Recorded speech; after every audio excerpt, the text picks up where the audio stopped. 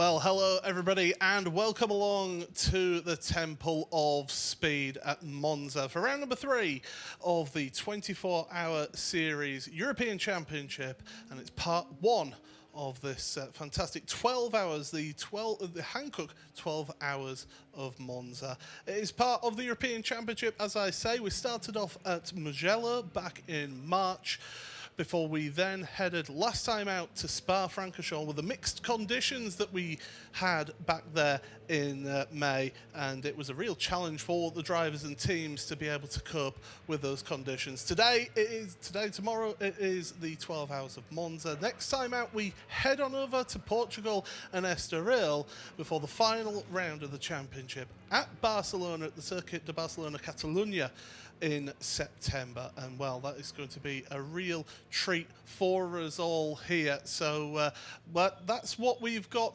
coming up here in this series so far. But what we will do now is take you down to the grid, and let's hear from Peter Mackay. For 101 years, drivers have lined up on this very grid ready to go racing. And here at Monza this weekend, we have 12 hours of motor racing action today for you. 6.5 hours today and 5.5 hours tomorrow. Today, it's all about staying on the lead lap and staying out of trouble. Let's go and see if we can have a chat with our pole sitter. Herbert Porsche, they've just arrived on the grid with Robert Renauer, who's brought the car to the grid. Or is it Alfred? Because the two twin brothers. It's Alfred, and you would get that wrong as well. We'll see if we can get a chat with Alfred in just a moment. This beautiful black and gold pinstriped Porsche 992 GT3R took pole position at the very last moment in qualifying yesterday. Alfred, a very good morning to you. How are you feeling ready for the start of this race? Good morning. Think we're ready for a good race today and tomorrow. But it's 12 hours. And let's see how we can finish this race. And you obviously in this class you've got a balance of drivers. You've got yourself and your brother Robert. You're very, very fast. What's your strategy for drivers? Who are you putting in and when today? I think the best for us is that we have 4 good drivers, and we are really next to each other, so it's not a big gap between us. Makes it a bit easier for strategy. And to stay in the lead lap today, what's going to be the secret to do that? Is that what you're thinking about, or is there a different strategy in there? First of all, we just, I think we need to take care of the tires, especially in the first 2 stints, to see how the derogation of the tire is, that we don't get a puncture. This is the most important, because otherwise you lose so much time at the pit stop. And yeah, I think this is the goal for the complete race. Good luck. Thank you. So Alfred Renauer on pole position there in the Herbert Porsche.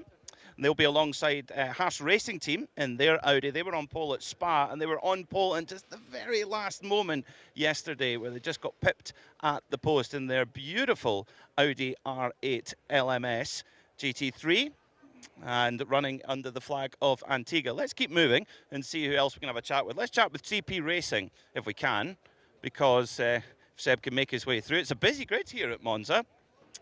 So it looks like Charles Espenlaub is going to start the CP Racing car, but let's see who we can get a chat with as well. See, I wanted to have a chat with Shane Lewis. Shane, can we grab a quick word? Of course. So CP Racing So now. it's important that he's focusing on the grid girl, which is way better than us, just so you know. Well, I think you should be focusing on your sideburns, because we've been talking about how good your sideburns are. How many tenths of a second do you think those sideburns are worth? Well, you know, a couple years ago when they weren't as gray, they were even faster. So now they're worth a couple tenths. Yeah. Well, Jackie Stewart, he had great sideburns. He won here. So did Emerson Fittipaldi. So are you going to make it 3? Well, I think that'll be a good way. I like the way you look at this. I don't think I could ever get them that big, but we'll make it 3, sure. Yeah. So who have we got in the start here for the? Is it Charles Espenlaub going in first here? Oh yeah, he does such a great job on the starts here for us that we really wouldn't want to rely on anybody else. He's out there, he does a super job on the starts, and then our job is just to bring it home from there. Good luck. Thank you. Shane Lewis from CP Racing there. Team owner Charlie Putman as well. Good luck, guys. Keep going down the grid. So we've got the Kirchhoff Group car. And let's see, I'm going to go and speak to our Spanish team, E2P Racing, who are running this beautiful Porsche 991 GT3R.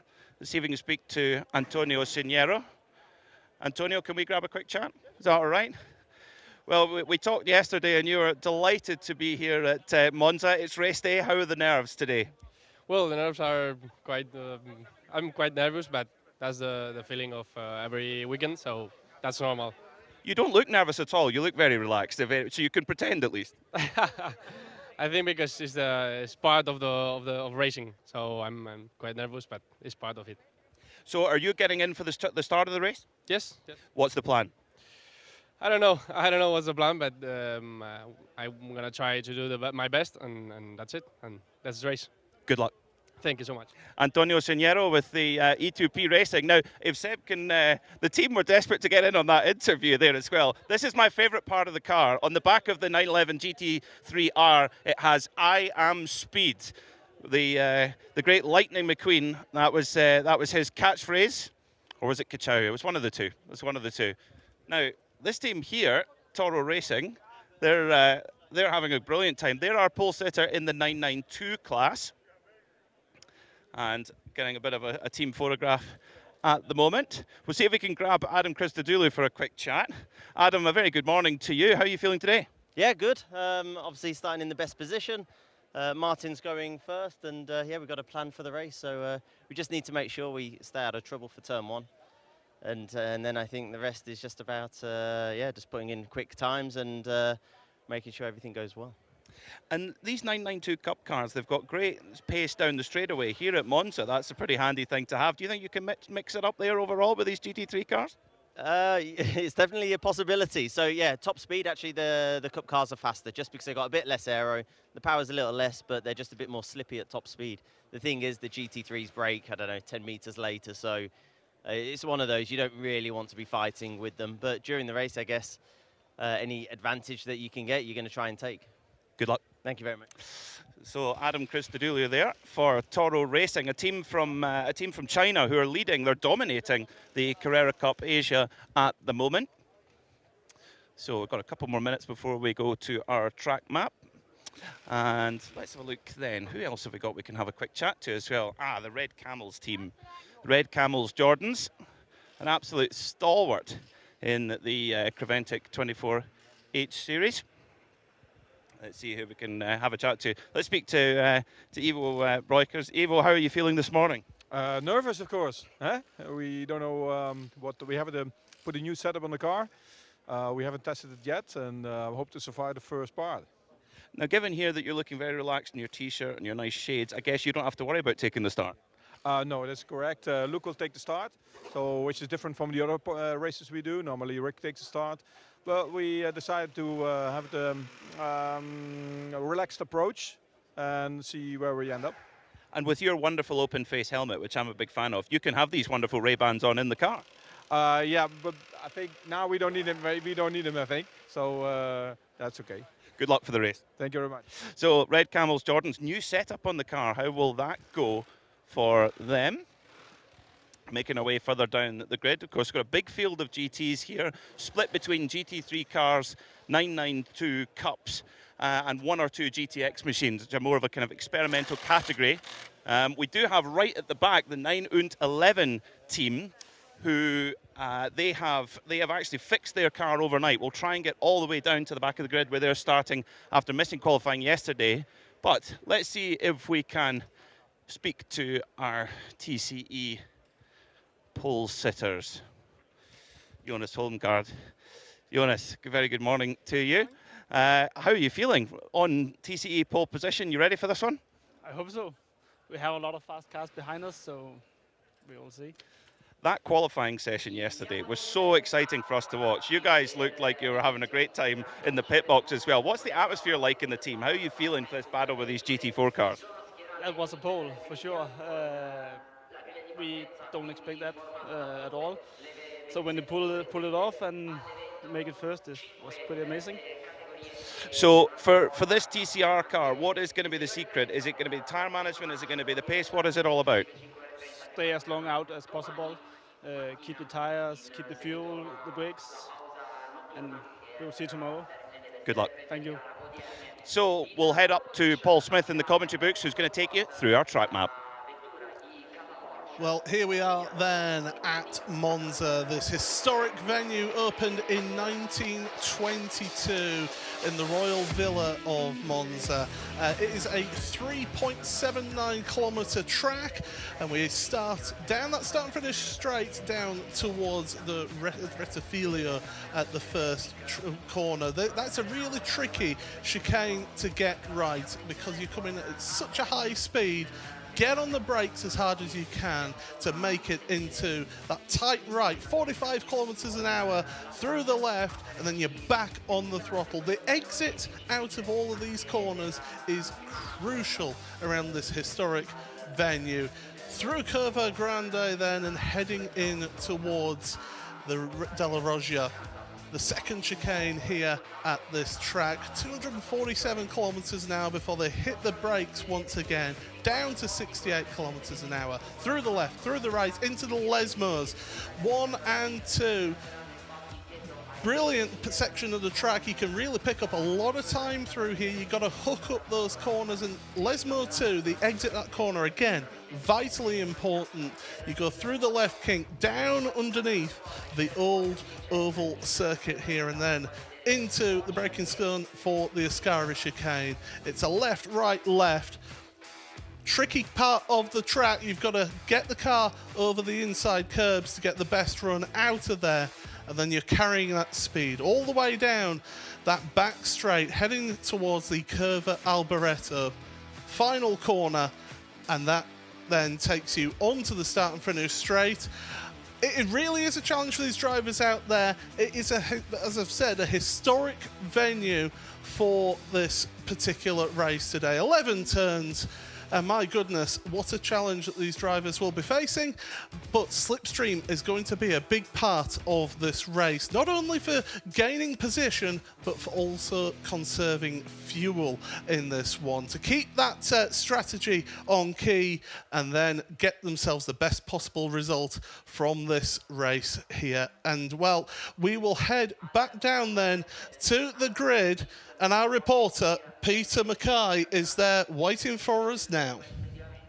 Yeah, I'm down here at one of the teams with a real spirit behind them, the Willie Motorsport by Ebby Motors team Porsche 992 Cup. Now, this team got on the podium in the 24 Hours of Sebring in a 991 Cup car. I'm down here with Sergio Nicolai. Sergio, your team have had a difficult 24 hours. Just take us through that journey and getting to here to the grid. Yes, they had a long night. They stayed to repair the car.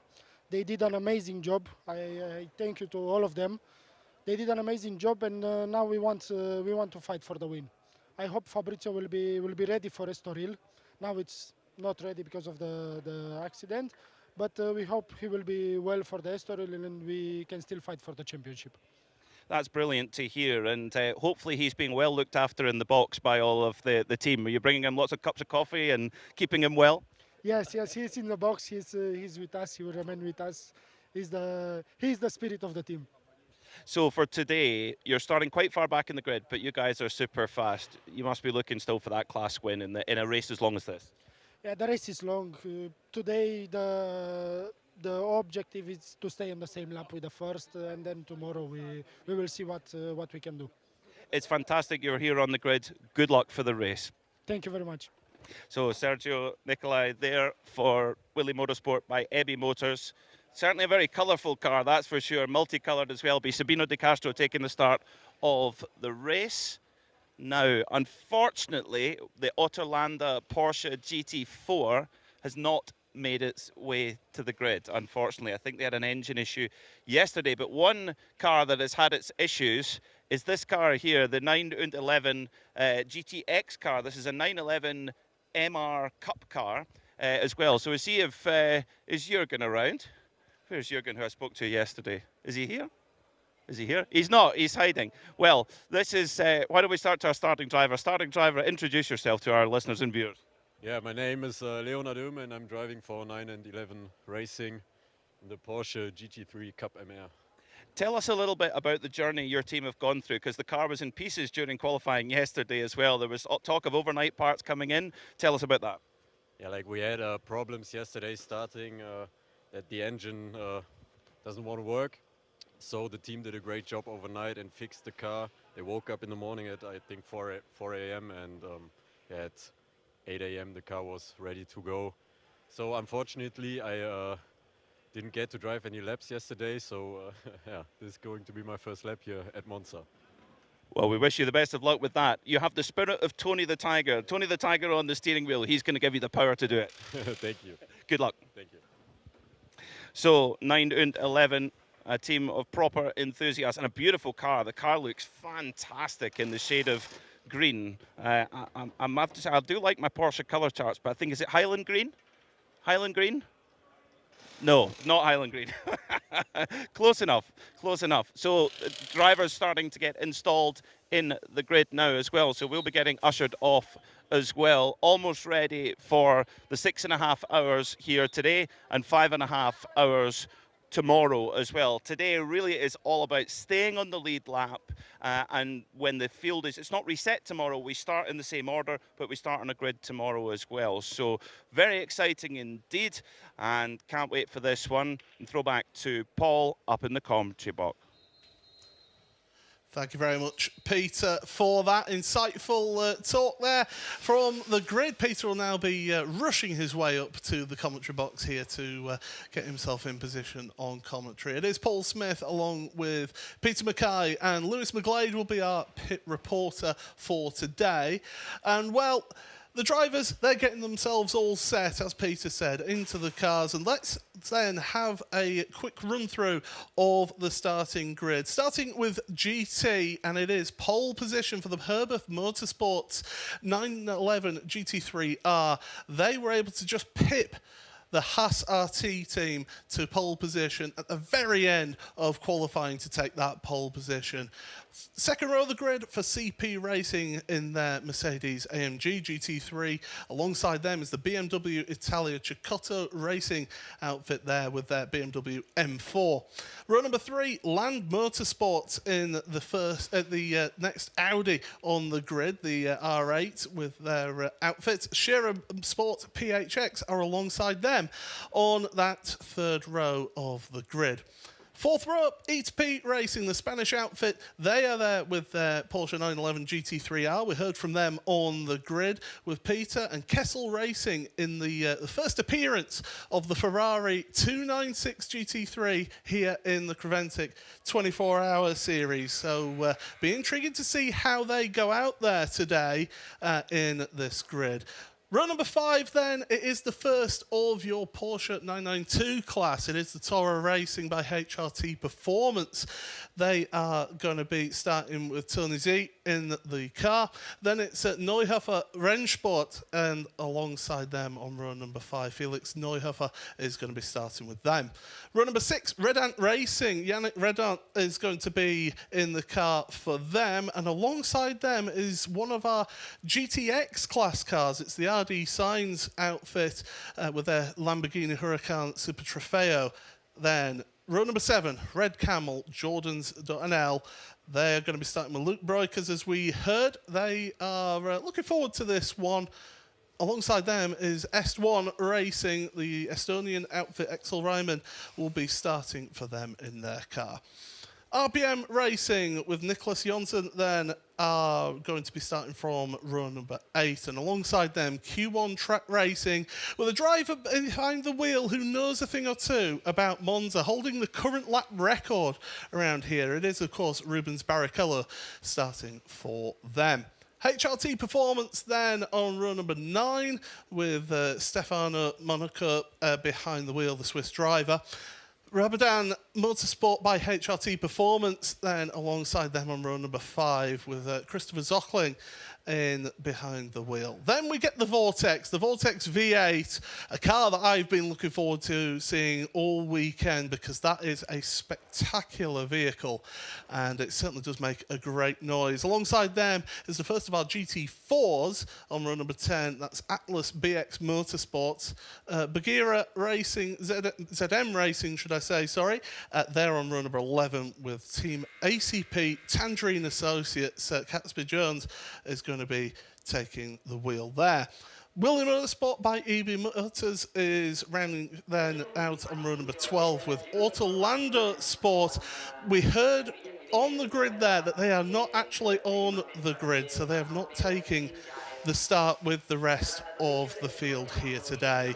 9 and 11 Elf Racing, they do take the start after missing all of qualifying. The back of the car was in pieces. We heard there, it got fixed in the early hours of the morning, and they are themselves ready for the start of this race. So that is the cars for GT. The starting grid for TCE. There's one car. It's the Home Guard Motorsport TCR. Martin Vidal is going to be starting for them in that Leon, the Cupra Leon car. He'll be starting for them in that TCR. And it's been a real giant killing for them because they actually qualified ahead of our GT4s. Now, if you've not heard, this week, for this round of the championship, the Creventic 24-hour series, they've decided for the GT4s and the TCRs, let's give them a little bit of extra added encouragement to keep on racing, to keeping the races here today and tomorrow, because they've grouped those two together to make a GTTC outfit.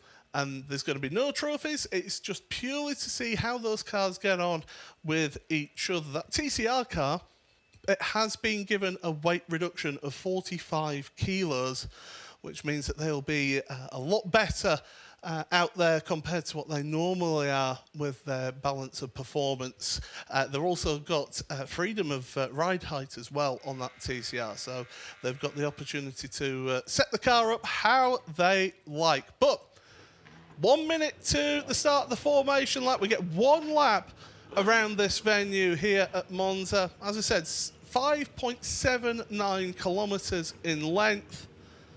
Cars starting up the engines. The grid now clearing of the last of those mechanics. And we'll be getting ourselves set for the opening of this race here today.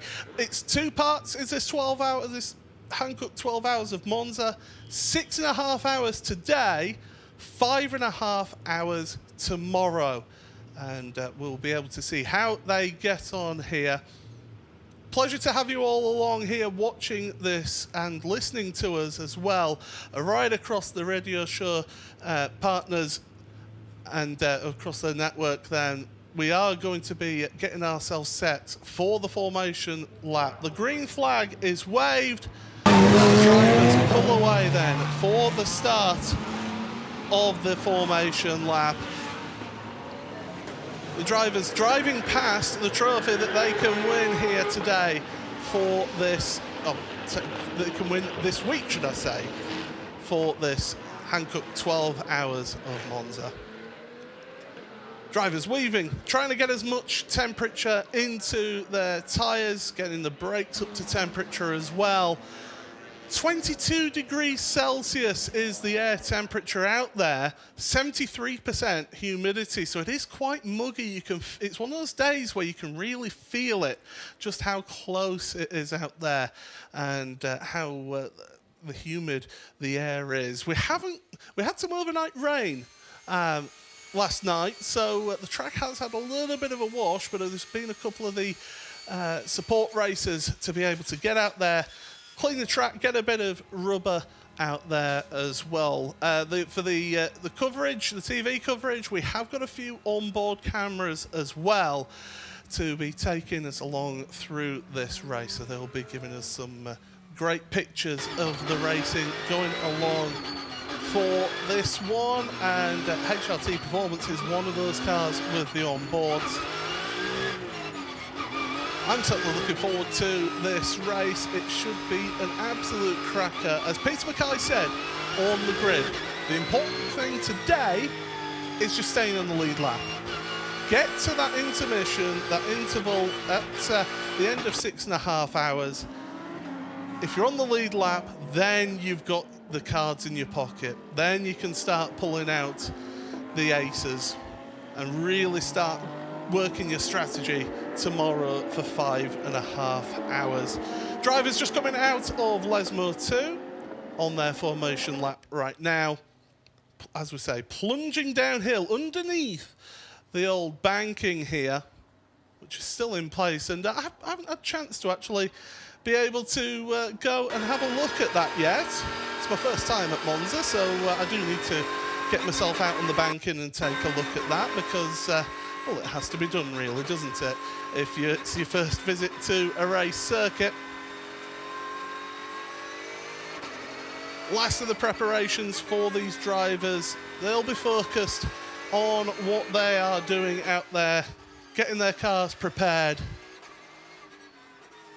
A few more of our onboard cameras here today being shown as well. But their drivers are getting themselves lined up 2 by 2 down the back straight as they head towards the Curva Parabolica. I knew I'd get that wrong already today. It's the Curva Alboreto, of course. We'll be getting ourselves set for the start of this Hankook 12 Hours of Monza and the Creventic 24-hour series. Drivers jockeying the cars, getting themselves into the last chance of getting some tyre pressure, some heat into the brakes. But the red lights are on the starter's gantry. The drivers are going to come round 2 by 2, and we are under starters' orders for this race. It is Herbeth Motorsport on the front row, shared with Haas RT. Look out for CP Racing, BMW Italia Cecotto for the start this one. The red lights are on. Drivers wait, the red lights are off. We are underway for 6.5 hours of racing here at Monza. We're going 4, almost 5 wide. We're fanning out down towards the Rettifilio for the first time, onto the brakes. And it's a great start from row number 2 for the BMW Italia Cecotto car. Is being able to jump forward up into at least second place as a few of the cars jumping across the chicane. But no major dramas to start with. That's a really good start, nice and clean. Heading in towards the Della Roggia. And it is Herbeth who lead this one, and it's the BMW Italia Cecotto Racing outfit in second place. Drivers getting themselves into line through the second chicane at Della Roggia. They were coming in 2 by 2, but sorting themselves into single file now. Out of the first Lesmo, into Lesmo 2.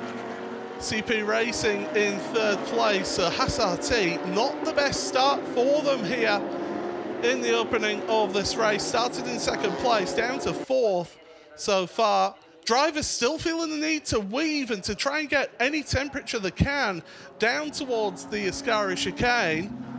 So that tells you that these drivers are just taking a while for these tyres to come into play and give them the grip that they want. We've got out the Ascari chicane for the first time, down towards the Curva Alboreto. And this is where you can get a good slipstream down the back here. Maybe have a look, maybe not. Getting onto the brakes, Toro Racing by HRT Performance. They're all over the back of another one of those 992s. But across the line we go, and Herbeth are under pressure from the BMW Italia Cecotto team. In fact, Cecotto do take the lead here. So the BMW M4 goes to the lead here in the end of the first lap, start of the second lap of this race. Herbeth then slotting in behind. Now you got to question, is that just pure out-and-out pace that BMW has got in its race setup, or are Herbeth playing a long game here and thinking, okay, we can be second in line, do a little bit of slipstreaming, get a little bit of fuel saving done in these early stages to try and play the strategy card in this race. You spend so much time around this track on full throttle that it really does take it out of these cars and of their fuel tanks. But it is Alfred Renault in second place, because in first place it is going to be William Thomas Freire for that BMW Italia Cecotto Racing outfit then. And well, we're heading in towards the Ascari chicane, and that BMW has been a rocket ship at the start of this race. Was able to jump forward into second place at the first chicane on lap number 1, and then get themselves to the lead of this race down into, well, they were in the lead before they even got to the chicane at the start of lap number 2. So they've done a really, really good job out there. And, well, it's a pleasure to say that a little bit out of breath after climbing up the stairs here from the grid, Peter Mackay. I'm built for comfort, not for speed. I might be built for endurance, but endurance up here, standing still in the commentary box as well. Great to see our leading cars get away clean from that getaway. It was busy down on the grid, Paul. I tell you what, everyone's excited. Yeah, it's a really good crowd here. It's a free entry for these fans today, so they do get the chance to go down onto the grid for the start of the race. So it's a really good sort of community, isn't it, that the 24-hour series have got here, and it encourages people to come along. We were saying this on yesterday's qualifying coverage, me and Lewis, that it really encourages people to come along and see some high-quality motorsport. Oh, absolutely. I mean, these are really by the end of this year, this is going to be the top level of GT racing in the world. When GTE goes away, these are the most sophisticated GT cars, particularly the new Ferrari. The new Ferrari from Kessel Racing that's here, car number 8. What a machine it is. We've got Lewis McGlade down in the pits, and Lewis, down to you. Yeah, certainly so. So I'm with BMW Italia Cecotto Racing, and I've got their pro driver. And now, talk to us at the start of the race. He's going on the attack, isn't he, William? Yeah, man, we are really happy. It's our first race here, and we are doing very well leading the race. Wina is a really good driver. He made a huge jump start. He from 4th to 2nd, and now he's first. So the car is doing really well. Cecotto Racing is also doing a great job. It's 12 hours race, a long time to go, but we are really happy at the moment, and to be here in Monza. It's our first time here, so we are really happy to enjoy the series. Now, as a pro driver, some of you come into with a bit more pressure because obviously you're the one that's basically the fastest in the car. When you see your teammates going this strong early doors, is it a bit added pressure or is it less? I would say less pressure because you have more pressure when you're in the back. You need to overtake everyone. So I think our idea, we don't know the series, but maybe in the beginning have a winner who drives really well. Be in the car also Leonardo, who is the other driver, and then I come after, because middle of the race a lot of things can happen, but for me I'm quite used. I mean, I drive for 20 years, so it doesn't matter if in the back and the front, I need to drive. So let's have fun, let's enjoy. It's a 12-hour race, and we are really happy at the moment, but a lot of way to go.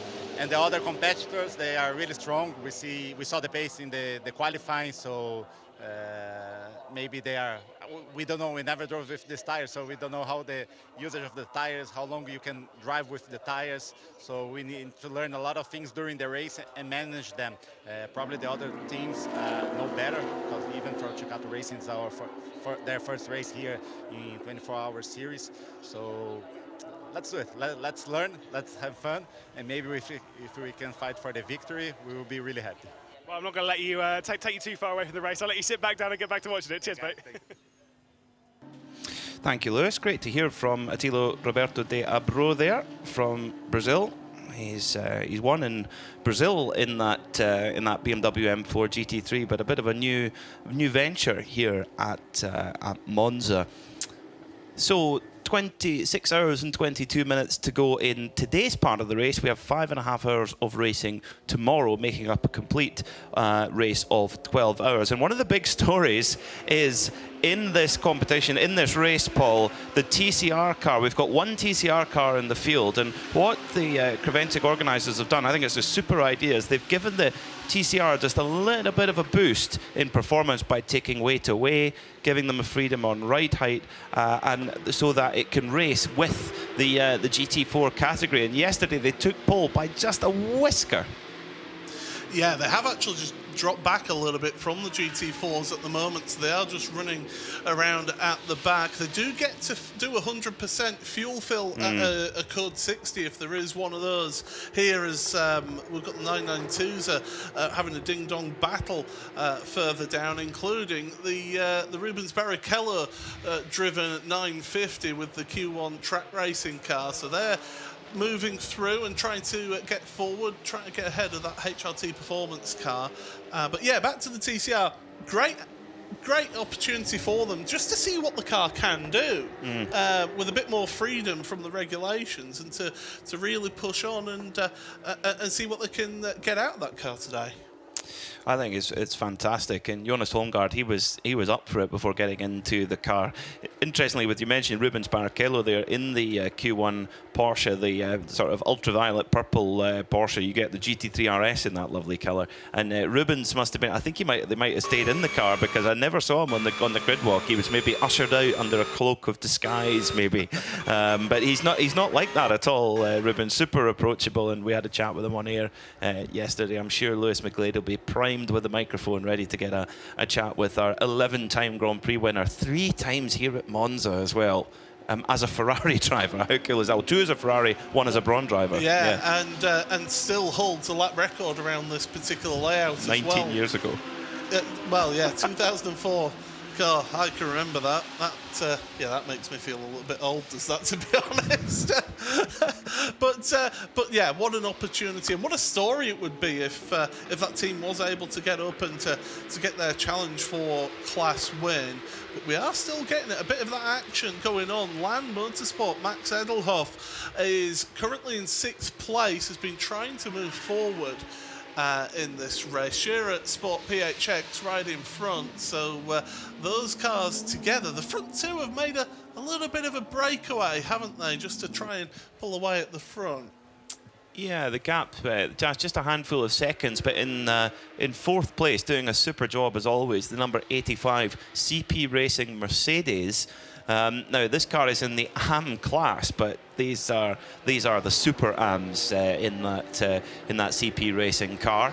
They're in 4th overall at the moment. Now in other types of GT3 racing, you might have a Pro and a Pro-Am class where the cars are identical and it's just simply the drivers. Here it's both. You have different mix of drivers, but also there's a little difference in how the cars are balanced. So the GT3 AM cars, in the case of that Mercedes, they have two 5mm bigger restrictors, which should give the car a little bit more power as well. And CP Racing, as an AM car, they won overall in Portimao last year as well, and they won another race as well in Kuwait, I think it was. Yeah, so they've had 2 overall wins in 2022. Can they get an overall win here at Monza? That would be quite a story.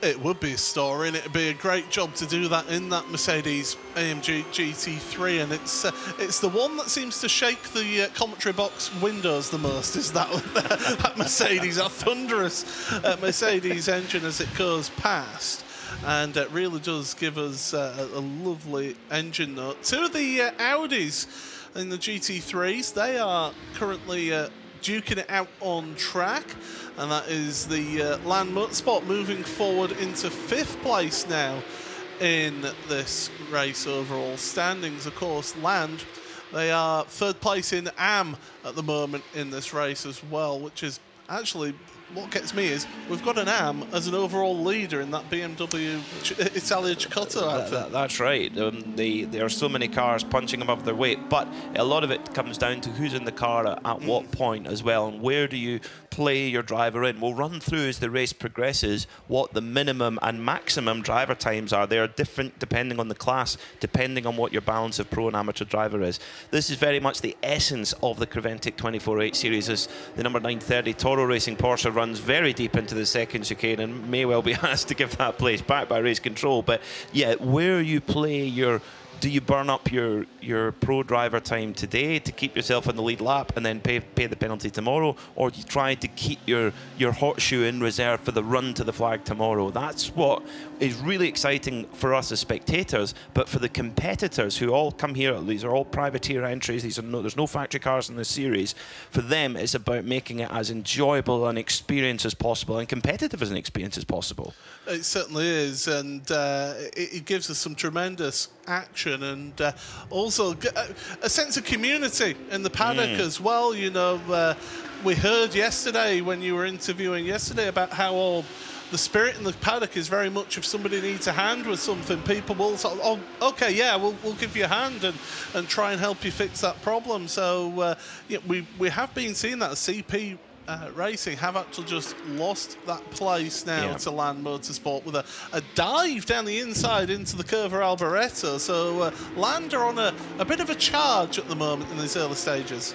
Yeah, that was Max Edelhoff making the move in the Land Audi. And Land, we've got many teams here which have got great Nürburgring pedigree as well. I'm a huge fan of the Nürburgring, and Max Edelhoff and the Land team, a former winner of the Nürburgring 24 Hours back in 2017, and also they're racing with Sport PHX, formerly known as Phoenix. We see that the truck's still got Phoenix written on it.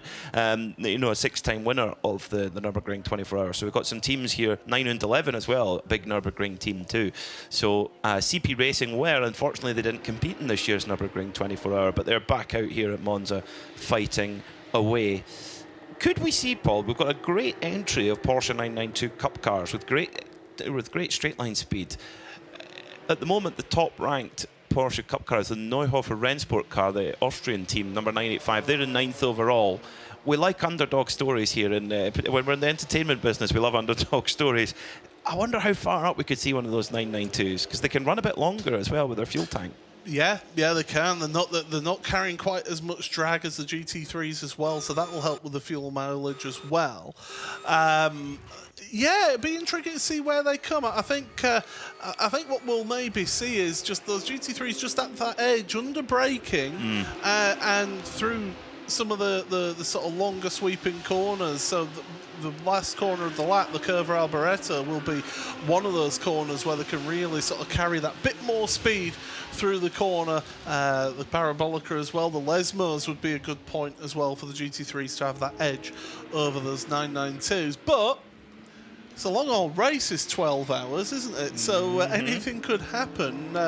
Fortunately, he says, touching some wood right now, the weather seems to be cooperating with us today compared to last time out at Spa.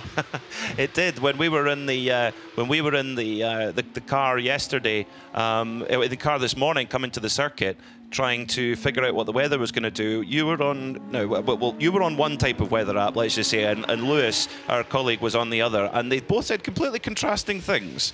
It's very muggy here at Monza. It's very, very warm, but particularly muggy. We did have some overnight rain, but not very much. The one particular weather app is saying mostly cloudy, turning partly cloudy, with a risk of isolated showers. Temperatures in the mid to high 20s. Is that all it is? Goodness, yeah. Well, battle going on for second position between the gorgeous Herberth Porsche 992 GT3R. At Spa, it ran in a completely jet black livery, and they put gold pinstriping on it, which harks back. It's very evocative colour scheme. Very evocative colour scheme of the Lotus team. I won't say what brand, because obviously we can't do that on broadcast anymore. But certainly it does give that harken back to the 70s, the late 60s, early 70s, with those iconic colours of that really black and gold pinstripe. It is a striking livery, and certainly one that it really just helps it stand out, and it picks out the highlights as well of the lines of the car as well. In fact, they're under a little bit of pressure right now. Haas RT are giving it a bit of a go for them. Yeah, it's young Max Hofer putting the pressure on Alfred Renauer. Alfred Renauer going to the defensive line for the second chicane. They're going around Curva Grande, and Hofer's going to get it on the inside of Curva Grande. They're going to be who's going to be later on the brakes. This is a Porsche speciality, and yes, Alfred Renauer able to just get on the brakes that little bit deeper, but Max Hofer's not letting him have it as they run up towards Lesmo number 1. Hofer's on the inside. This is going to be hard for Renauer to defend now as they come out of into Lesmo 1, and indeed Haas RT go up into second position then here at the 12 Hours of Monza. The Antiguan team run by motorsport photographer Sandrine Haas. And I noticed she wasn't on the grid. I didn't see her on the grid, Paul. I think she was making sure she didn't get an interview because her team were on pole. I interviewed her. About 30 seconds later, Robert Renauer bumped them off pole, and I got a row for that at dinner time as well. So sorry about that, Sandrine, but it seems to be working at the moment. Max Hofer, the young Austrian, he's been racing down in Australia. Actually, he's been winning races at Barbagallo, at Mount Panorama, at Bathurst as well. I wonder if that hot weather experience is helping him today here at quite hot and sticky Monza.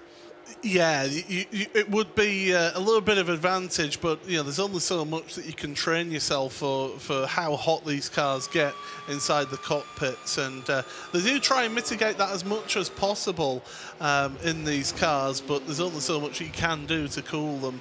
Of course, the sun is just breaking out a little bit, so that will be just heating things up just that little bit. Now, the leaders did actually start lapping the back of our field. The TCR, the Holgard Motorsport TCR, has been lapped by the front couple of leaders.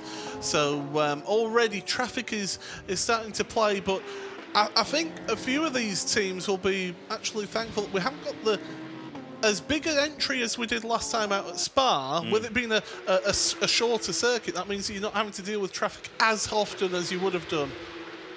And I think if you're in the faster class, there's a lot of long straights here at Monza. That's a great way to get passes done. So that's very, very important as well. Now, Toro Racing are pole sitters in the 992 category. They did a superb job yesterday, and I mean, I keep talking about it for good reason. Lo Kai Lo, who's leading the Porsche Carrera Cup Asia at the moment against a really good field of drivers. He's come over. He's never been to Monza before. He was only 0.3 of a second off Adam Christodoulou on older tyres, on the same tyres that Adam had just got off. That was mighty, mighty impressive. And the Toro Racing crew, they were on class pole. They've dropped down a touch. They've down in fifth in class, excuse me. But that's okay. They've decided to go a slightly reverse approach. They've put Shinji in the car. He's one of the AM drivers, and they're keeping their semi-pro driver Lo Kai Lo and their pro driver Adam Christodoulou for later on as well. So they're obviously confident in the depth of their team. Yeah, keeping the powder dry, isn't it? Yes. Is the phrase, and certainly trying to think that long game, that long strategy, and it's all, as we've been saying all the way through the opening of this race, it's all about staying on the lead lap. That's the important thing for this first part. We've got 6 hours, 9 minutes and 36 seconds remaining of this race, and we've got a bit of GTX on GTX action as well a little bit further down. The Vortex is right up behind the Lamborghini Huracan, the Super Trofeo car, and the Vortex, I mean, it is a stunning car. You can't miss it, that's for sure. It's very, very bright, and certainly you wouldn't miss that in the dark. No. The battle for GTX class honours going on at the moment between the Vortex and the Lamborghini Super Trofeo. That's from the RD Sainz Siulai racing team, the Lithuanian crew. It's a move for position there. The number 977 HRT car goes through for position in the 992 class. That's to go into a provisional podium spot in that class. So the 977 team are going Christopher Zochling for Rabdan Motorsport by HRT, making moves up the field as well. This is what I love about this series, Paul, as well. You've got a real balance of driver lineups as well, and that means we see lots of overtaking. And guess what? We don't need any open and close wings to do it. Amazing. No DRS here, no push to pass. It's all all down to the car, all to the driver's ability and to be able to hold on to that. The Toro Racing by HRT Performance did make a little bit of mistake into the second of the chicanes, and sliding out of the second Lesmo was HRT Performance behind them. Problem for the number 720. That is the Super Trofeo. That's the GTX class leader, former GTX class leader. That's had some sort of issue. So Lewis McGlade is down in the pits there. So hopefully he'll be able to find out what's going on with this number 720 RD Signs Lamborghini Super Trofeo car. So that will put the Vortex into the lead, and the car is at crawling speed now, going through the Ascari chicane. No, that's the De La Roggia, so they've still got a long way to go. Oh, no, well spotted, Paul. Yes, excuse me. Oh, that's a long way round. Yeah, they've still got like half of the lap to go to get that car crawled back to the pit. So, yeah, it's going to be a case of what happens and how will they be able to get it back to the pit lane? Yeah, now also one point of concern for our 992 leader, Neuhofer Rennsport. They've got the front hood of the car, where the front would be on the road car, is coming loose. It's flapping about under braking. Is that something that they can nurse until, or hope it doesn't do anything until the next pit stop? Or are they going to have to come in from the lead of 992 at well ahead of their kind of maximum pit window and lose time? So it's drama at the front of both GTX and the 992 Cup category. Oh, big mistake from the 930 from the Toro Racing, getting the braking all wrong into the De La Roggia, having to take to the runoff there, cut across the chicane. So the race control will surely be onto them and just saying you need to give back the time a little bit there to because they will have gained by cutting across that inside of that chicane. Well, the white flag is out in Sector 3 for that Super Trofeo Lamborghini Huracan. So they're still crawling around. So at least they are seeming to be able to make it back. But whatever that problem is, I wonder if it's gone into some sort of limp hum. Oh, is it a puncture? It's a puncture. Yeah, rear left tire damage. Yeah, rear left tire damage there for the Lamborghini Super Trofeo RD Signs car. In a way, that's almost better that it's that than some sort of mechanical or electrical issue. So, yeah, a little bit of tire damage on the rear left. You know, this is a clockwise circuit, so the left-hand side tires are getting a huge amount of punishment as well. So down in the pits is Lewis McGlade. Lewis, what have you got? Having a chat with a couple of the drivers, and definitely puncture. Like you were saying, I think it's on the rear side. I don't know if it came from a curb. I'm going to have a chat with a couple more, and I'll come back to you. Thank you, Lewis. So a puncture then early in the race, battling away with the Vortex. So the Vortex goes into the lead of GTX. Now, in the GT4 category, that at the moment is led by Atlas BX Motorsport. I tell you what, Paul, they were quick in qualifying yesterday. Yes, they didn't quite get pole, but they were up there. They were the front runners in the GT4s. Oh yeah, they were really pushing on. They were trying the hardest to try and to get that pole position. I mean, that TCR car just nipped them in qualifying, which I mean we loved in the commentary box because we love an underdog, but. With that Vortex, it's, one thing I will say, the left-hand side, left rear, if you go over the edge of some of the curbs, that can cause some real problems to that sidewall of the tyre, and that can induce a puncture. And they do push the track limits at a few places around this track. I'm thinking of like the exit of Lesmo 2 is one of those familiar points where they do push things. The Willie Motorsport by Ebby Motors Porsche 992 Cup. What a story for them. They had a big front end rebuild to do for that car after their incident at the Ascari chicane yesterday, and they're back today with a two-driver lineup. Sabino De Castro started. He's up to 10th in class at the moment. He's in 10th in class at the moment, and then Sergio Nicolai will be jumping into the car later on.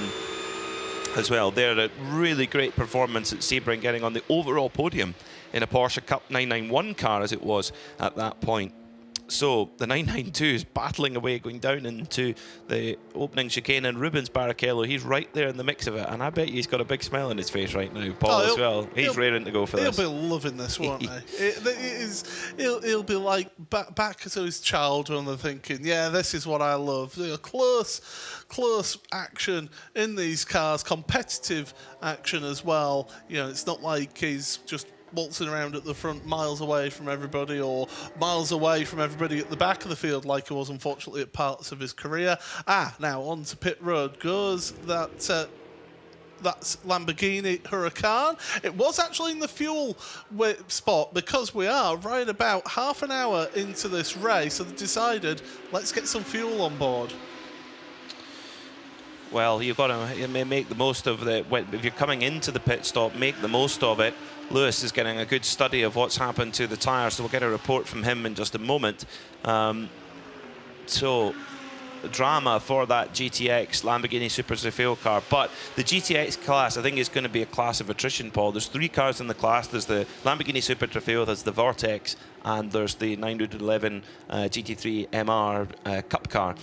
So there's a real mix of machinery as well. There's going to be there's going to be delays, whether it's punctures or otherwise as well. It's about just keeping in the race and keeping going. You never know what can come your way. Oh, absolutely. Yeah, and that's the spirit of endurance racing in general, isn't it? You know, you've entered the race, you want to try and get to the end of the race. I mean, yeah, I come from a sim background myself. I've taken part in a few of the simulated endurance races, and certainly we've been involved in instances, and it's a case of, look, let's just get the car to the end. You know, even though it's very easy to just say, right, switch everything off, park the car, but it's done. No, you want to get to the end and see the checkered flag. Oh, it's all about the spirit of endurance, isn't it? And we have our Spirit of the Race award, which you can get in touch with us here in the booth as well, at Smiler Bull. Yep. At Smiler Bull and at Mackay Podcast. Do let us know via Twitter, or also on the 24-hour series Twitter handle as well. Let us know where you're watching from. We'd love to hear from you, and let us know who your candidate for Spirit of the Race is. We've got a few ideas, but there's still plenty of the race to go before we make any calls on that. We've got some early thoughts, haven't we? Oh yes, of that? yes. But we won't sort of put ideas into people's heads. We'll keep those to ourselves for the time being, and certainly it is a reason that I love endurance racing. It is just that spirit of wanting to see out the end of the race, and if nothing else, if you're one of the teams who are maybe more towards the front of the field, you have an issue, you get to the end and you use it as a test session. You know, you're paying for running the car, and it's already here with all the team and all the equipment. You might as well get to the end of the race and maybe give some of your AM drivers a bit more seat time than they maybe originally planned for, if you are a bit more out of competition for an overall race win or even a class win. So at the front of the field, William Thomas Frere leading by 1.6 seconds of an advantage at the moment, but Max Hofer is running down. We've got Lewis McGlade down in the pits. Lewis, what have you got? Yeah, so I've got Mika Panu alongside me. Obviously, there's been a lot of stuff happening in pit lane, all this kind of stuff, bit of drama. Been a lot of fun, though, to start the race. Dropped backwards a little bit, but now Hoffer's charging to the front. It's a good vibe in the team. Yeah, we certainly love to see Hofer doing his job and taking our place back to the second. And let's see with the pit stops how it goes. Now, yesterday you missed out on pole position by a tiny, tiny margin, but it was a lot of fun that afternoon. Does that give you a little bit of an extra push today? Yeah, certainly. On qualifying, I didn't do as good laps as I did in practice with used tires, because it was my first time with the GT3 car in brand new tires. So I know what to do today. How fun is it driving a car like this around this circuit? It's a lot of high speed, it's the Temple of Speed, it's a historic circuit. It's a lot of fun, right?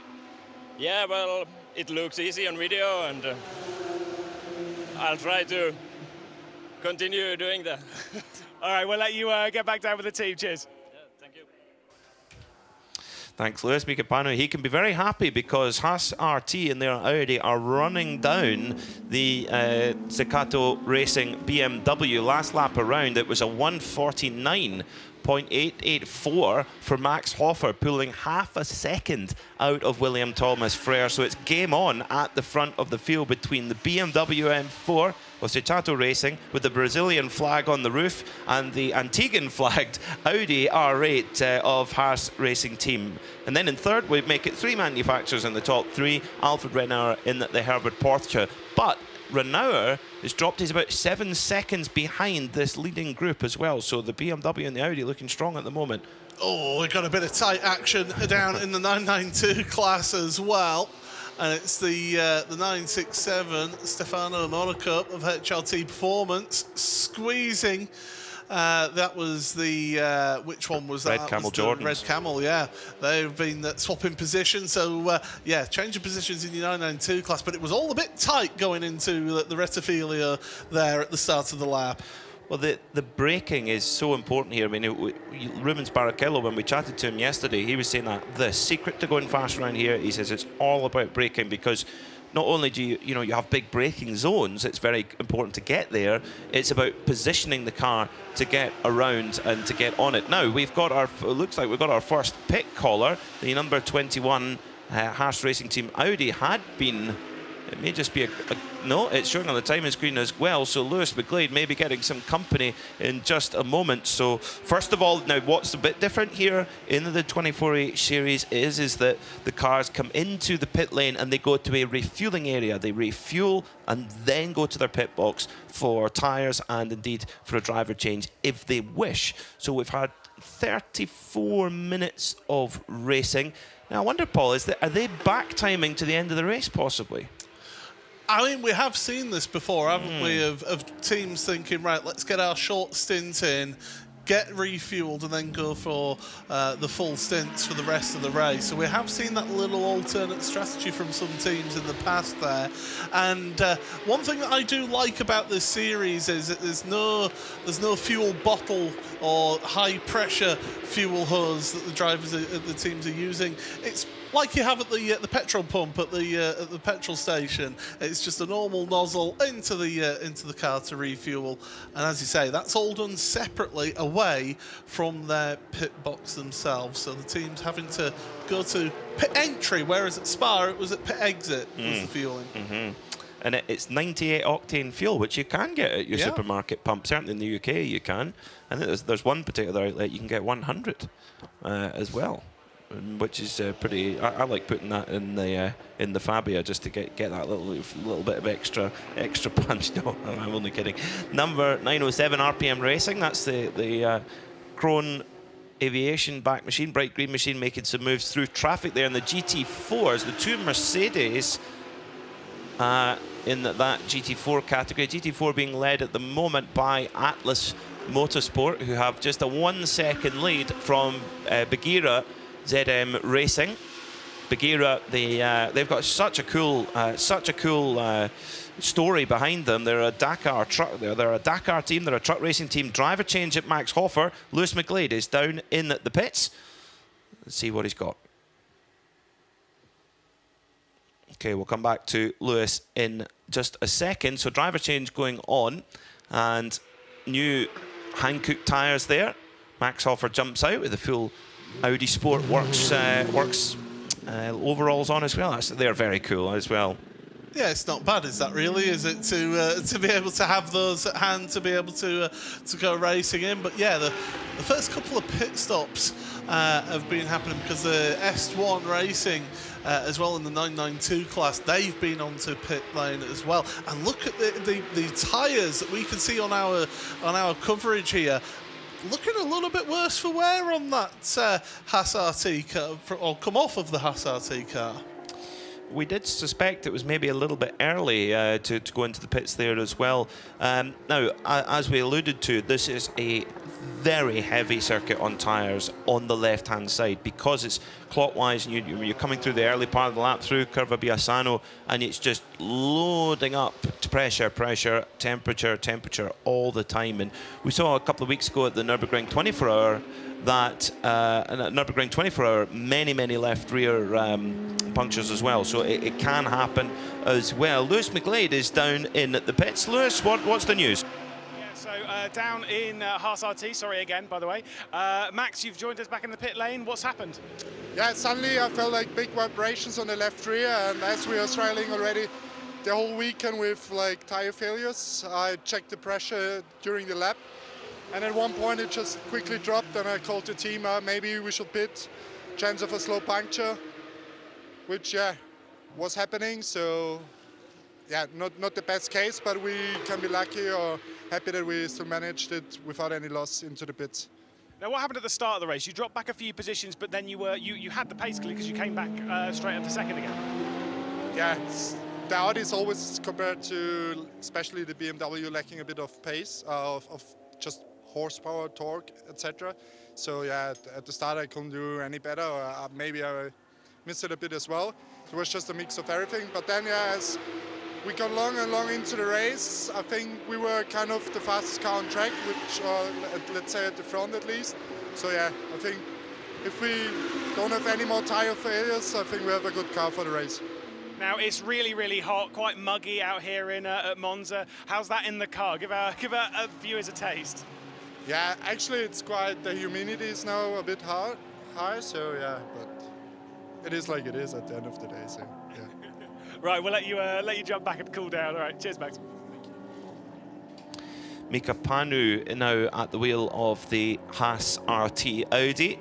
So yeah, rear left vibration as we believe due to an issue with the tyre and the setup. So the team are going to have to keep a close eye on how they do that. Maybe stay away from the curbs a little bit more for the drivers. But what it means is the William Thomas Frere driven BMW is now clear by a fair margin at the start of the race. 40 minutes into this race, the margin is at 9.8 seconds at the front of the field. But the battle for second is raging on. The number 91 Herbert Porsche in second, driven by Alfred Renauer, and the number 34 Land Audi, driven by Max Edelhoff. So we've got a real battle going on there as well. Problem for the Toro Racing car number 930, Toro Racing, also with tyre damage. So for Jinsi Z, he's going to have to be very careful to get this car back. Looks like a scary chicane, Paul. Yeah. Yeah. And it's a left rear puncture again. Yeah. So we've been talking about it. And you've got to be so careful slow. Yeah, go slow, just so it doesn't rip any of the bodywork. Isn't the major problem there? It's a suspension. You don't want that to be really starting damaging that suspension. He'll be keen to get back as quickly as possible. Too keen. But you just got to be careful and not leave it in a state where you only need to change the tyre. Well, it nearly cost Fricadelli Racing a Nürburgring 24-hour victory, but then it was having to just get the car back safely. Is this going to be the story of the day then? Rear left, these cars have a lot of horsepower. Yeah. The 992s have over 500 horsepower. The GT3s, depending on which one it is, they have around that figure, depending on what the balance of performance is. They're certainly capable of that power if you ask them to. So there's a lot of stress going through the rear left. And you think for our TCR car, it's our only front-wheel drive car in the field, the front left for them is going to be getting a pounding as well. Oh, yeah. It's having to do everything. Yeah, it's having to do absolutely everything. It's got to deal with the power, it's got to deal with the braking, it's got to deal with the steering in that TCR, has that front left, and yeah, it will be taking an absolute battering around here, and maybe that's why they did sort of drop off at the start of this race, did the Holmgard Motorsport team. The 17.9 seconds behind the next GT4 car in that TCR, Soul TCR Cupra Leon outfit. So yeah, maybe they're just thinking that long game of let's look after the tyres and just see ourselves get through to the end, and just at the end of the day they're going to be the winners of TCE as long as they do get to the end. Well, that's the question, isn't it? Being able to do that, and I think when I spoke to Jonas Holmgaard on the grid earlier on, I was trying to draw him on the GT-TCA battle where they're balanced with the GT4 cars, and you're trying to draw him and saying, "Oh, you're going to beat these GT4s," and it was a little bit reserved there, thinking we've got a job to do here. We've got a TCE championship to go for. Their championship rivals, the championship leader, Bonk Motorsport, they're not here, so it's a great open goal opportunity. And the thing about open goals is you can still miss. Yeah, just ask Diana Ross about that. Sky over the bar. 1994 World Cup. Yeah, I remember that as part of the opening ceremony. Yeah, missing an open goal. But we alluded to it yesterday with this round of the championship. It doesn't matter how many entries are in this, each round of the championship, the points stay the same. Some of the series, they go and balance the points depending on how many cars are competing in each class. Not here. So if you win, then that's you taking maximum points for your class. And Holmgaard, as I say, take that opportunity with both hands. Certainly a good opportunity to take. So let's run through our class leaders at the moment before we get into our first pit cycle. In overall and in GT3, it's BMW Italia Ceccato Racing, William Thomas Frere, who leads by 11.2 seconds, really putting down the pace at the front of the field, with Max Edelhoff sitting in third for Land Motorsport Audi. Going down to our 992 class, that is being led by Neuhofer Rennsport, by Felix Neuhofer at the wheel, who leads by 18.6 seconds at this point. So the gap at the front of 992 really going off as Toro Racing get their Porsche 992 Cup back to the pits. That's taken a long... Fuel. Fuel, yes, yeah. Of course. So they're going for fuel. So the mechanics going to work then as well. Wheel comes off, and yeah, the tyre completely destroyed. So at the rear left repaired, new tyre and wheel on. It didn't change the others, interestingly. So clearly the tyre, they're not concerned about the tyre wear on any of the other three tyres. And that tyre had what's known in the business as a complete delamination. It was completely just the edge of the rim, just having the bits of rubber flapping around. Now, we maybe have a change of position with Land Motorsport in the GT3s moving up to second place ahead of Herberth Motorsport. So Herberth Motorsport, that was into Curva Alboreto. Getting my corners wrong. There's a switch of position for them. So yeah, it's seen that switch of position there. And again, is this a little bit of strategy play? Herberth Motorsport thinking, oh, we'll play that long game, get to a fuel number. Could be. They're a very canny team. Herberth Motorsport, they've got such a good record in this class. Another driver going slow. It's one of the 992 Porsche Cup cars, and it's come to a complete stop. I don't know if this is going to be a similar issue. It looks like the car is sitting up, and it is. I'm trying to pick out on the tracker which car it is that is ground to a halt out on the circuit. It's around at turn 7. It's the number, we believe, the number 967. HRT Performance. HRT Performance. Oh, Stefano Monaco. So Stefano Monaco has pulled over to the right-hand side of the circuit on the exit of turn 7. That's Lesmo 2. And the car is going nowhere. HRT Performance, understandably, looking at the screens in the garage, looking where to go. And that was our AM leader as well in 992. Yes. Oh, no. And the thing is with the tyre damage is that you can always limp it. Usually, you've got to be really unlucky not to be able to limp it back to the pits, put a new one on and carry on your race. When it's something more mechanical or electrical, you're stranded. So the question is, are they going to do like a Control-Alt-Delete and try and sort of reset the ECU and do that? Are they going through that procedure right now, pulling that car over? Or is it something more serious? We just don't know at this time. But no. We are staying green flag racing for the time being. Because I think we were both thinking the same thing of perhaps that maybe a Code 60 may come into play. We might see a few people maybe dive up. No, that car is toast. The driver's out the car.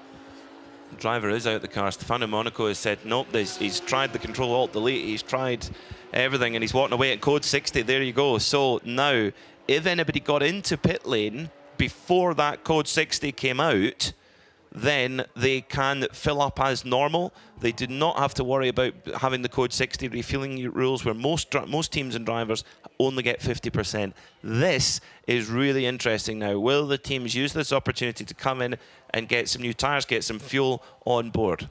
Well, I believe Rabdam Motorsport by HRT Performance, they came onto the fuel stop first before the code 60, I do believe. Clever. So that is a clever play. That allows you, if you don't know, and you're new to the 24-hour series here, well, if you start your refueling, as soon as that pump starts, if it goes to code 60 after it started, you can still refuel 100% of your tank. If, however, you start refueling and it's already code 60, you can only refuel up to 50% capacity. So that is the regulations here for refueling under code 60 conditions. But we have got one or two that have decided to take to pit road. There's only 6 stands for refueling. So if you're first, and it's first come, first serve. Yes. So if you've got to be at the front of the queue, or else you're parking at the back of the queue and hoping that they're pretty prompt. We seem to have 6 currently in the fuel area. But is it better to wait and not be in? Is it better to wait and fuel up under code 60? Oh, that's the question. Of course, many cars, 50% fueling might be enough.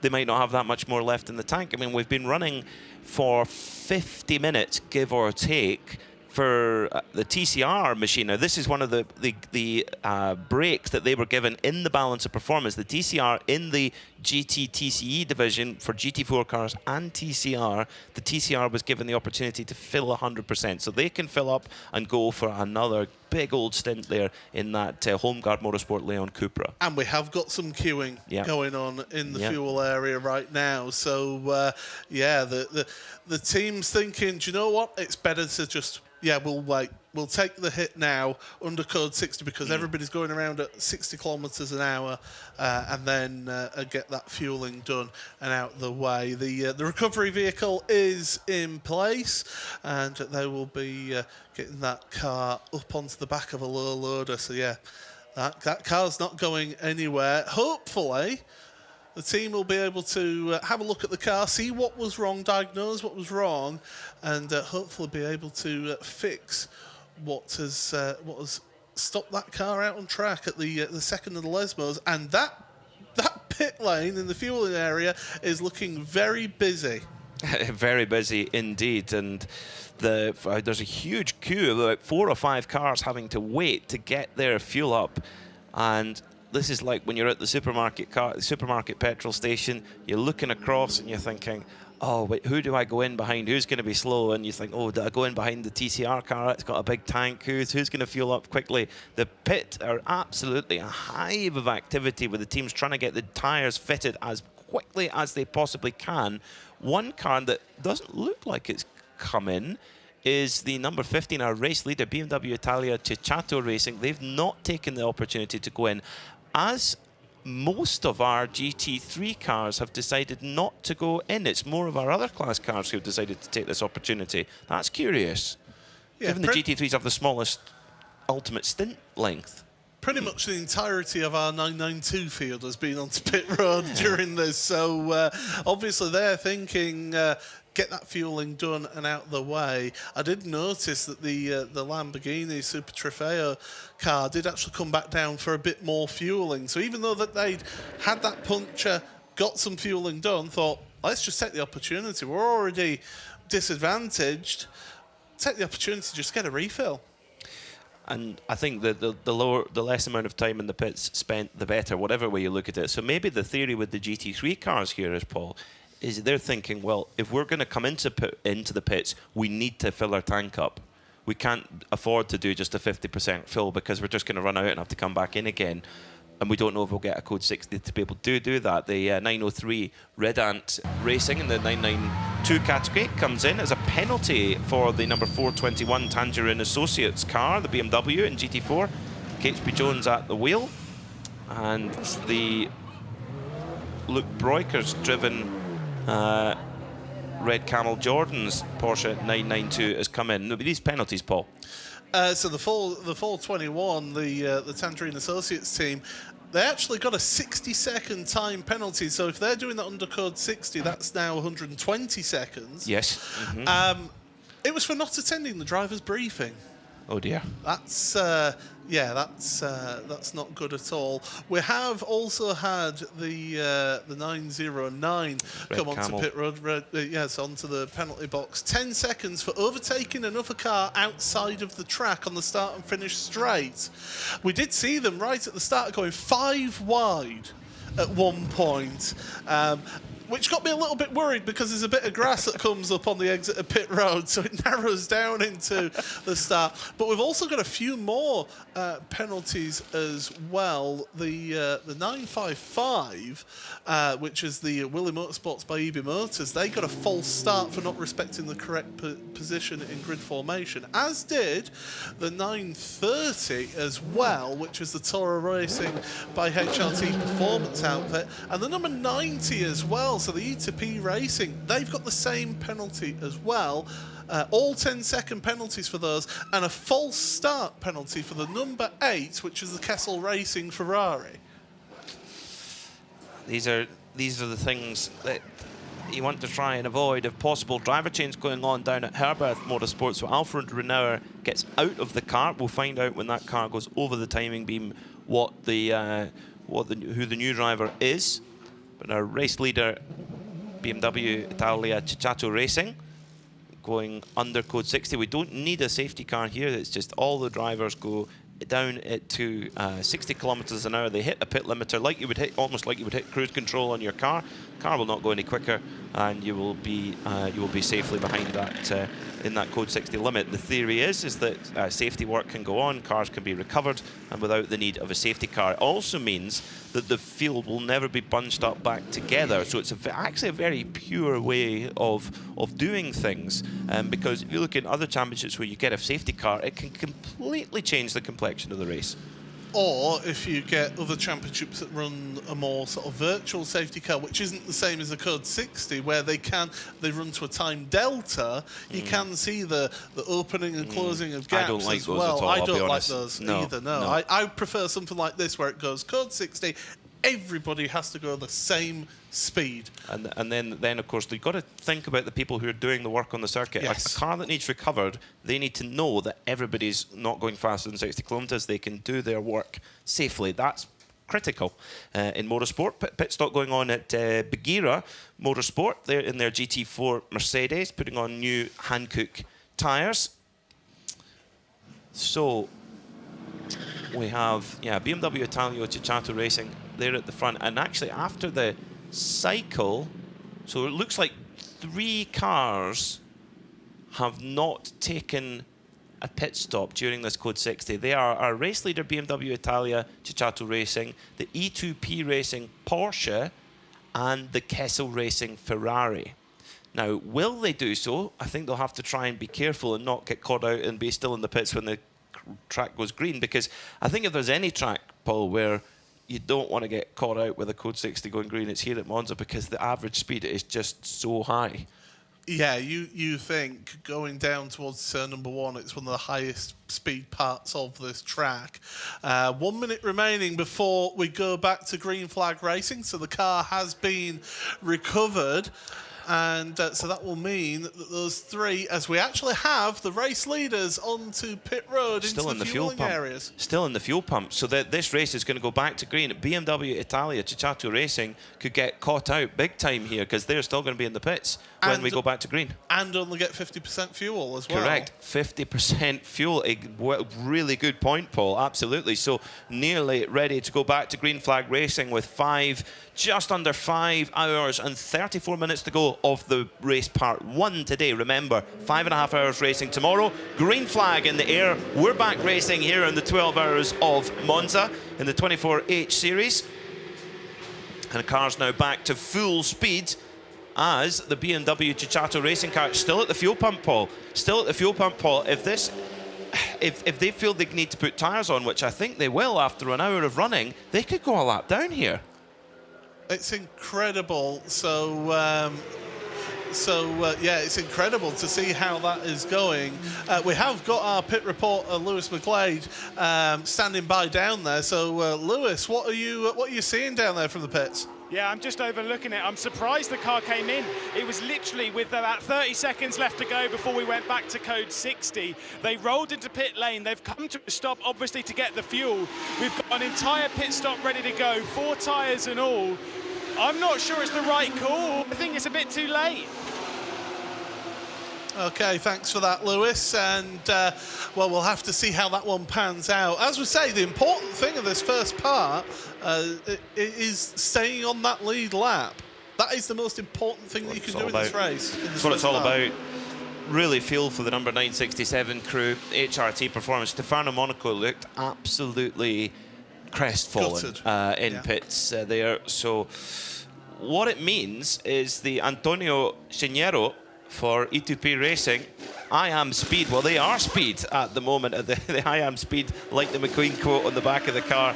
This racing school from Madrid in their Porsche they are leading the race now as well. They were one of only 2 cars not to take a pit stop there. It was Kessel Racing who did not take a pit stop either in their Ferrari. Autolando Cicciotta Racing BMW on the way.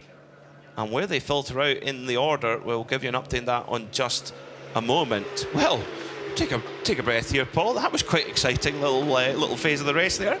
Yeah, it's all got a bit exciting there. Getting that code, obviously we don't want to see code 60s happen.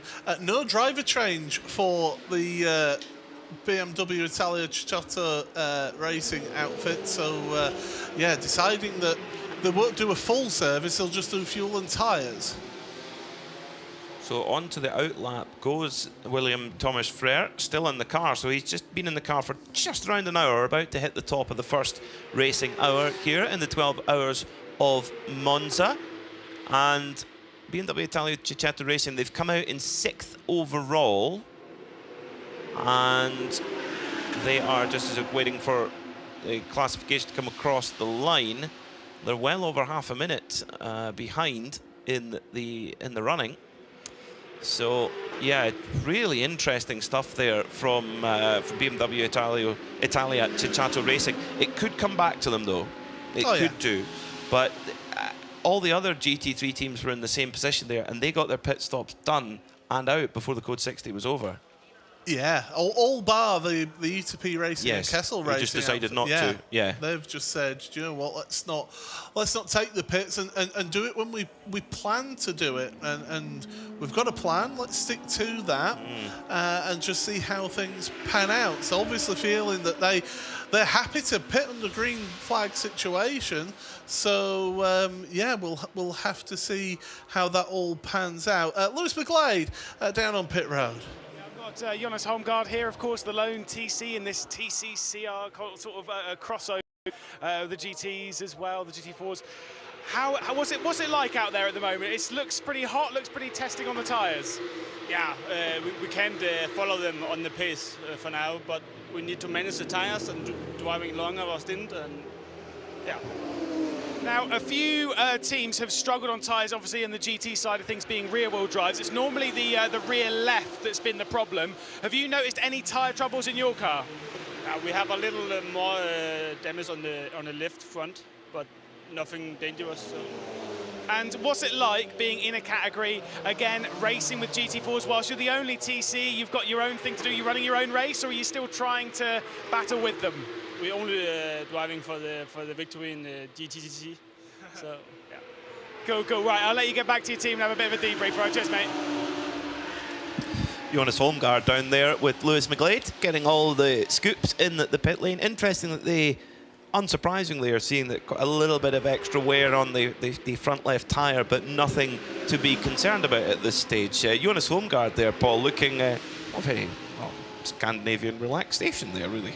Yeah, he seemed very sort of chilled and Happy to talk to Lewis and give us his thoughts. And yeah, it looked nice and comfortable after being in the car in the opening here. But yeah, this race, we're at 1 hour of racing gone, and certainly it was nice and steady away. And then we've just had that flurry of excitement, haven't we? And that's really spiced things up in these fields and mixed things about. So, looking to see where our former leader settles into proceedings, and trying to tell whether they've actually dropped off the lead lap or not. Have they have Paul dropped off the lead lap? Yeah, so they're showing us 28. They're what? A minute 44. So they're just on the cusp. Just. Yeah, they're just on the lead lap right now, because we're talking, what, 1 minute 52 for our lead Very across close. the line. So it is within 10 seconds of falling off the lead lap. So they are still on that lead lap. That's a crucial thing for them. But they can't afford any mistakes that drops them back towards that overall race leader. The thing is, they don't necessarily. It's not as if the pit cycle is going to come back to them, because all of the drivers in front, bar the E2P racing car in the lead, took a pit stop. So they're fueled up, they're ready to go, they're happy. Okay, yes, they only could put 50% of fuel in, so maybe that's what they're.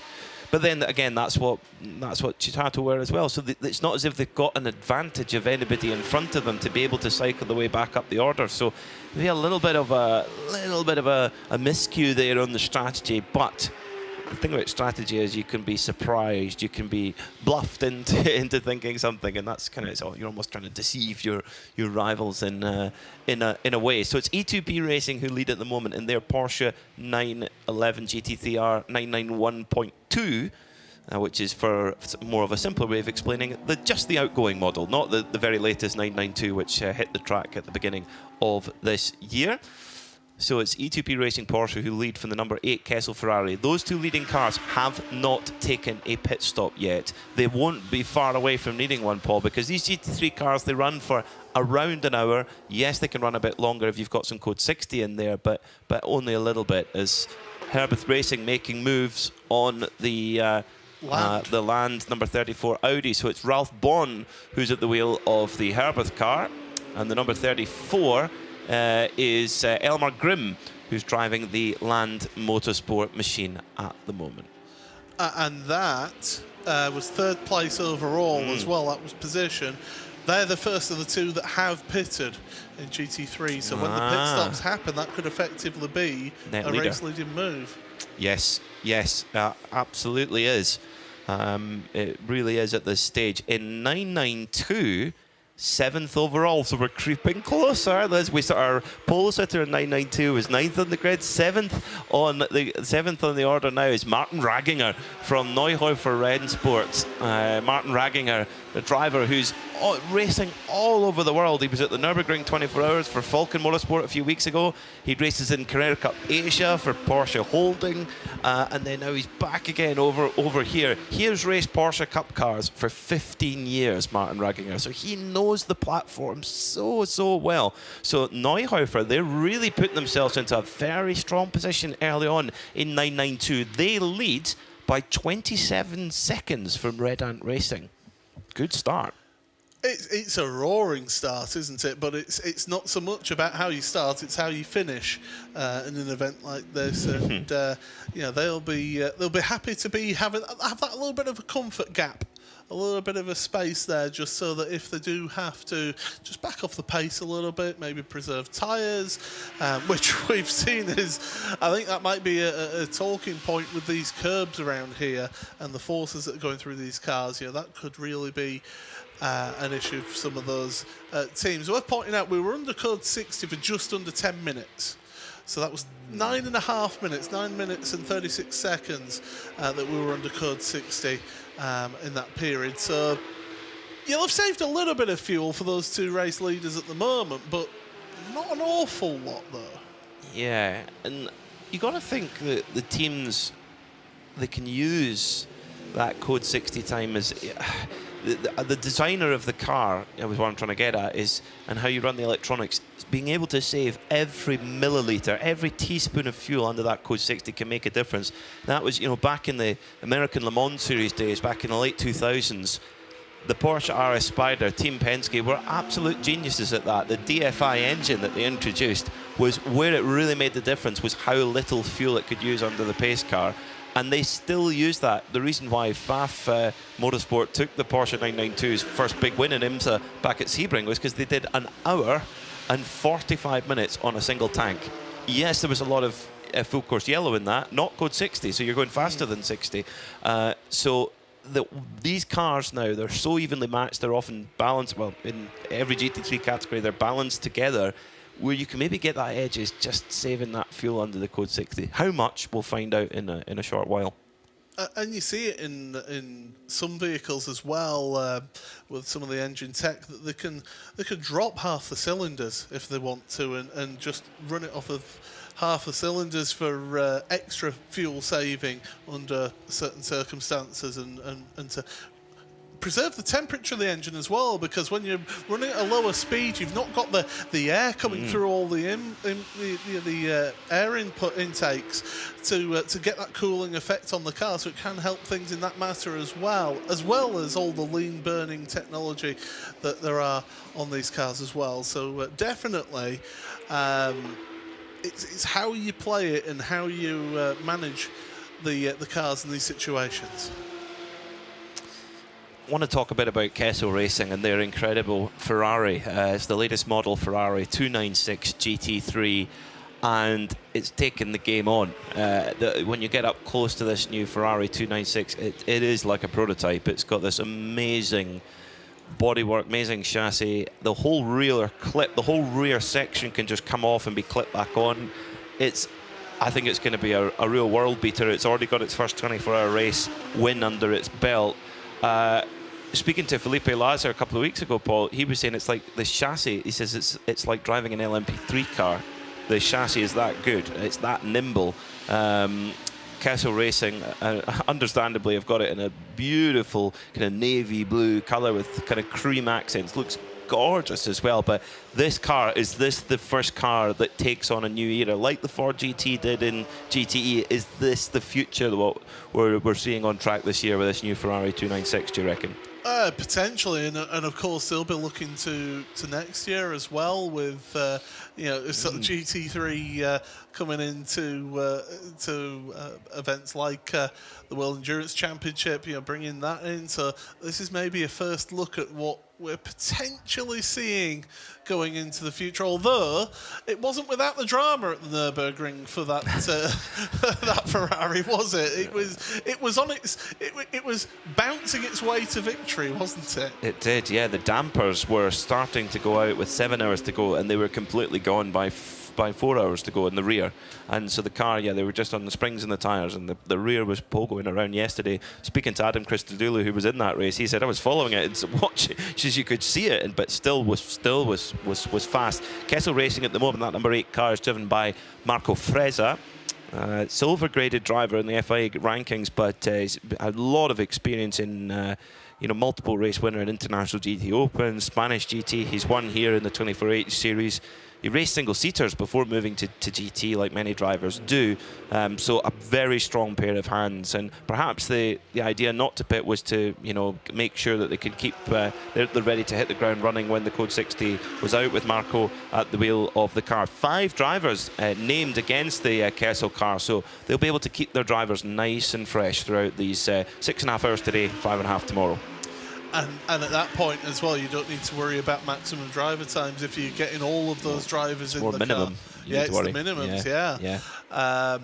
But, it's a tremendous team, the outfit that they've got there. Kessel, renowned in the world of endurance racing. So they've got a good outfit there. That they've put together a nice motor vehicle, and certainly they'll be wanting to do well here, finish on the podium at minimum, I would have thought.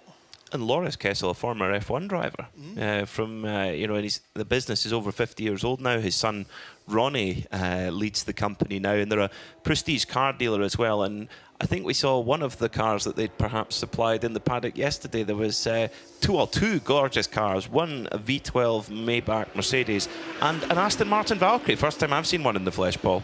Yes, it's the first time I've seen one in the flesh, and it's also it's also the first time that I've seen one of those cars attempt to be reversed as well. It wasn't the most how shall we say it elegant. Elegant, that's the word. It looks like it's a car that likes to go in a forward direction at a very high rate of speed. It's one of the most incredible cars I've ever seen up close, both racing car and road car. The Venturis are like brought straight off a 1980s Group C car. Quite remarkable.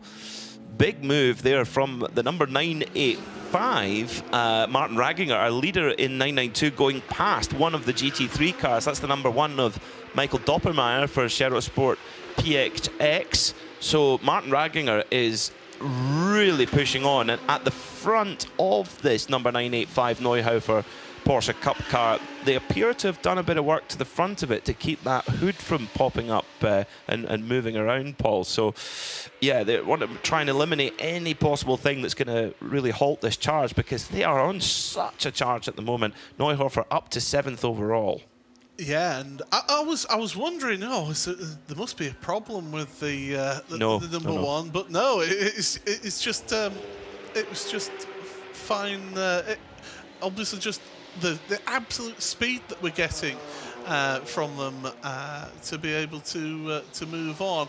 Kessel Racing have gone on to pit road for their first fuel stop, so that's about as far as they got. That was about an hour and 23 minutes. No, an hour and 13 minutes. An hour and 13 minutes. Not bad. So how much longer will the E2P Porsche be able to go?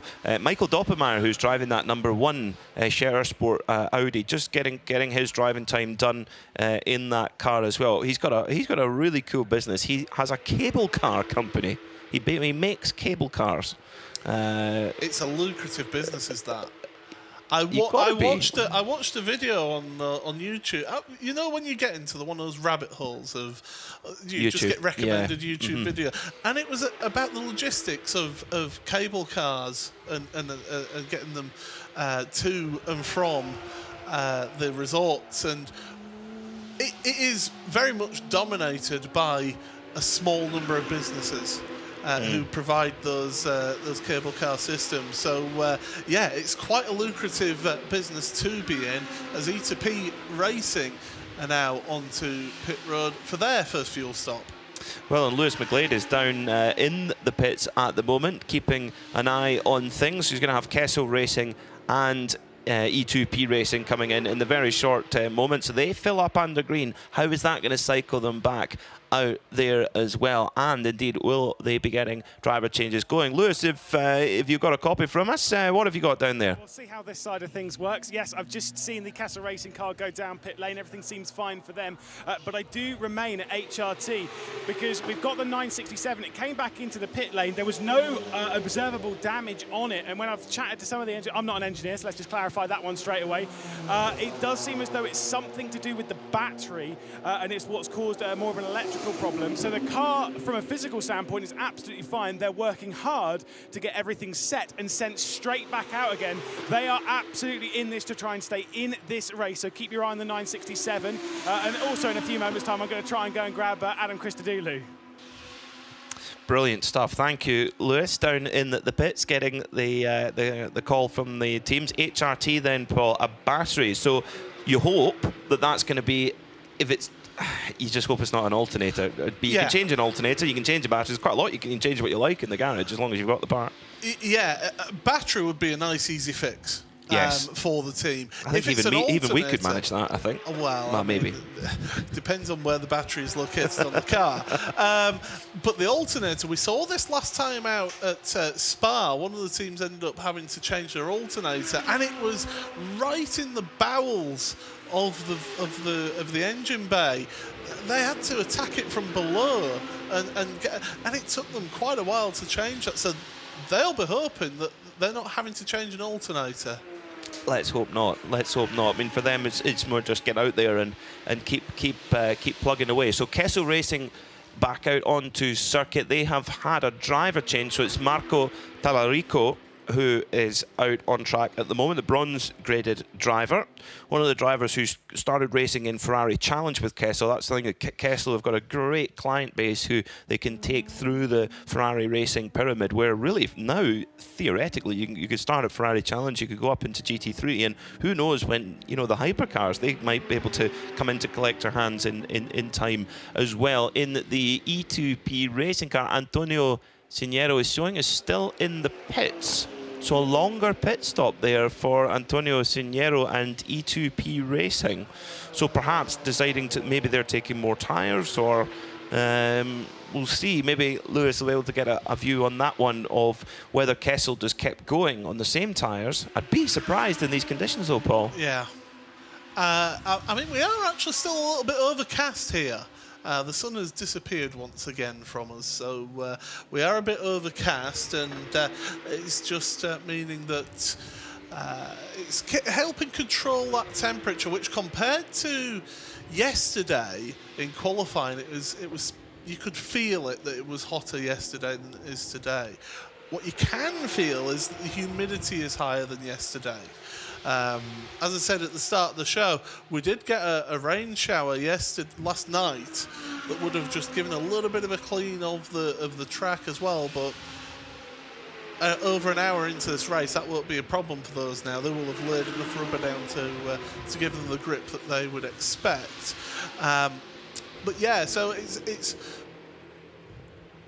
how it goes on into the later hours of this opening part of the race as to how teams work strategically.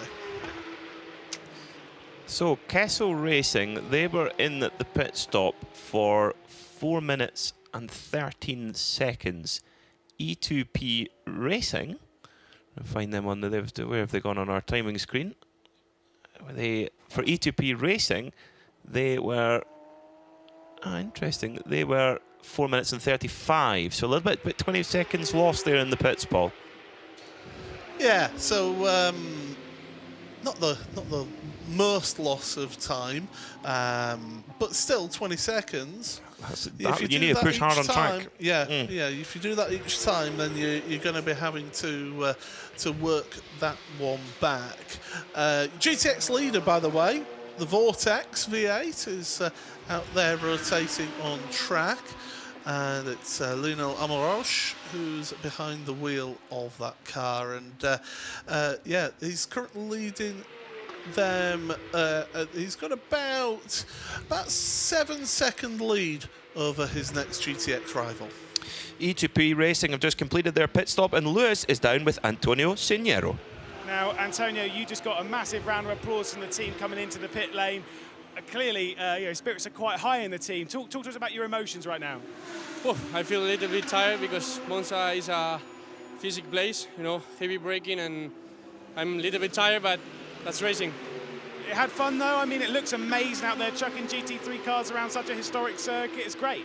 Yeah, I have so much fun. So this circuit is amazing. This track is beautiful, and car is quite good. The team is working good, so I'm happy. I'm happy with the work. Was your pit stop slightly slower? Did you have to take on more fuel, or was it because you might have lost a little bit of time to Kessel Racing and such? Yes, we had to take some fuel now, and penalty because of the start, I think, and that's it. It was a penalty, yeah. Okay, well, best of luck for the rest of this then, mate. Great stuff. Thank you so much. Thank you so much. Thank you, Lewis. Of course, the penalty. Yes, 10-second penalty. That was a penalty incurred from the being out of position on the start. So that penalty had to be served. Only a 10-second penalty, but you've got to go in and out of the penalty box as well. So great work there from Lewis McGlade, speaking to Antonio Siniero from E2P Racing, who are still ahead of Kessel Racing after it's all shuffled out. In fact, they're just behind, excuse me, but only by a handful of seconds at the moment. Pablo Burguera at the wheel at the moment. Now, our leading car in Porsche 992 category, the number 985 of Martin Raginger for Neuhofer Rennsport. Still that front bonnet or hood, if you prefer, a frunk, if you like, it's still flapping away. So the air is just getting underneath and it's flapping up and down. It is remaining secure for now. But that's got to be a concern for that team, for the leader in class. They're 5th overall, so they're getting further and further up the order, our Neuhofer Rennsport, and ahead of a couple of the GT3 cars in that 992 category. Neuhofer Rennsport, they hold an advantage at the moment of 38 seconds, and I think with about an hour and 22 minutes in, Paul Smith, that's a result right now. That's a really, really good start. It's a comfortable position to be in, and certainly one that the team will be delighted with that. But we were discussing before this weekend as to whether we would see a 992, if not take a podium, maybe even get an overall win. If ever there was a track that they could possibly do that, it is this venue at Monza, because there is so much of it is just all about the top speed of the car. They could potentially pull this one off with a little bit of strategy at play as well. That could work into their hands. But certainly that Neuhofer Rennsport car doing a fantastic job right now. Superb performance so far. Yannick Redan is in second in that number 903 Redan Racing car, and Luke Breukers in the 909 Red Camel Jordans. So there's been a driver change in the Q1 track racing car, the bright purple machine, the car that Rubens Barrichello started off. And Eduardo Minozzi in car number 950 there.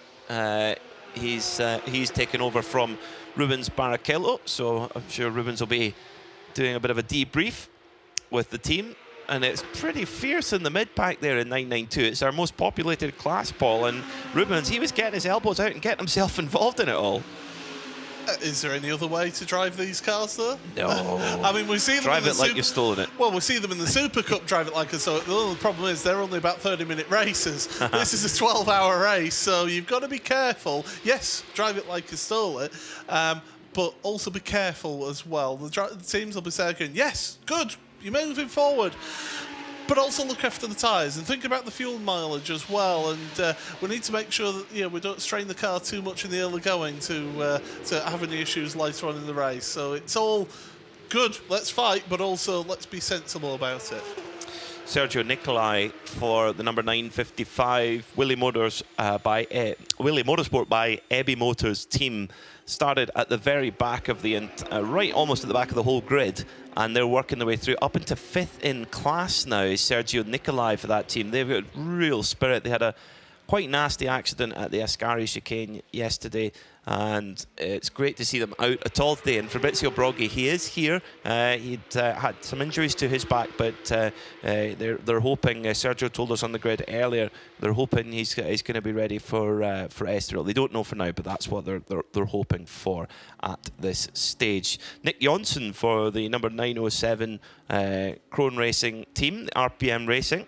Up into 4th position right now. So there's not only have we got depth in this 992 class, Paul, we've got quality. There's some really, really quick drivers in this class. Yeah, speaking of quality as well, Luke Breukers as well, doing a superb job in the 909, up in 3rd place in class for Red Camel Jordan's NL. So they're doing a superb job in class in 992. And Luke, he is certainly one who's got his main experiences in those TCR cars. He has had experience in this series in the TCRs, but has come across to the 992 class and has really taken to it. Hugely. I mean, look, he's still in his early 20s, and to be taking on the responsibility to start the car in a long race where you cannot make mistakes of any kind. If you want to win, that is just non-negotiable in a field of this depth.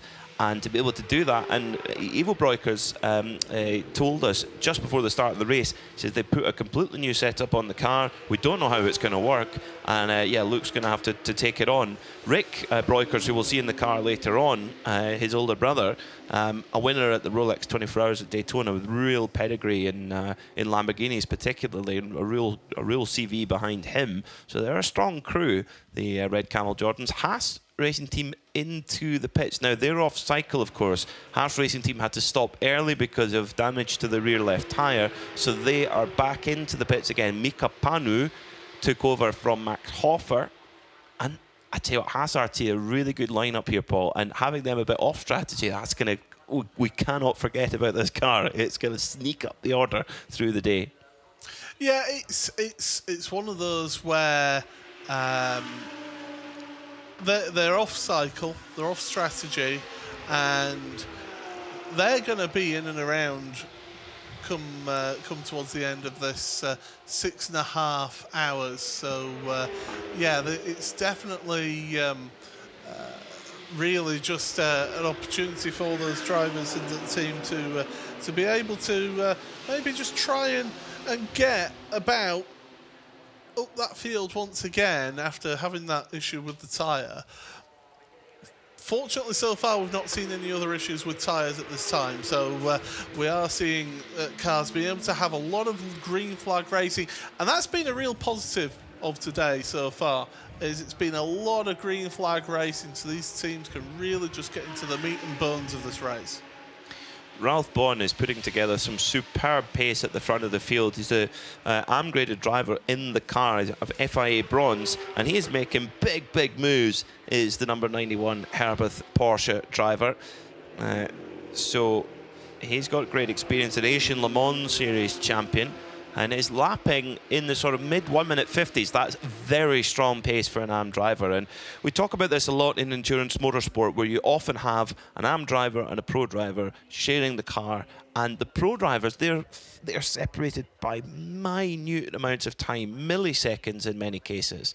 The AM drivers, there can often be a bigger variety of experience and therefore a bigger variety in lap time. So having the top AM is it's a secret weapon, and Ralph is really putting Herbert in a superb position at the moment. Yeah, tremendous job up there, and that Herbert team at the front, it's paying off for them. Of course, not only overall lead, but Pro-Am lead as well. So they will certainly be hoping that this can all pan out towards the end of this first part, and to basically then take it into part number 2 of this weekend's action here at Monza. So Haas Racing Team completed their pit stop. They're coming for fuel again. They are off cycle at the moment. Matteo Detri will make the third driver being in that car. So they're fairly cycling through. It's Max Hofer and then Mika Panu, and now Matteo Detri out on his outlap at this stage as well. So they put on new Hankook tyres and back out onto the race. They're a car that they've just got to try and make sure they're on the lead lap. Currently they are showing they are not on the lead lap, but they are, all the cars in front of them, of course, owe a pit stop. So that's the kind of difference there. So just coming up to the top of the hour, it's going to be 5 hours to go here in the 12 hours of Monza in the 24H series. You're watching around the world and listening to Sound and Vision on the Radio Show Limited network of channels. Thank you very much for your company. Another racing hour starts right now. So, under 5 hours to go, an hour and a half down. Paul, thoughts so far? It's been quite an intriguing race to start with, it must be saying. You know, strategy play is coming into to this with when people made those pit stops, whether they chose to dive onto pit road, get a load of fuel in under code 60 when we had that code 60 period for the HRT performance car being pulled over at the side. It's great to see the Neuhofer Rennsport team up there in the top 5 overall in the 992 category class. So, you know, fighting it out with the GT3s and holding their own up there in the 5th overall at this stage. The TCR, our sole TCR Holmgard Motorsport. Yeah, guess what? The leading TCR class. Shock horror. But they are legitimately ahead of one of our GT4 class cars. They are currently about half a minute, just over half a minute behind the Bagheera ZM Racing outfit. So they are just on the lead lap in class. The GT TCE class, which is a combination of TCR and GT4s here this weekend. The TCR, and remember this, the more we stay green, the more advantage they're going to have, because that TCR can go longer, harder, maybe not necessarily outright speed, but they can just plug away, and the GT4s are going to have to come in and take on more fuel. It's going to be fascinating to watch how that plays out. GT4 led at the moment by the Atlas Motorsport team, but there is a very short amount of time between them at the moment. Look, going back to Alaya Koloc in second position. So there's just 3 seconds between them at the moment. Excuse me, 54, excuse me, I'm reading the time screen completely wrong. 54 seconds, so there is a little bit of a gap appearing. So yeah, Atlas BX are really getting a good old march on at the front. And they showed that pace in qualifying yesterday, and they set the stall out. And what I found really interesting about qualifying is some of those teams deciding, let's not bother with a qualifying setup. Let's just qualify under race setup, get used to how the car feels under race setup, so that then when it comes to the race, actually they might start moving forward from where they qualified, because the other teams have then had to change setup, put on a race setup, and they're not quite used to it to start with, but they might not have the edge that those teams that qualified with race setup do over them. So it's movers and shakers in the race. CP Racing actually getting themselves up into second place now ahead of Land Motorsport. So change of position for them overall. It's a big stint for Charles Espenlaub as well. He's been in the car for 1 hour and 35 minutes. That's going to be hot in there. But Charles is so experienced. He was the pace car driver on the very first Petit Le Mans back in 1998. So Charles has been racing a very, very long time, and he's won at the Nürburgring in 24 hour, and he's won 2 races last year along with his CP Racing colleagues in the 24H series. But they were another crew, and Shane Lewis told us yesterday in qualifying, he's saying, you know, we are going in qualifying with our race set up on. So they were about to say, this is what we're running, what we've brung in. That is working. That little investment that is really working. But they qualified on the second row overall. Yeah. You know, with their race setup on, so that's ominous. Yeah, and that Mercedes, it's got a bit of grunt, hasn't it, as well, underneath the hood, so it can really go some down the straights here and really show us some speed. Good to see in the 992 class, by the way, that Willie Motorsports by EB Motors, after their incident in qualifying at the exit of the Ascari chicane, are up in 4th place in class, and they're actually closing up to the Red Camel Jordan's NL outfit. So Luke Broiker's going to be under a little bit of pressure now at this stage of the race. Sergio Nicolai is an incredible driver. He's not necessarily a big household name. He's not in the Super Cup. I'd love to see what he could do in the Porsche Mobil 1 Tag Heuer Super Cup, because he is such a fast driver, Sergio Nicolai. And at the moment, 9th overall, but marching up through the field in that machine. And at the moment, just sitting around a minute off the class leader at this exact point in time. So, yeah, the class leader, Neuhofer Rennsport, sitting in 5th overall at this time. So very, very tight there. Well, very, very, very impressive from Neuhofer, but it's tight further down. Those positions are being hotly contested over the number 955. Sergio Nicolai putting big pressure under Breukers, and he's going to make a move up towards Lesmo number 1. Up the inside, then at Lesmo 1 are the Willie Motors Motorsport team by Ebby Motors. Are they going to get the move done? Yes, they are. With the multicoloured wheels on the car, they get by. So super move there from Sergio Nicolai, who goes by Luke Breukers and takes the position in class. So that moves him up into 3rd position in class. I don't know if it's me or whether the front splitter of that car is just drooping a little bit. Maybe no, it's not just you. You're right. Well spotted. Yep. So it might be a little bit of fallout from what happened yesterday, and getting that car rebuilt overnight. So yeah, it is drooping. Is that front splitter? Could that potentially be an issue when it comes to the end of the race with scrutineering ride heights? That's a question. We don't know. Front bumper, you know, it is a replaceable part. It's a part that they could quite easily replace under a code 60 pit stop. I wouldn't think it's too much to concern, and clearly there's nothing wrong with the pace. That's the thing is that if the pace were dropping off, you'd think, oh, that's causing a problem. Right now, not an issue. Not an issue at all for the Ebby Motors run squad. Brilliant to watch. They've now got 16.1 seconds up to the next car, which is the Red Ant Racing car number 903. So Herbeth Racing lead with Ralph Bond putting together a stellar stint at the front of the field. He's opened up the gap to Charles Espenlaub to 17.8 seconds. Espenlaub in the CP Racing number 85 Mercedes. The first of the Audi is the number 34 Land Motorsport car at the moment, which is driven by Elmer Grimm. Then it's the number 15 BMW of William Thomas Frere. So just when we were thinking they were out of it in terms of the strategy with not pitting under the code 60 or the track going green while they were coming out of the pits, they're about 57 seconds off the lead at the moment.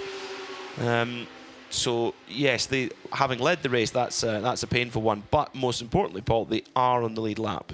Yeah, and after that pit stop cycle with the E2P car, and also with the Kessel Racing car having their changes, that's helped them out to get that a little bit closer. We have got the Herbeth Motorsport car onto the fueling point, so they're onto pit road for their second stop of the race. So Ralph Bourne right now getting into pit road. I was just having a look at the penalties tab on the live timing. It's filling up.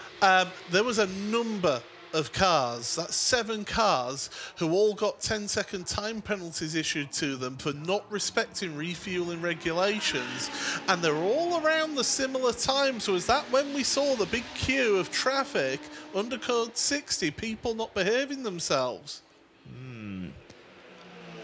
Very curious. Very, very curious indeed, and none of those have been served yet, of course, as well. So, right, why don't we run through them? Well, another one as well. I was just pointing out the Vortex also got caught for speeding in the refueling area as well. Silly. It's only 20 kilometres an hour is the speed in that refueling area. It is really slow, and we joked, sort of, can racing cars actually go that slow by choice? Well, they have to be able to observe the penalties, but we're just having a look then through the rest of the penalties that were issued out. So the 930, which is the Toro Racing by HRT Performance, they were one of those given that penalty.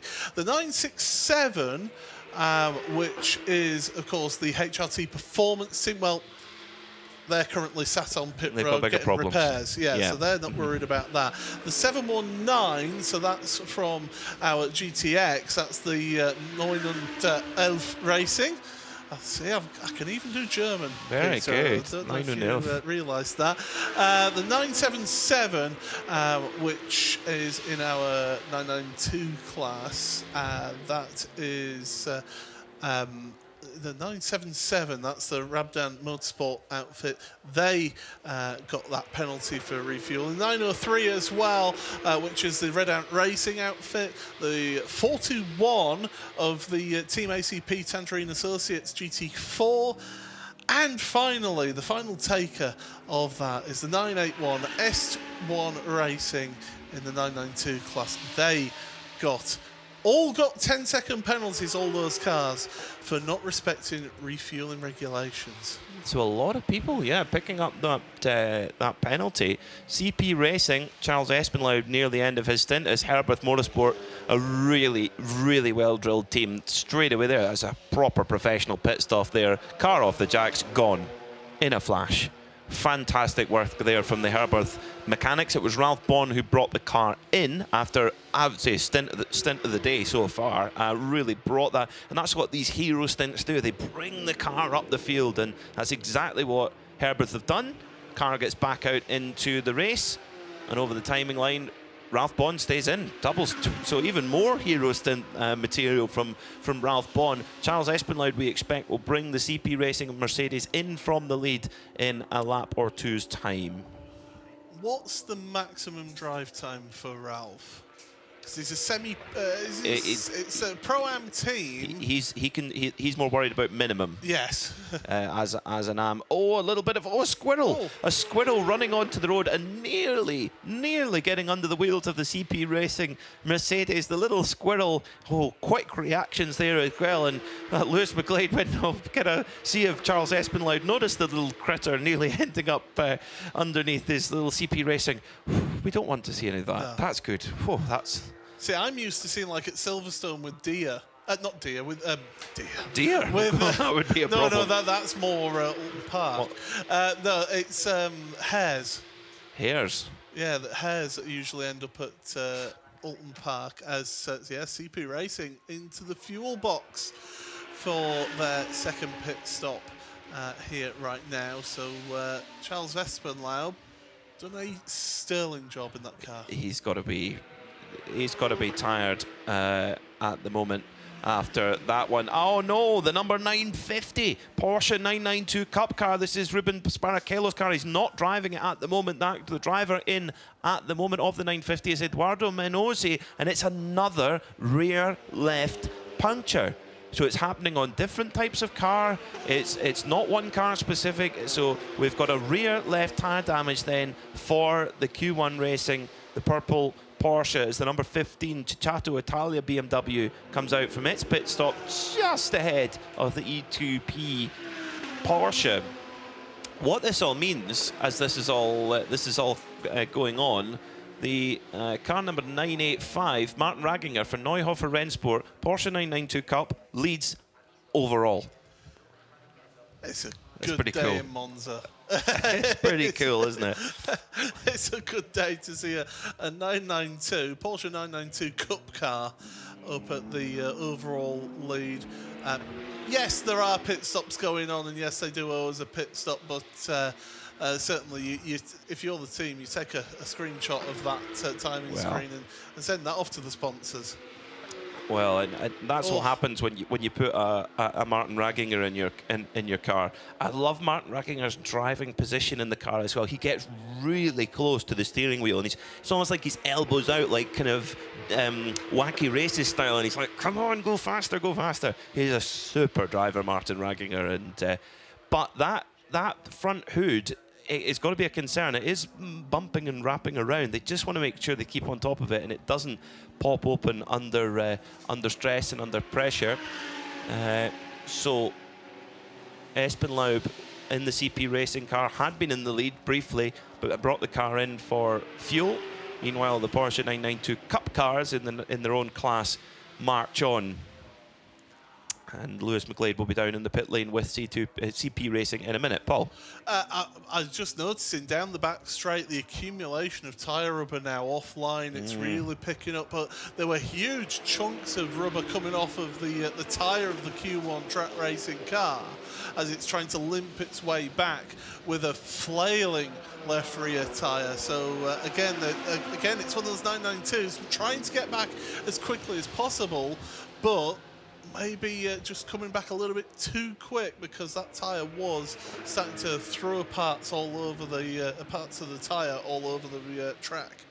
And that's when bits of tyre go in, that's when you start damaging bits you can damage the suspension, you can damage the whole rear bodywork. Really, really important to avoid that. A little bit of miscommunication in traffic there. The number 8 of Marco Tallarico in the Kessel GT3 Ferrari trying to get through on the Rabdan Motorsport number 977 car in the 992 class, but makes a way through eventually. And I tell you what, the 992 Cup cars, because they've got less aero, less downforce, they really are quick down the straight. They've got very similar power to the GT3, but with less drag. But the bit where they lose is the braking. They're seeing 10 meters difference in braking zone between a 992 Cup and a GT3. It helps having that extra bit of aero on the GT3 cars to help slow it down. Yeah. So Lewis McGlade is down in the pit lane, and he's beside Charles Hespenlaub, who's just put in a mega stint. Let's hear from him. Yeah, certainly so. So Charles, Putman's got in the car, Hespenlaub's got out. Talk to us about that stint. It was a mega start to the race. Your pace is looking excellent right now. Yeah, you know, the CP Racing guys, again, gave us a great car. Obviously, we've been working around, trying to get a good long stint, good pace in the stint. Obviously, the tires are working really hard here. After the first stint, we thought we could pick the pace up a little bit. Obviously, a little bit too much for the tire, but we made it to the end of the stint, but it was really close. So obviously, it's a tire management thing. A lot of people are having problems, so we're going to do what CP Racing does and be consistent and keep on going. Now, the thing is, when it comes to the tyre management, we've seen quite a few teams, like you say, struggling, particularly with the rear left around here. Have you changed how you've been driving to kind of accommodate for that? Was that something that you were aware of in qualifying and free practice? Yeah, for sure. We've been aware of it since first practice. And for us with the Mercedes, with the front engine, it's actually the left front. So a lot of the guys with the rear engine cars are having left rear problems. We're having left front problems. Hankook makes a great tire. Extreme conditions here for these cars. Lots of downforce. The track's really pretty abrasive, and it puts a lot of heat in the tire.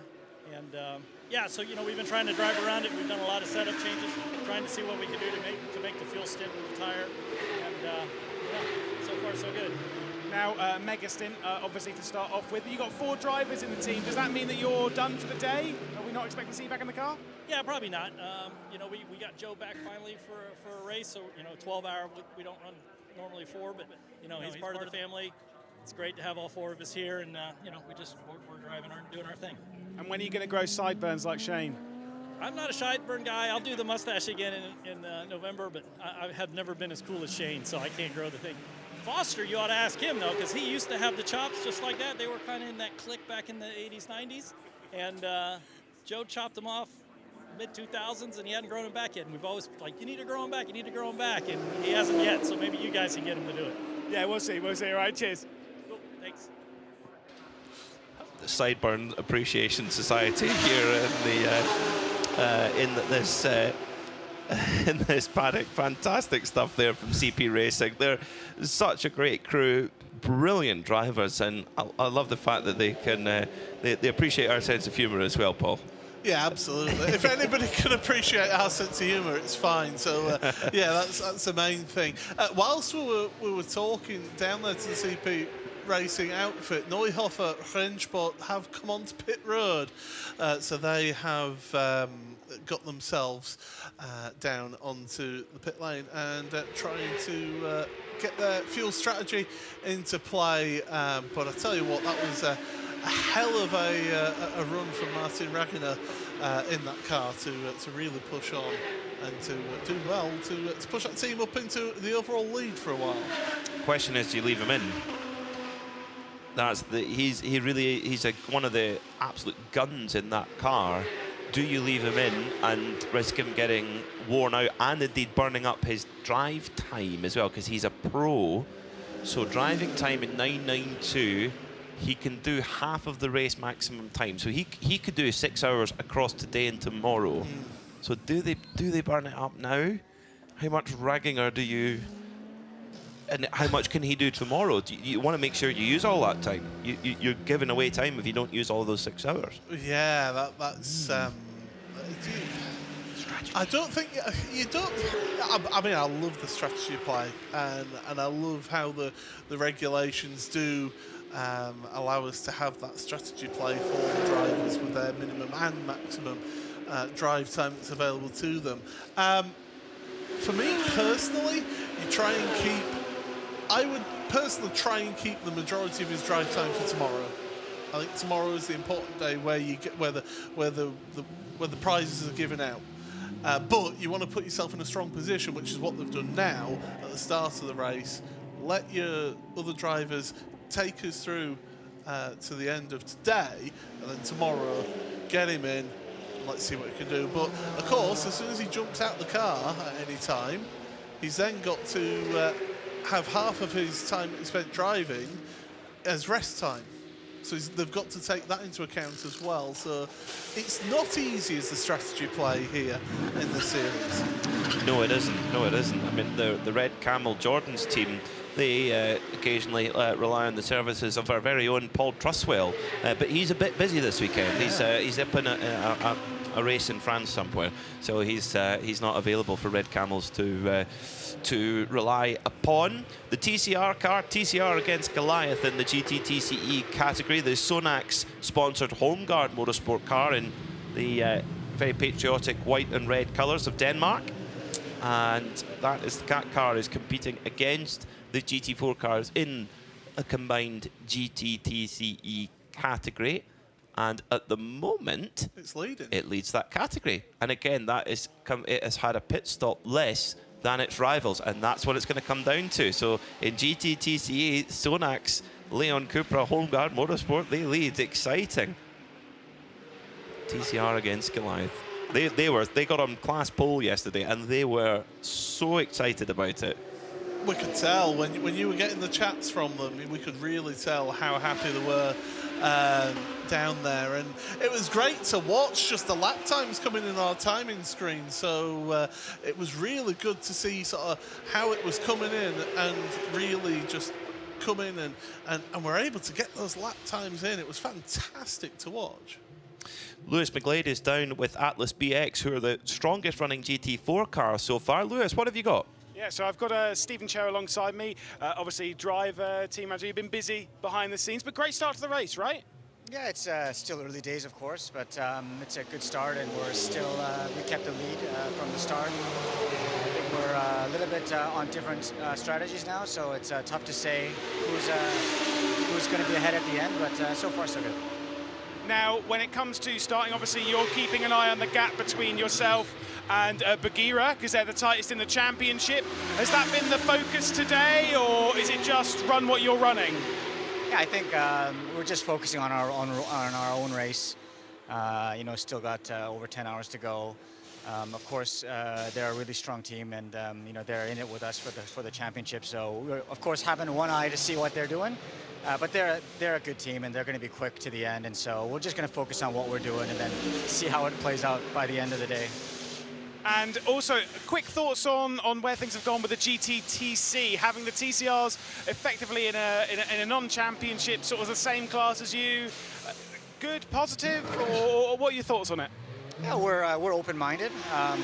It's a shame that there aren't more entries both in GT4 and TC, because it's a great event and the facility's great and everything's been going very well. But you know, if it's good for the teams and it's good for the show, then we're happy to support Creventic in whatever decision they make. So. Right, perfect. Cheers, Stephen. Thank you, Lewis. So, Atlas BX, just as we were closing off that chat, their car was driven by Tae Kun Yang, went straight on at the Prima Variante. at the first chicane, and thankfully without any additional incident, and most importantly, Paul, they didn't scratch that beautiful chrome paintwork. Oh, absolutely, yeah. Most That's the most important thing. Yeah, not picking up any sort of damage or anything like that. It's the paintwork that's Yes, important. don't scratch the paintwork. I mean, to be fair, we've got a little bit of damage to the rear of the K1 track racing team, and that must be from when they had that puncture. Do you know what? You could be right, Paul. A sort of delayed bit of damage. There's stuff going on in the rear of that Porsche 992 Cup car. Damage to the rear left. Eduardo Manozzi, poor old Eduardo. He's had all of the drama happen while he's been at the wheel. They've had a drama-packed weekend. Rubens Barrichello having an off in qualifying yesterday, and luckily it doesn't appear to be damaging the tyre. And unless you get a black and orange flag to be called into the pits, I actually think they could probably just crack on here, Paul. Yeah, you just stay out. Yeah, stay until out you're told to. Yeah, absolutely. The thing is, you can see there's a lot of duct tape on that on the back left quarter of the car. So obviously that flailing tyre, I said it was throwing tyre rubber down the straight, the back straight. It's obviously done some damage to the bodywork that they've had to quickly just tape up into place, but that tape's not held and it's now flailing at the back there. They need to change their gaffer tape supplier. Stronger gaffer tape required, unfortunately. So at the front of the field then, Ralph Bon has circled back through. Just as we say that, we'll come back to Herbert in a second. Black flag with orange disc, also known as the meatball flag. That means come into the pit lane and repair the damage that you have got. That is a pit immediately for car number 950, Q1 track racing. So Eduardo Manozzi will have to bring the car into pit lane for a costly pit stop. It's been a dramatic day for the Brazilian crew. But the other Brazilian crew, the number 15 BMW Chichato Racing, they sit in 8th at the moment after a couple of pit stops. So the Q1 Racing team go to work, and they're going to actually try and rip this bumper off here, Paul. They've got the hacksaw available as well, just in case they do need to do that. Now, has that got any? Yeah, that's fine. The diffuser seems to be okay on that car. I don't know. There's quite a lot of aero work under there. I'm not worried about the engine. The 911, the engine's at the back. You don't want to be knocking off pipes and all sorts. Yeah, and this is what we discussed yesterday, me and Lewis, when Rubens had that incident with that car. Any sort of, it might just look like a little bit of scuffing, but any pipes or anything that could have been knocked, that could have dire consequences. Curious, very, very important battle going on, not for position, but for the lap. Our race leader, Ralph Bon, who is, for me, driver of the day so far for Herbert Motorsport, is about to put, or is trying to put, the Chichato Italia BMW of Leonardo Sanchez down a lap. That is critical in this race because we're split into two parts. We've got 4.5 hours to go of racing today. We have 5.5 hours of racing tomorrow. Today is all about finish on that lead lap and you get to start on the grid on the same lap as the leader, and it's effectively reset. If you finish a lap down, you're really disadvantaging yourself. And Ralph Bon, he's trying to put Leonardo Sanchez under as much pressure as possible. Now, Sanchez, Secudinho, he's a bronze-rated driver as Ralph Bon is, so this is a very equal battle here going on. Although it's not for position, it's really, really important here, Paul. Sanchez has got to try and hold off Bon with everything he's got here, well, at all costs. We've heard about how quick that BMW is, though, haven't we? About how quick it is down the straight. So that could be something that goes in as a positive, as the Q1 track racing team are back out of pits now. So they've obviously done whatever repairs that they needed to do whilst it was in the pit box, and they've got back up and running. But yeah, this is crucial. This is key for the race. That Herbert car, the typical Porsche way it does, so good under braking, and well, are we going to be seeing that go past? We'll have to look as they come round, but More pit stops are ongoing out there as well. The 903 Porsche, which is, of course, the Red Ant Racing. They've been onto pit road and they've had a service.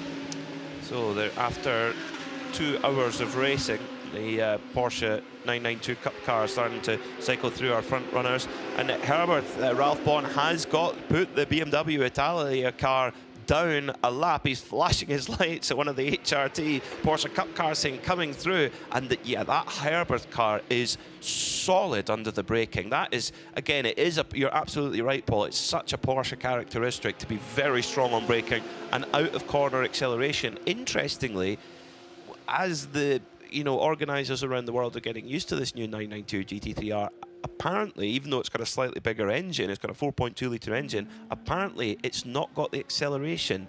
Now, there could be a variety of reasons for that, but of course it is still a 911. The engine is technically rear-engined, but it's still more to the middle than it used to be. So also with that naturally aspirated engine, if you're in the draft of another car, when you get up to that really high revs, that's when that car really can step into its own as well. Lewis McGlade down in the pit lane. Lewis, what have you got for us? So I've got Marcus Vinicius Neves, obviously here down at the 950, the Q1 Racing. Now, talk to us about the damage that we've just seen on the car, the rear end. Where did that come from? Unfortunately, we have a tire explosion that damaged a lot the structure. So we tried to tape it at the first time, but not working. So we have to lose more time again when we stop it. So it's a difficult time for us right now, but for sure we will recover. Is there any potential other damage to the rear of the car? Or is it just like a bumper, etc.? No, I think we are fine. Now we grab the data for the car, and we will look for something that we can improve to better the car with that conditions. And finally, the big question, what's it like driving with Rubens? I mean, he seems pretty relaxed. He's walking around in sandals at the moment, but still, it must be amazing. Rubens is amazing. We are learning a lot with him. Rubens keeps us calm. Do a good strategy for us. This is an opportunity for us driving with a record guy in this track. So Rubens is the best one for us. He's my boss. Can't make any mistakes in the team. Cheers, Marcus. Rubens is the boss. There we go. Fantastic stuff from our pit reporter, Lewis McGlade. 4 hours and 27 minutes to go in this Monza 12-hour race. And let's run through the standings. The number 91, Herbert Motorsport Porsche, leads the way in Pro-Am and overall after 59 laps of racing. Ralph Bond putting together, for me, the stint of the weekend. But just 46 seconds further back, we have the number 34 Land Motorsport Audi, which leads in the GT3 AM category. Elmer Grimm at the wheel there. Then about 46 seconds further back, we have Charlie Putman for CP Racing in third. So that battle in AM, very, very close between Land Motorsport and CP Racing, two heavyweights of this championship. Then in fourth, it's the number 8 Kessel Racing Ferrari. Marco Tallarico at the wheel there, just 9.7 seconds behind. Then it's Haas Racing Team. Matteo Getri at the wheel of that Audi at the moment, just 3 seconds behind. But critically, we know that that car is on a little bit of a different strategy after a tyre issue earlier on. BMW Italia Ceccato Racing, they've just gone off the lead lap. They're in 6th, with E2P Racing in 7th, and Scherer Sport PHX are in 8th at the moment. Elliot Earhart at the wheel of that Scherer Sport machine. Then it's our hero car, the Porsche 992 Cup, Neuhofer Rennsport. Markus Neuhofer leading the way at the moment. They're 9th. They were leading overall, but they've just taken a pit stop. They're in a really strong position. They're being hunted down, though, by the RPM Racing Team in 992 AM. They sit in 10th place overall. Red Ant Racing are in 3rd. Then it's Red Camel Jordans with Rick Breukers at the wheel, who's been at the wheel for quite a while. Excuse me, it was Luke who started, and then Rick again. Then in 13th overall, it's the number 977 of Rabden Motorsport by HRT Performance, Saif Alameri driving there at the moment. And then it's Willie Motorsport by Ebby Motors with Sergio Nicolai driving. alongside Sabino De Castro and Fabrizio Broghi. Unfortunately not driving today after that accident yesterday, but great to have him here on site at the circuit today, and we wish him well. S1 Racing, the Estonian team, Alex Ryman is at the wheel of that car at the moment in 15th overall, then leading in GTX, who've snuck their way through the field. 9 und 11 Racing, they had a big repair to do overnight. They didn't know if they were going to be able to get that repair done. They have done. Brilliant stuff. They lead GTX. Then it's Toro Racing by HRT Performance. Since G has just got out that car, Eric Zhang is now on board. Second place in GTX is the Vortex V8, the all-French lineup. Gilles Courtois driving at the moment. Then it's the recovering RD Signs Cialali Racing Team GTX Lamborghini Super Trofeo, which had a puncture earlier on but is back up and going again. Alaya Koloc leads in GT4 for Bagheera ZM Racing, the Dakar racing team, truck racing team, here in circuit racing now, doing a top job in a really fierce battle with Atlas BX Motorsport. Tae Kun Yang driving that car at the moment. Then it's the dramatically filled garage of Q1 Track Racing. They're in 22nd overall, 9th in the 992 class, back out on circuit again with Eduardo Manozzi at the wheel. Then in 23rd, it's Team ACP Tangerine Associates with their BMW M4. They're in the pits at the moment getting some service. Then it's the HRT Performance number 967 Porsche Cup car. Stefano Monaco is unfortunately ground to a halt earlier on, and didn't unfortunately had to get service, had to be recovered to the pit garages. At the moment, Stefano Monaco is showing us in the fueling area, so perhaps we might have that car ready to go back out onto track, but that could just be a glitch on the timer screen. The TCR, leading in TCR and in GTTC right now, is the Cupra Leon competition of Holmgard Motorsport, the Sonax liveried machine, the white and red car. It's the only TCR in the field, battling away with the GT4s and leading in that combined GTTC category. So that's how they line up then, that's how they roll at the moment here in part 1 of the 12 Hours of Monza in the 24H series. 4 hours and 22 minutes to go. And I'm going to say it because I'm not a superstitious person, Paul.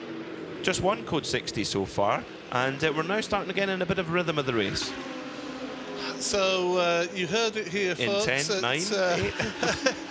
Peter Mackay has cursed us, and we'll be getting the code 60 at some point. Yeah, the 967, the HRT performance car, it's been in pits now for an hour and 12 minutes.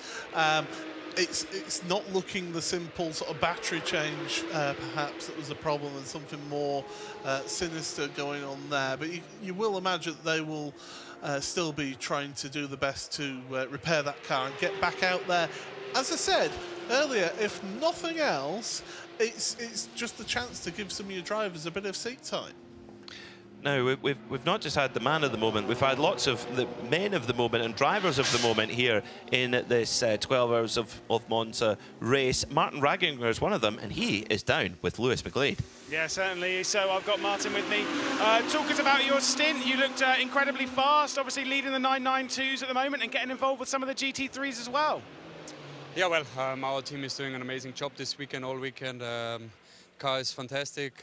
Me and Felix did 2 good first stints, and obviously now we try to stay in the rhythm, doing consistent lap times. Now, obviously, with it being a race in 2 parts, it's kind of like not what some people are completely used to. What are the goals on Saturday? Is it just keeping on the lead lap, keeping towards the front, or are you still even eyeing to lap maybe even a few more from the contingent so they're out of trouble tomorrow?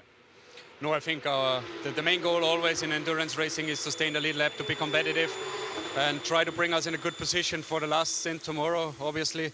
And this is only possible if you're in the same lap, so I think this is our main goal, to maintain there and try to push at the end as hard as we can. Now, we're seeing a couple of the 992s, but then generally people struggling when it comes down to brakes, when it comes down to tyres. What's the hardest thing about racing around Monza? I think obviously you have to look quite good after your tires. The stint is very long. As we could see, there are already some tire failures.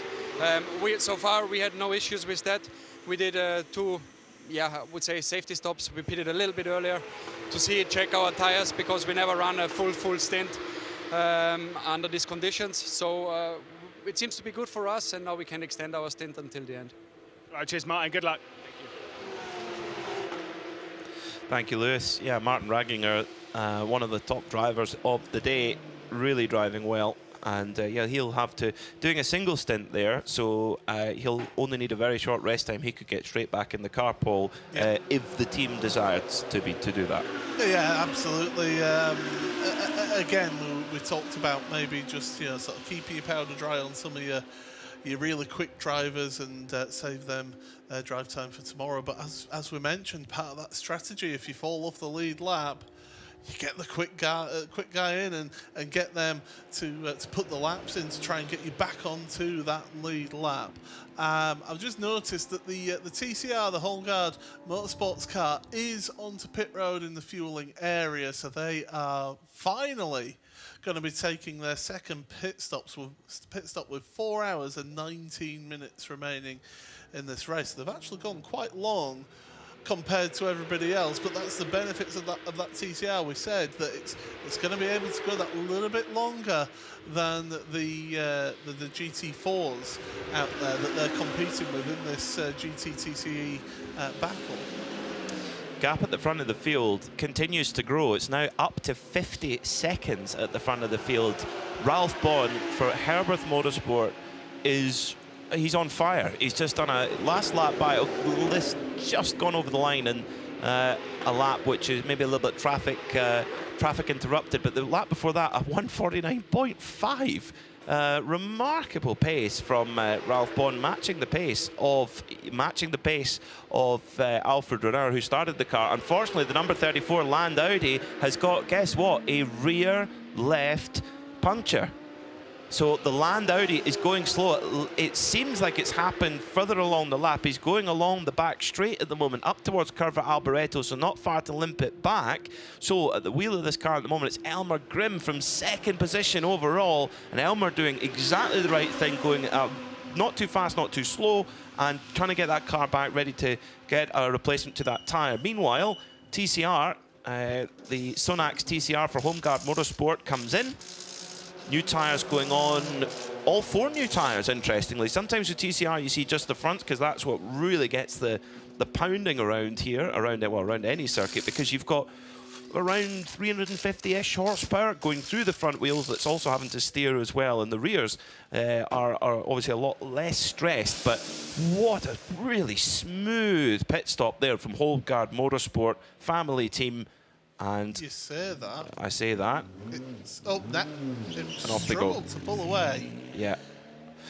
Meanwhile, the number 34 Land Audi keeping it in third gear and just going along a steady third gear. What will feel like walking pace here for Elmer Grimm. The netting inside the car, the driver's protective netting, shaking around. That must feel horrible. The vibrations of that tyre flapping around. Oh.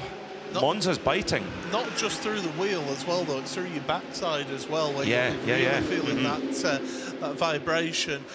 We'll probably see him pull off into the fueling area first, just to get a top up of fuel, and then head down onto the pit box to get that tyre changed. But that is a big moment for them. Kessel as well are onto pit road for a pit stop, so they're just getting to that point at the end of their stint. And we've been green flag racing for quite a while now, so teams are being able to get a full stint out of the cars under green flag racing and know where they stand strategy-wise. We've been talking, Paul, about strategy, about how keeping on the lead lap is the name of the game. I think for Herberth, the name of the game may have changed. For them, they might want to put a lap on everyone else, because with the number 34 Land car having that puncture now, that potentially gives an opportunity for Herberth. Remember, Robert Renauer, their fastest driver, has not driven a meter yet. No. So he's waiting in reserve. So do they then deploy Robert? He can do 6 hours potentially.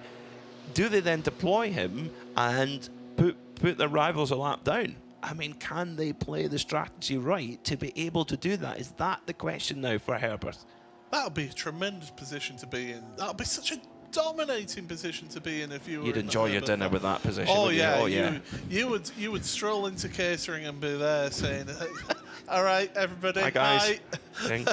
2 portions of ice cream, absolutely. Not for the drivers, though. They've still got a job to do.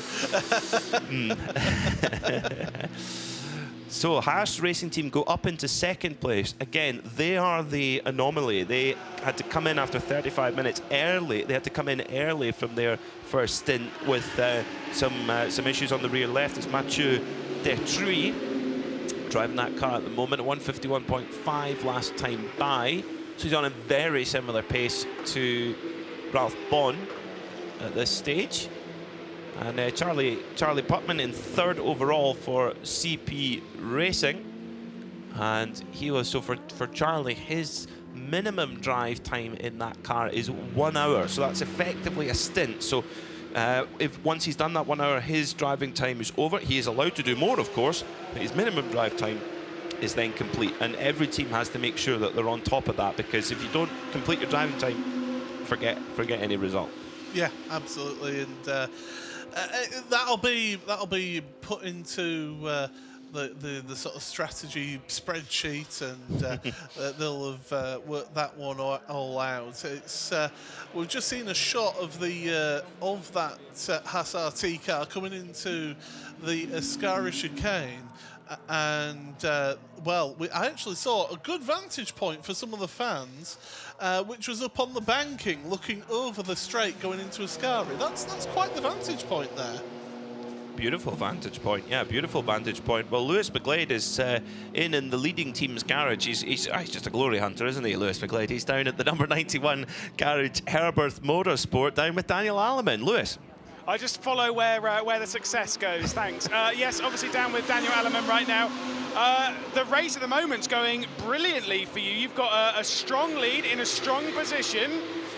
What's been the strategy and the methodology so far? Well, the strategy is every time drive on the look what's happening, to be careful with the car. Now, we were kind of wondering strategically, with the issues that have gone the way of the Land Motorsport car and things like that with some of the punctures, are you looking to try and get a lap on basically everyone, as many people as possible? Is there a red flag out? Code 60. Yeah, no, we're going to send this straight back up to Peter and that. Thank you, Lewis. Yeah, code 60 has just come out. So Daniel Alleman, I think, is going to get his helmet and hands on, because he's next in the car. So code 60 has come out around the circuit. We do not know why yet, but we will tell you as soon as we have information on that. So code 60, now that is... you got to feel for Land here, Paul, because they had that puncture. That number, it could just be to clear up debris, that's true, so it could be quite a short code 60. But the number 34, Land Audi, who had that puncture there, Paul, they went in, got that, they took their medicine, took repaired the puncture, and back out onto circuit, and then there's a code 60. They're thinking, come on, what do we have to do? For Herberth, I mean, Ralph Bon had been in that car for an hour and 20 minutes. This could work out perfectly for Herberth. It does appear to be just for debris. We're not seeing anything else. So fueling going on for the number 977 Rabden Motorsport car. Fueling up under code 60. So unless they got in before the code 60 came out, which is unlikely, they will only be allowed to fill up 50% of their fuel load. Neuhofer, number 985, they are at the moment, they've just done a stop, so maybe they might have they suffered from that? Have they not? We'll only really see when we get back to green flag racing. I just wonder if the race control have seen, with a number of punctures that have been with flailing tyres, throwing bits of maybe they're thinking, do you know what's a good idea is just to pick up the bigger pieces of damage that's on the track, just so at least then it reduces the risk of further punctures. That could potentially be what they're thinking here. So we don't know that for sure, but we did see on the pictures that we are given here on the world feed, one of the marshals recovering a decent-sized piece of car, piece of bodywork that had obviously come off of a car. So Dr. Johannes Kirchhoff took over from Elmar Grimm, so they came in with that puncture. So I hope Dr. Johannes was ready to go. We saw Daniel Alemans there in the pit stops speaking to Lewis about getting rushing off to go and get the helmet and hands device on. So for Herberth, do they then take this opportunity to go in and fuel up and do a driver change? That's the question. Only 1 minute until the end of this Code 60, so I think you've almost got to, it's like stick or twist, it's like blackjack almost, isn't it? You have to go, no, actually, okay, no, as tempting as it is to jump into the pits, you need some cool heads on the pit wall.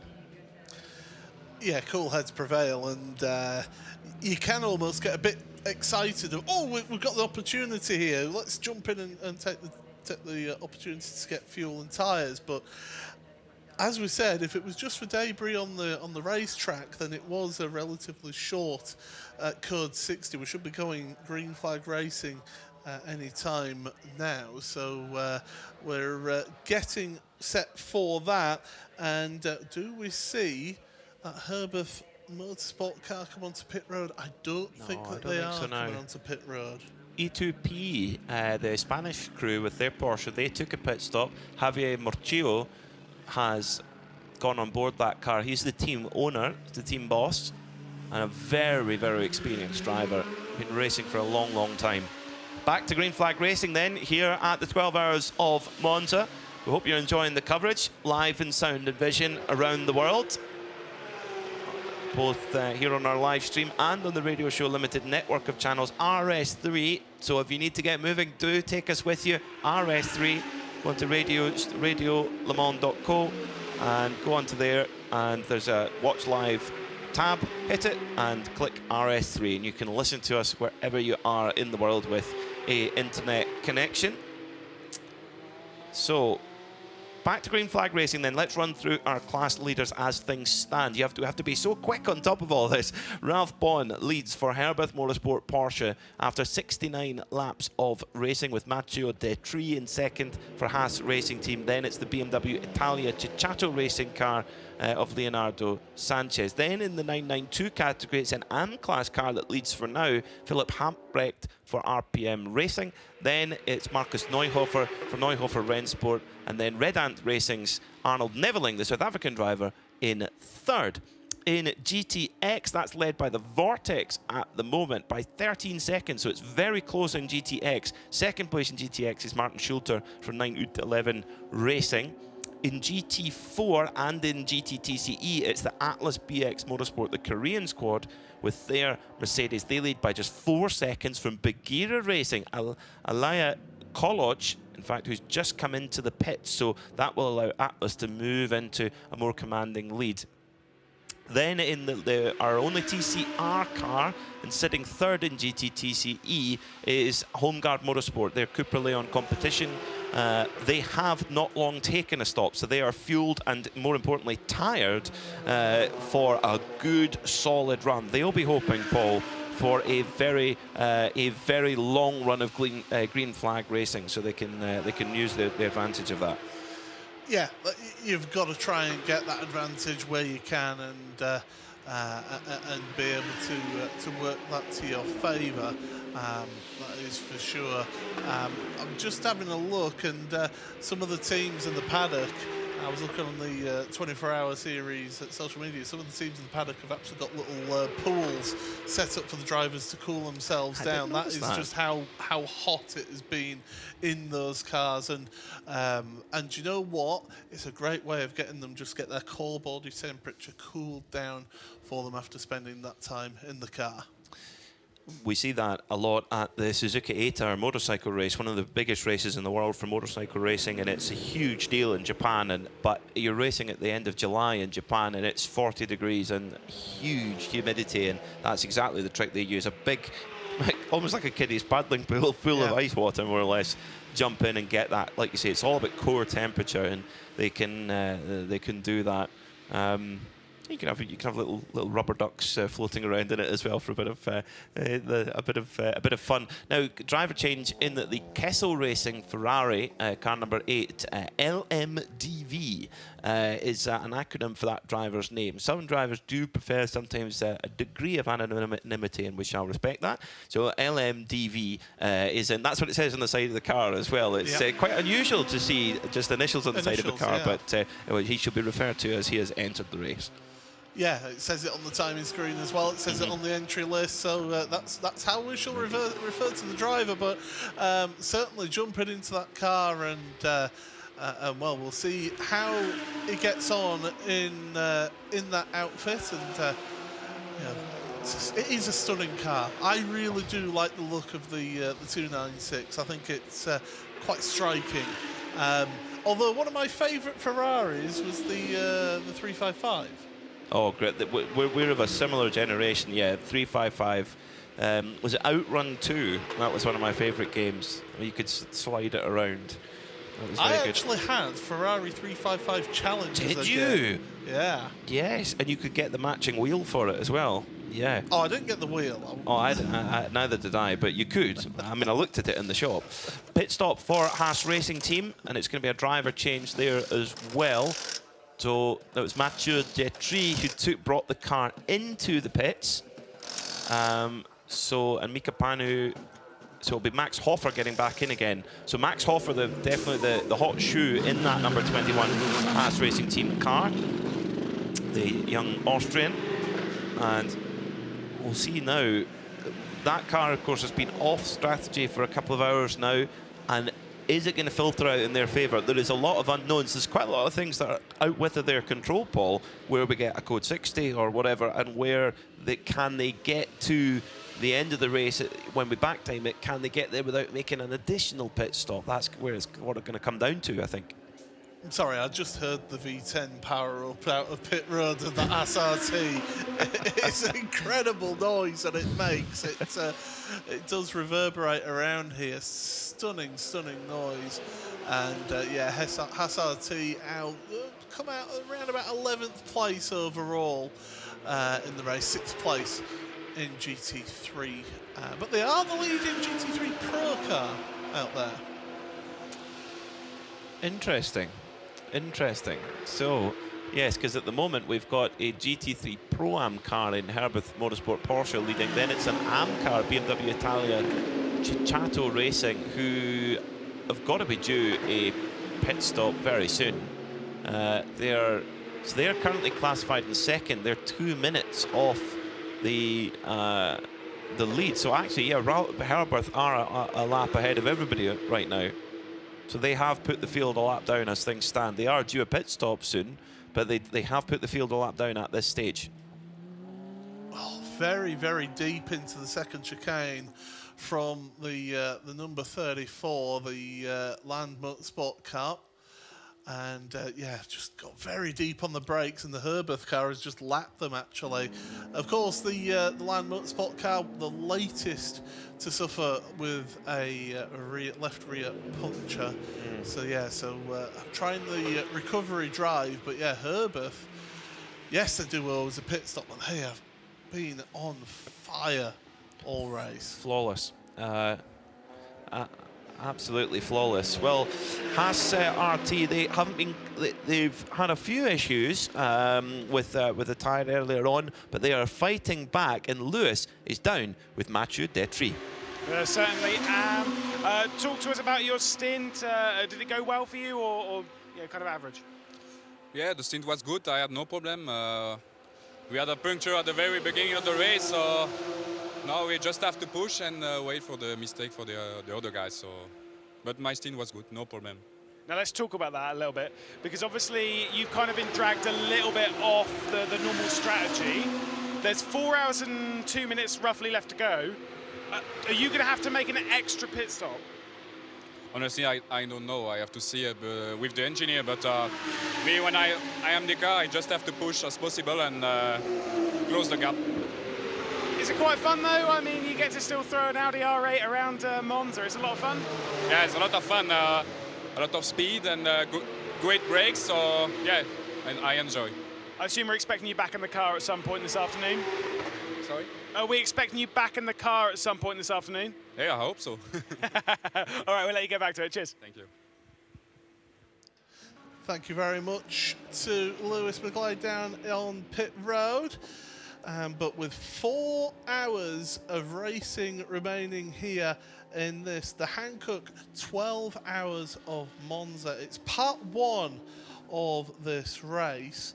And well, it's certainly been an intriguing opening to 2.5 hours of action here in this one. And we've got another 4 hours remaining of racing action. So as things stand right now, it is Herbert Motorsport who do lead this one.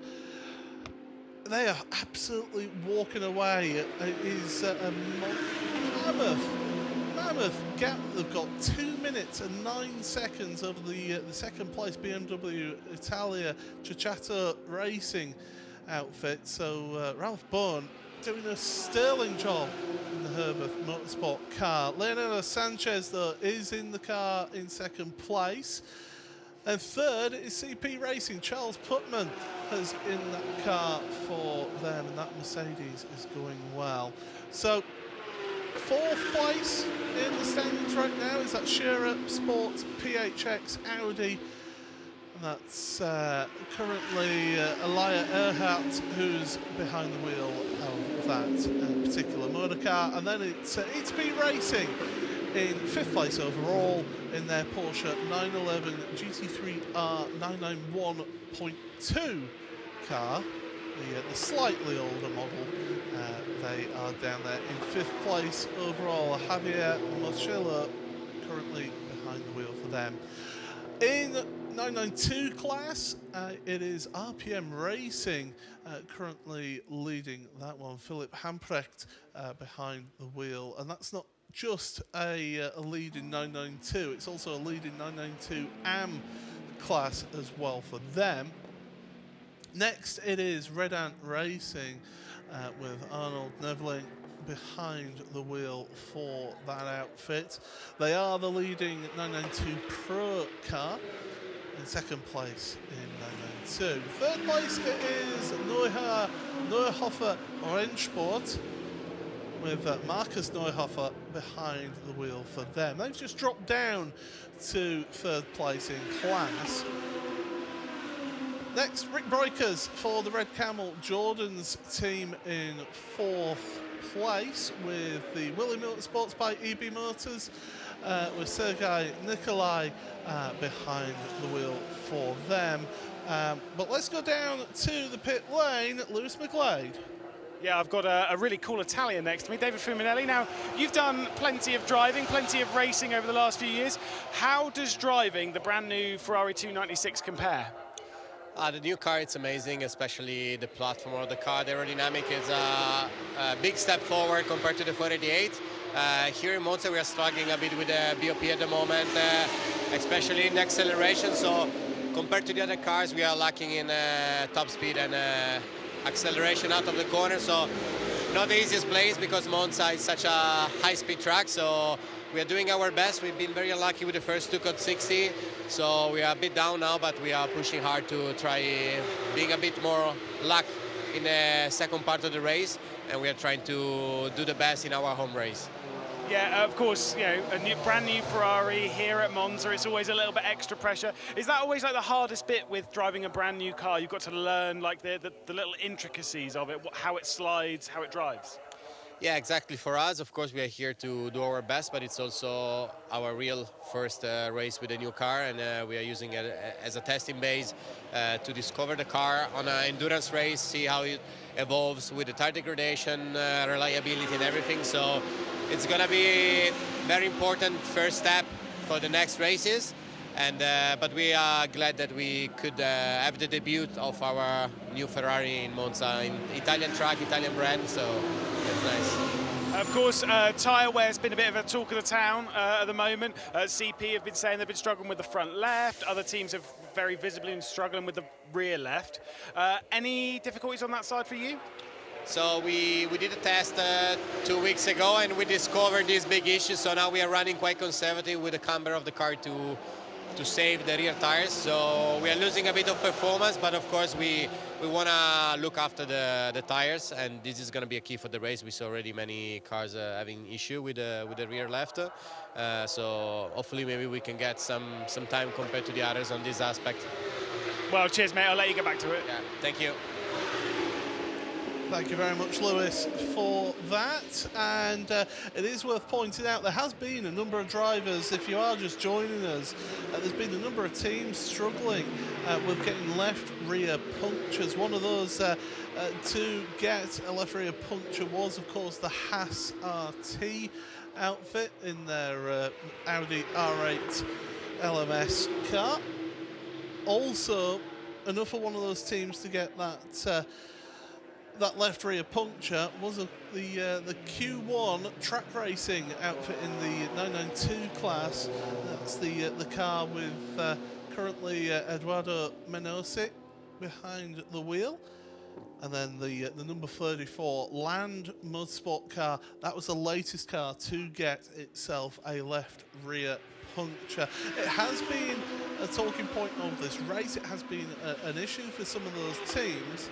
Interesting to hear that some of those teams deciding to ease off on the camber on those rear tyres just to give it a little bit more of help. And well, it is a bit of a worry for Land Motorsport. They're currently in the garage, so they've wheeled the car. They've got it up on the trolleys, wheeled the car back into the garage, and have got themselves.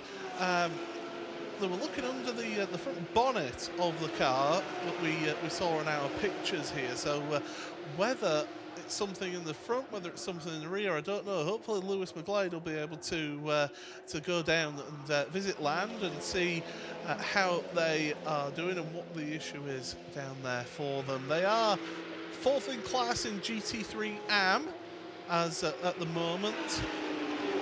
As I say, in the garage in pit road, so issues for Land Motorsport. Of course, that was one of the most recent teams to get the left rear puncture, so maybe issues following on from that puncture. Maybe a little bit of damage to the car. I'll have to wait and see what happens with them. But Herbeth Motorsport doing a sterling job at the front, and Ralph Bourne doing a sensational stint behind the wheel right now. He's got a lap on everyone. 2 minutes 12 is the difference between them and second place overall. So we kind of had a little bit of conjecture as to whether it would be try and lap everyone to put themselves in a really good position for tomorrow. Well, that's how things stand right now. And well, down in the world of Land Motorsport, the front bonnet is up, the tyres are off the car, the driver's out of the car as well. Can't quite see what the issue is, whether it's at the front end or the back, so hopefully we'll get a report from down on pit road. Just quickly to go through some of your other standings as they are right now. GTX is currently led by the Vortex V8, and that's Gilles Courtois who's behind the wheel of that one. He's currently got, looks like about a lap. Nope, it's just updated as my timing screen. 15 seconds is the gap between him and the second placed GTX car, which is the 911 Racing car with the Porsche 911 GT3 Cup, the 991 version. That has to run in the GTX because it doesn't come under the 992 category anymore. The Lamborghini Huracan, who was another one of those cars to have a left rear puncture, they're on the recovery drive in that Super Trofeo car. That's the RD Science Swillier Racing team. Third place, 18.8 seconds back from the 911 Racing outfit. In your GTTC category, the GT4s and TCRs all together, Atlas Motorsport currently lead in that class in the Mercedes AMG GT4 They've currently got about a 42-second lead over the Cupra Leon Homeguard Motorsport car, and we've got another puncture. It's another left rear puncture for one of our 992 class cars. Didn't quite catch which number that was, but we will. I do believe it might be the RPM Racing car. Oh, and it is. And what's more, they were our leading 992 car.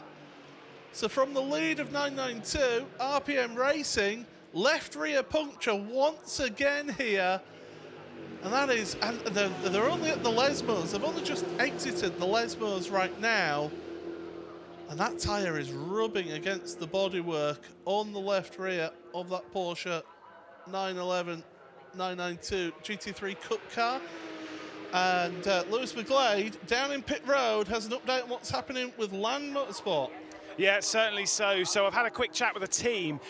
They were talking about where the puncture had come from, because they were saying throughout all of testing they'd never had any issues with the rear tyres with any puncturing like what we've seen from others. They'd already adjusted for that in their setup.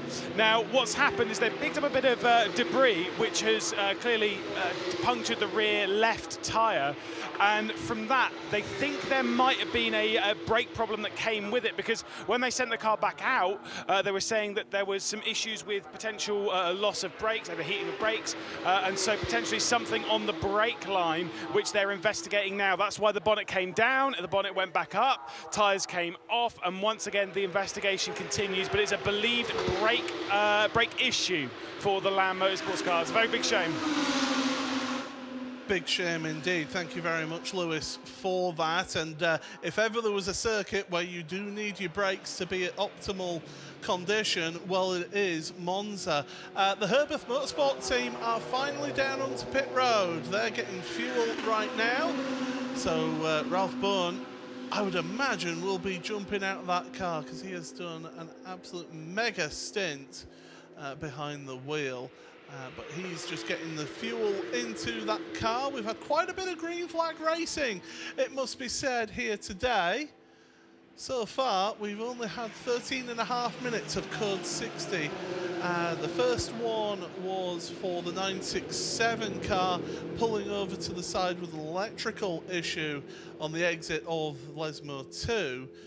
They are still on pit road. They were hoping it was just a battery issue for that car, but unfortunately it is still on pit road. So the problem with electrics is you can try one thing, and if that doesn't work, well, it might be an alternator, it might be a wiring loom, it might be whatever it is. You've got to hunt around, find out what that problem is, and then hope that you've got the parts to fix it as well. So the HRT Performance team are still in the garage on pit road. That was what the first Code 60 was for.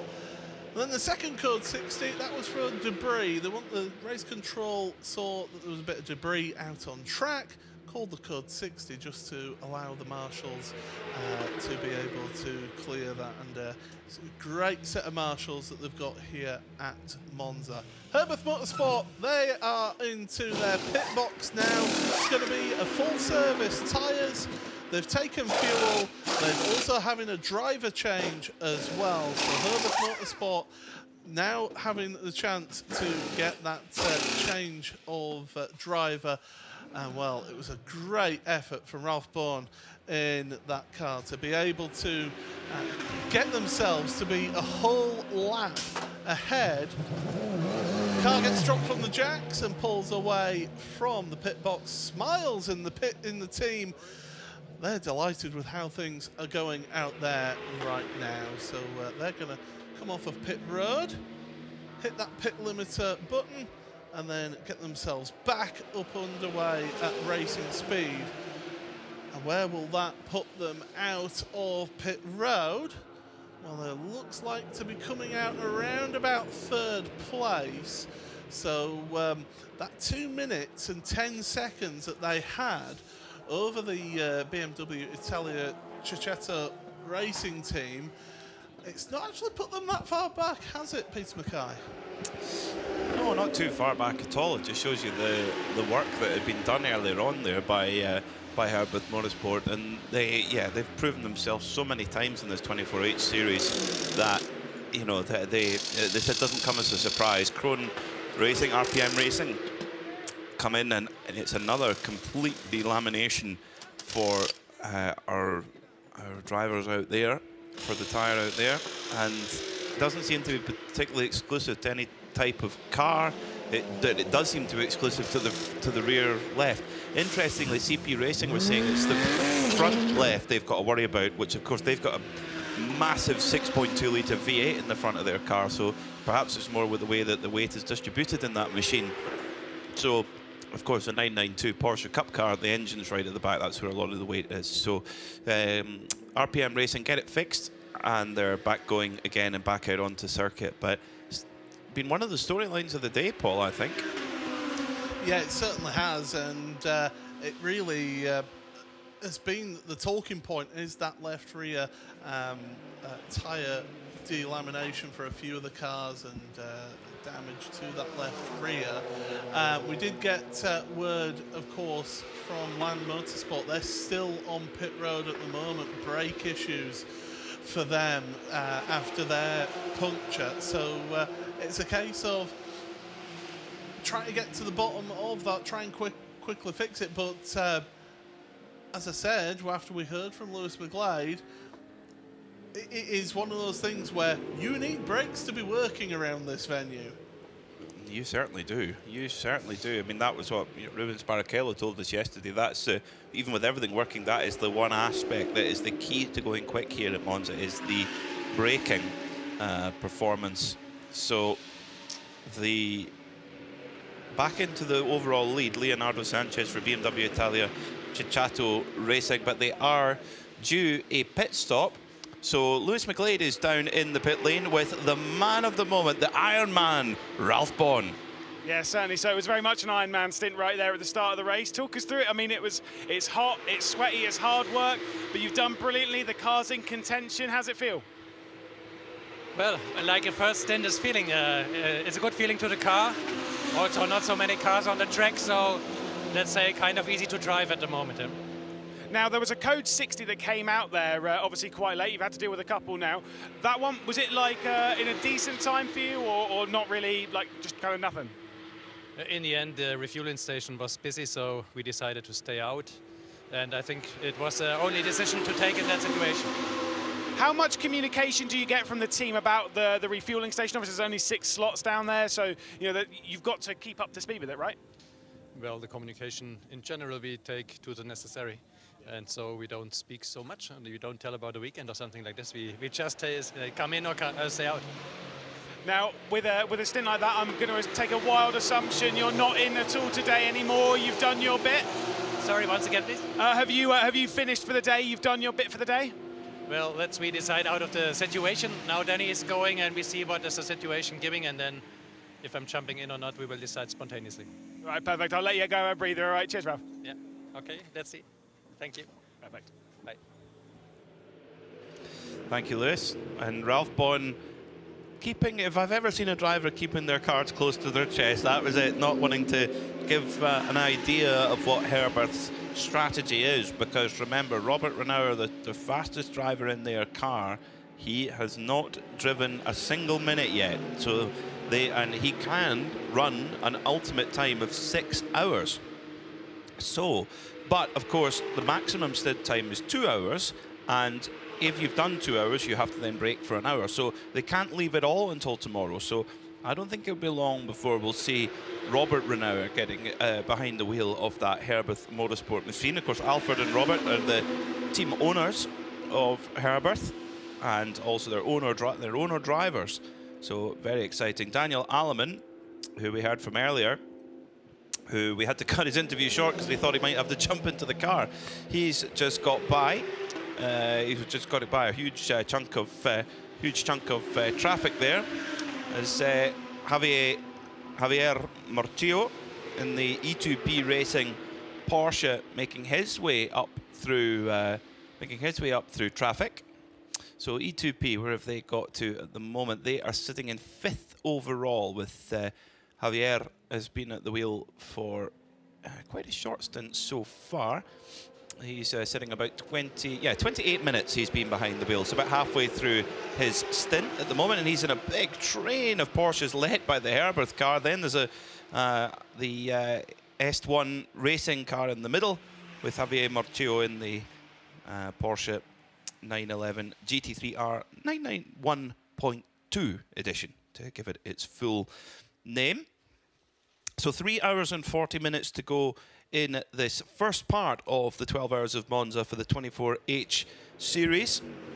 82 laps are complete. And it's the number 15 BMW of Leonardo Sanchez who leads the way by 12 seconds from Charlie Putman for CP Racing. Charlie's done a fair stint at the wheel there. Just as I say that, he moves into the lead. So CP Racing move into the lead because our former race leader, BMW Italia Ceccato Racing, are into the pits. They're in the fuel station at the moment. So remember, the teams come into pit lane, go to the fueling station, fill up, and then go on to their pit box where they can fit new tyres or change the driver if they wish. Now, that is where the teams do need to wear fireproof clothing because of, obviously, the risk with the fuel. And in the actual pit stops, in the actual pit garages, they do not need to wear those fireproof overalls.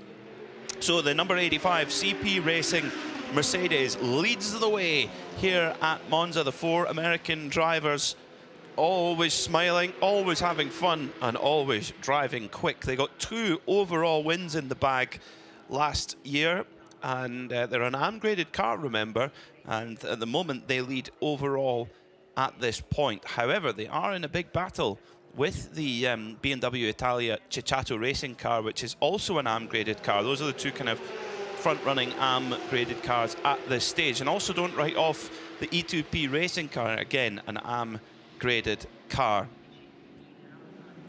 So that big Mercedes with a massive V8 engine. We had a little look down in the pits before the grid walk earlier, and the CP Racing team were running the warm-up cycle of that car, and it's an imposing machine. It's a loud machine, and it's certainly a fast machine too. Car number 950 in the Porsche 992 Cup class. This is the car with Rubens Barrichello in the driver roster. They've had a difficult weekend so far.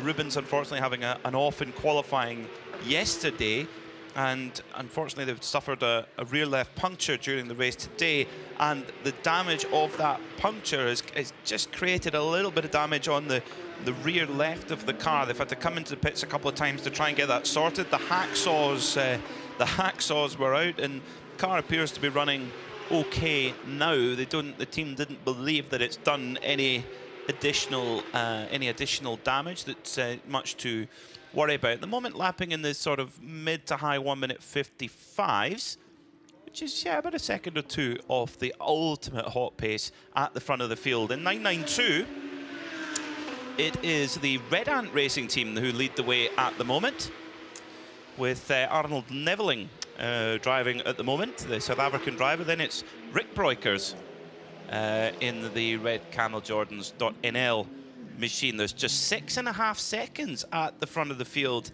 in the Porsche 992 Cup category.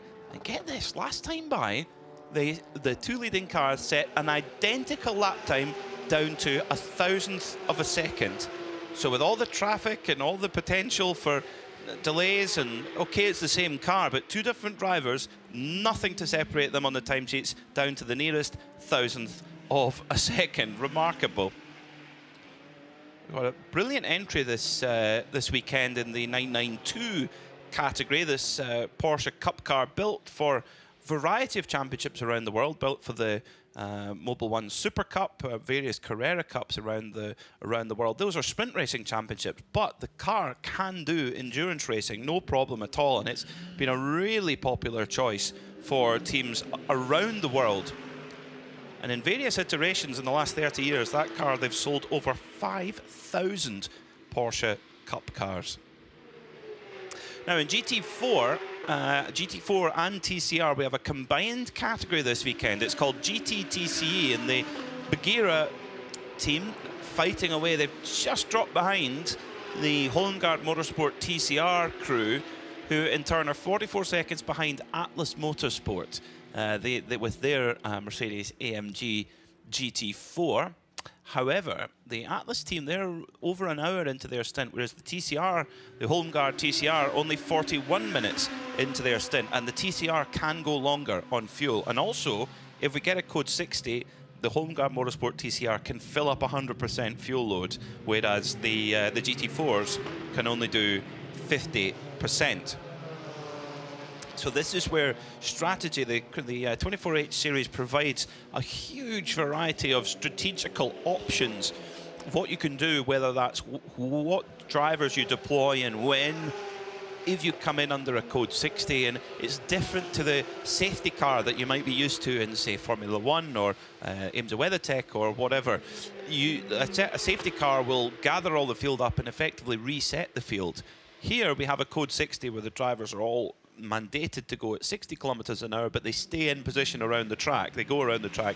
They can go into the pits if they wish, or they can decide to carry on. But of course, under a code 60, cars are going nowhere near as fast as they would before, so sometimes it's good to go in and get a cheap pit stop while you can't go any faster than an average of 60 kilometers an hour. 3 hours and 34 minutes to go in this race, and we'll have to start the conversation soon about back timing to the end of the race, because staying on the lead lap is vital today, because we've got 5.5 hours of racing tomorrow where we carry over our order of racing from today into tomorrow. So if you are not on the lead lap, you give yourself a way more difficult job tomorrow. If you can stay on the lead lap, you get to start on the grid virtually. Even if you're just on the lead lap, you get to start on the grid on the same lap. So it's really, really important to stay on that lead lap.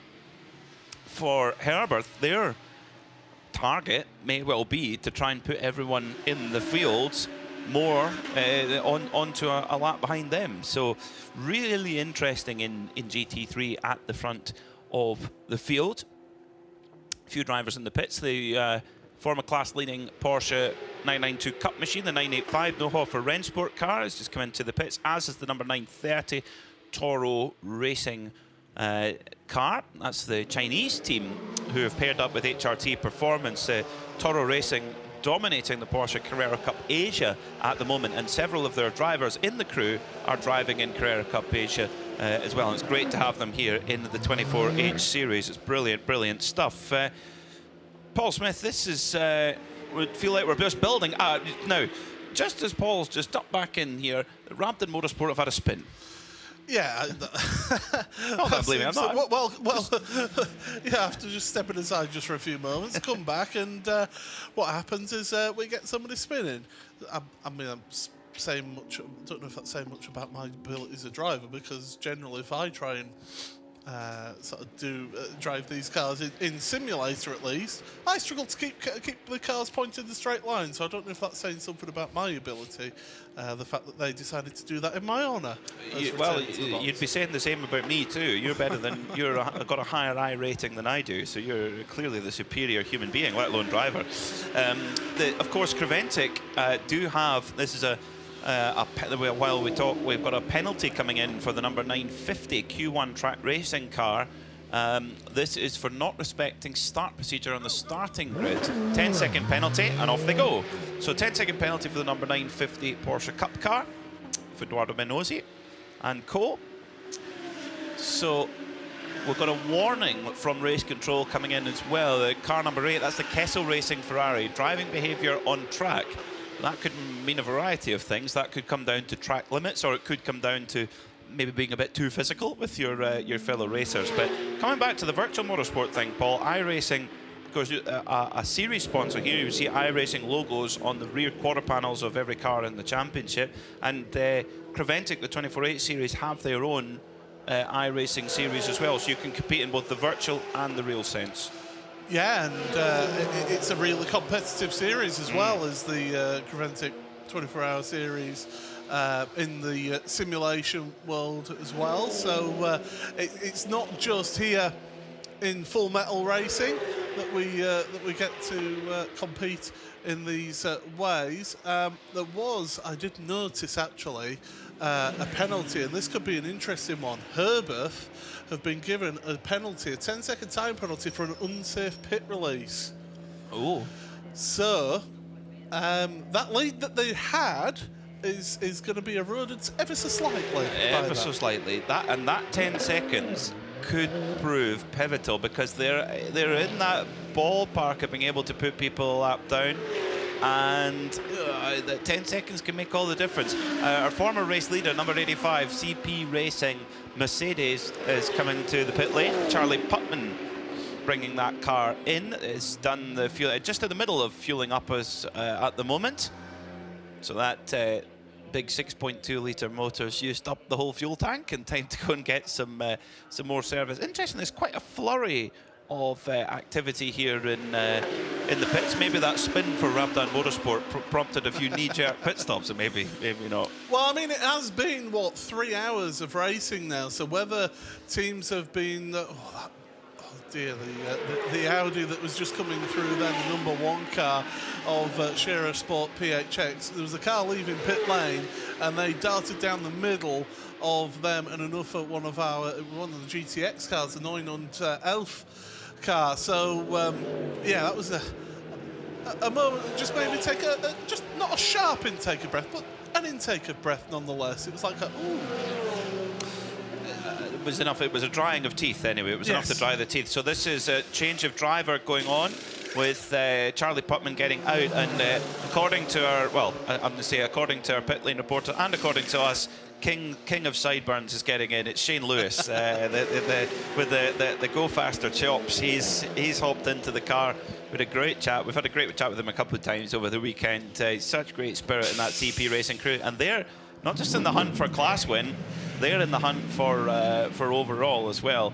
For Herbert, that 10-second penalty, that'll just be a niggle. It's not a disaster, but it is a niggle.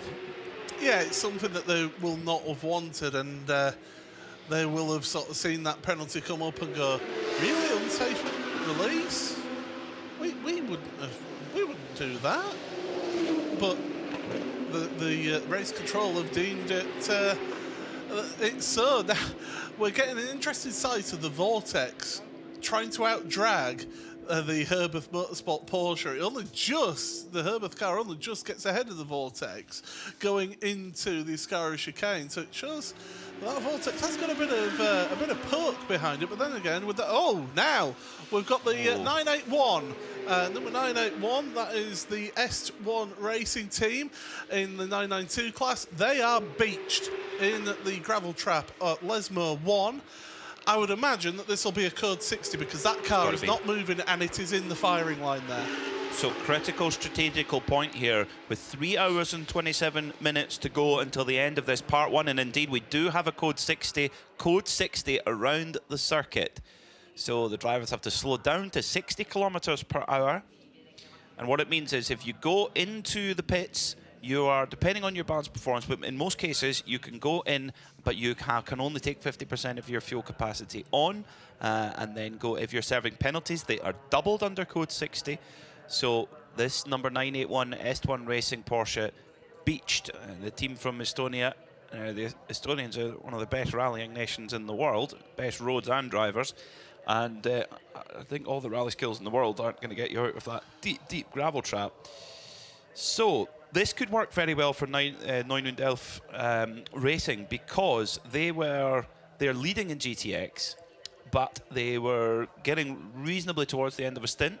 So actually, this could be a really good freebie pit stop for them in GTX. I was going to say not even Marco Martin would be able to get you out of that, that gravel trap. Yeah, either or. They would not be able to get you out of that gravel trap. I mean, it's basically dug itself right in. It's sat on the floor of the car. Is that car? So they're having to get the recovery truck and get that lifted and put onto track. Now, the one thing that you don't want is them putting it out onto track and then the car immediately dumping a load of gravel all over the place. No, but that's what the marshals will be keeping a close eye on. So just looking at the stint times, this could work out very well for Scherer Sport because they have had a stint length of an hour and 15 minutes. So Elliot Earhart is going to be running on fumes in that car. Daniel Alleman is in the pits in the Herberth car, so they've not long come out, but they're in the pits at this stage. Javier Morchillo has brought the E2P racing car in. That one, we've not got a stint length there. Redan Racing, an hour and 4 minutes they've been there. They're the leader in the Porsche 992 Cup class, car 903. They're in. That's a good time for them to come in and get a stop, and they're going to get a real edge here, I think.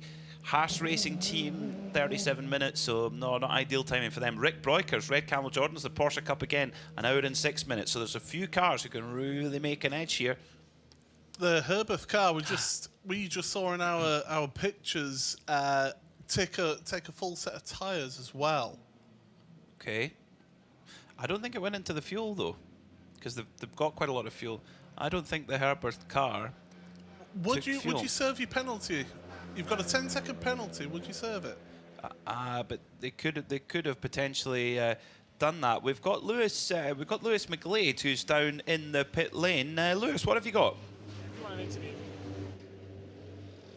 We'll look down to Lewis in just a second. So there's lots going on down in the pits, of course, during the Code 60. So see who's going to put fuel in and take tyres, etc. Remember, most teams can only have 50%, but the TCR car did come in. They can go up to 100, of course. So we've got Lewis McGlade now, who is down in the pits. Yeah, down with Collock down in the pit lane, of course, here for Bagheera. The team that's running second at the moment in GT4s. You had a stint a bit earlier on. How did it go? It went really good. It was a double stint, so I went out and refueled and went again. So it was long. Now Adam, he's in the refueling now. But we're in second. The other Mercedes is really fast, so we're hoping for a good fight. Now, I see some teams, Code 60 obviously at the moment, some teams are panicking, trying to sort something out. Everything's very calm in here, as if it's just sort of like, yeah, it's one of those things. Yeah, I mean, we're trying to deal with what we got. We're so far keeping cool. It's a long race. We still have another long, 5.5 hours tomorrow or something like that. So it's still a long race to go. Yeah, indeed, 5.5 tomorrow. You say that your stints are done for now. Are you expecting to get back in the car at all today, or is this you over and done with, just relaxing? So far, I don't think I will go out again. So far I have time to relax, but of course anything can happen. We will see. I'll be ready in case of anything. One final question. Now, we've spoken about some teams that might be back timing their pit stops, obviously preparing for what will be the end of the first half, so making sure that their last pit stop, they're not having to do a splash and dash. Is that kind of where you and the team are at the moment? Has that already been prepared, or is that above your pay grade and you're just here to drive? I mean, depending on the race, the strategy always changes. So I think we'll focus on now, and then we'll deal with what comes tomorrow. All right, perfect. I'll let you get back to it. Well, the Alia Jolic there, she should be on the World Poker Tour. She's Lewis McGlade was asking every question, trying to find out what the strategy is, and she answered that. She batted it straight back over the net every time, saying, "Try again, McGlade, try again." Good effort, Lewis. Good effort. So the S1 Racing Porsche 992 Cup has got going, and you mentioned it, Paul. The gravel going all over the circuit, just as the belly pan shakes free, but not too much. Shouldn't be too much of a worry. But well, I did notice that actually they dropped the car off in the grass rather than directly on the track, clever. so it would have got rid of some of that gravel from the car. So that the first time, the first time it hits the brakes, it will still throw a load of that gravel on track, but not as a greater amount. So Ivo Breukers is now at the wheel of the Red Camel Jordan's car, the family outfit. And Ivo, he's man after my own heart. He's got the rally-style open-face helmet as well. He prefers the Vision with that. Klaus Abelin of Frickadelli Racing does the same with the open face. You see, I'm a bit torn. You see, I'm like you. I always think of if I go back in time a bit, Joe Winkelhock, smoking Joe Winkelhock. He used to wear the open face helmet back in the early '90s touring car days.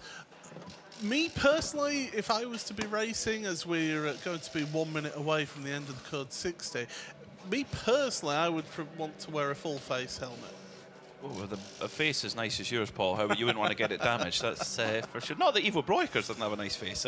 I've got myself in a tangle here. Atlas BX Motorsport, they could get caught out a bit here. They've come in under Code 60, as much of the field have, but we're now got well under a minute to go until we go back green again. The mechanics having to work as fast as they can to try and get this car out. Driver change being done. The drivers doing their ratchet guns. Of course, a lot of GT4 cars don't have a centre lock wheel. It's 4 or 5 separate nuts, and they have to do them all individually. I think they may just sneak out at the exact right moment, perfectly timed, back up to speed under green flag.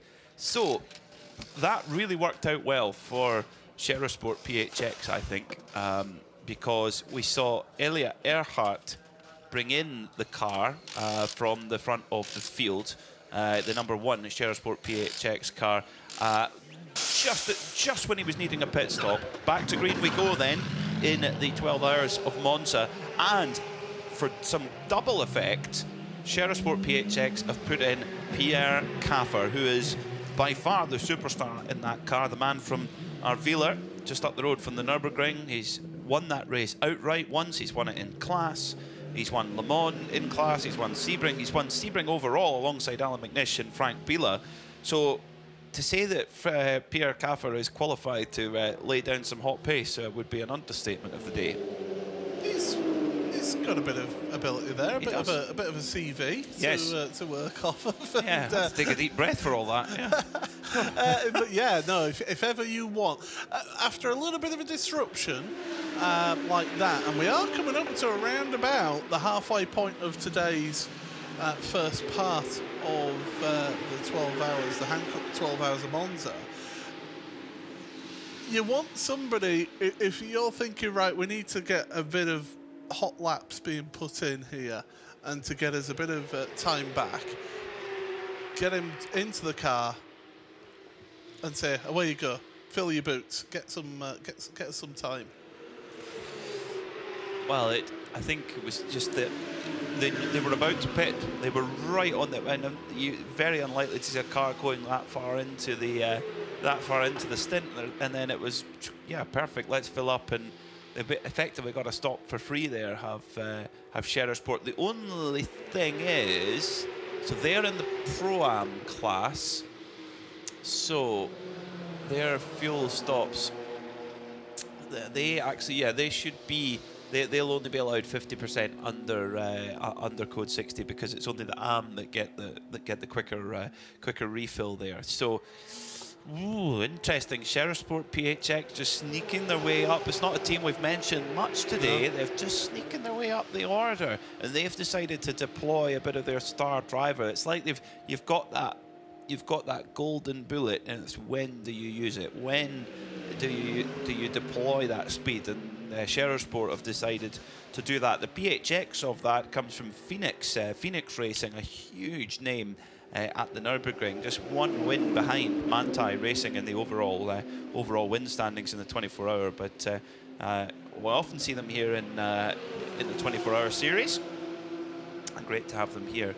Sabina De Castro for Willie Motorsport by Ebby Motors, part of a now 2-driver lineup after an incident in qualifying yesterday, where unfortunately, driver Fabrizio Broggi has had to sit it out today. But they are fighting on are the Ebby Motors Run crew, and with a 2-driver lineup, 2 semi-pro drivers in there, and they're going to be tired tomorrow night.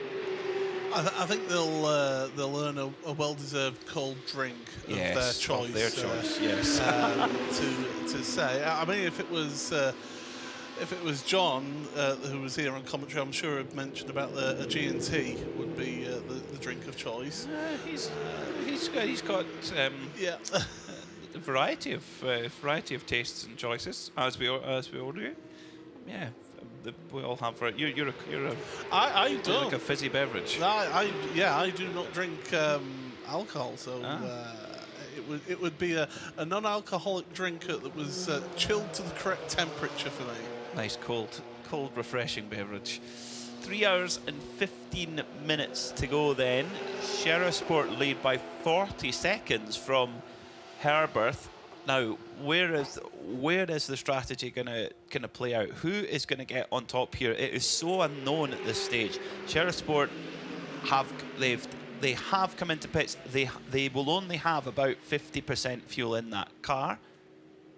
Now, getting word that there's a penalty which could really play into a penalty for both of our front-running cars. Both are the same penalty, so it's even Stevens.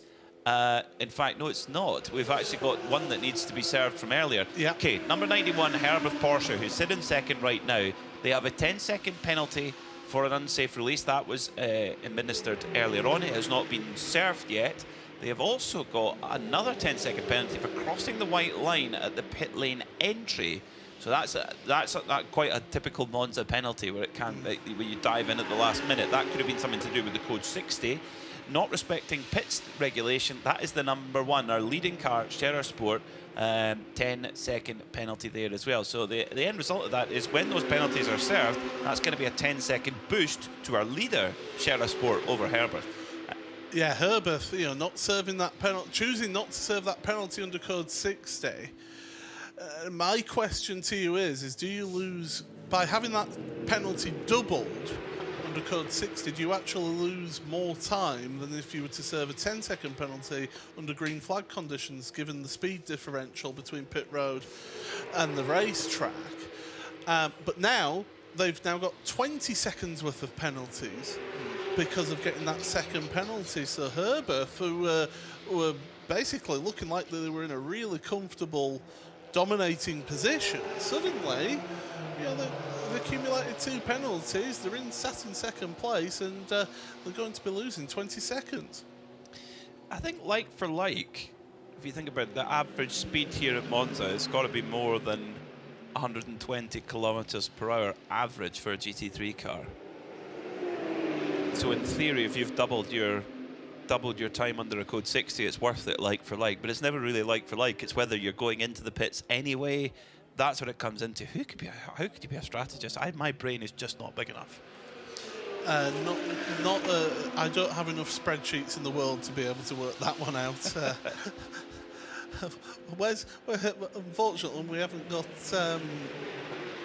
Unfortunately, we haven't got. We haven't got Paul Trustwell to give us a little bit of clues, but I think he's a bit busy. We need a Trustwell. We don't have a Trustwell, but we do have a McGlade, and Lewis McGlade is down in the pits. Yeah, certainly so. Joined by Leonardo Sanchez. Talk to us about your stint so far. The team started out really, really well earlier. Things dropped down the order a bit. Yeah, unfortunately in the early we are actually very in the first. We gained like 2 positions to be, actually 3 positions to be the first. And then we had the code 6. And unfortunately that have a big line. It was really busy to fill. And then you have to stay in the track. Then we lost a lot with that. And then I come back to the car. I came to the car the first time. William Freddy was doing, he is now back doing a very good job. And I tried to reach the other cars faster than I could to don't have that empty fall to correct the fall. But I think that we have chance. We have more. It's 12 hours race, so it's a lot. So we have the strategy. We now is our first time here in the GT3, and here in Monza is our first time too. So now we actually are learning about the code 6 and everything to solve to the next. Yeah, the strategy is very hard in this with, like you say, the code 60s. You've also got all the way the tyre works. The fuel, there's only 6 spots to fill up fuel. Obviously, you're a driver. Do you get involved in the strategy that much, or do you just kind of do what you're told? No, when I'm in the car, they just send me the order to do, because I am more focused in the race. But when we are here back, You are involved with the strategy. Actually, we discussed have been 2 days. Have been discussed, and even right now. That's why, for example, in this code 6 we just put 10 liters, but in 5 code 6 will be in half tanks. So yeah, I like, and we are very involved. And the BMW M4, good fun to drive. It's quick, yeah.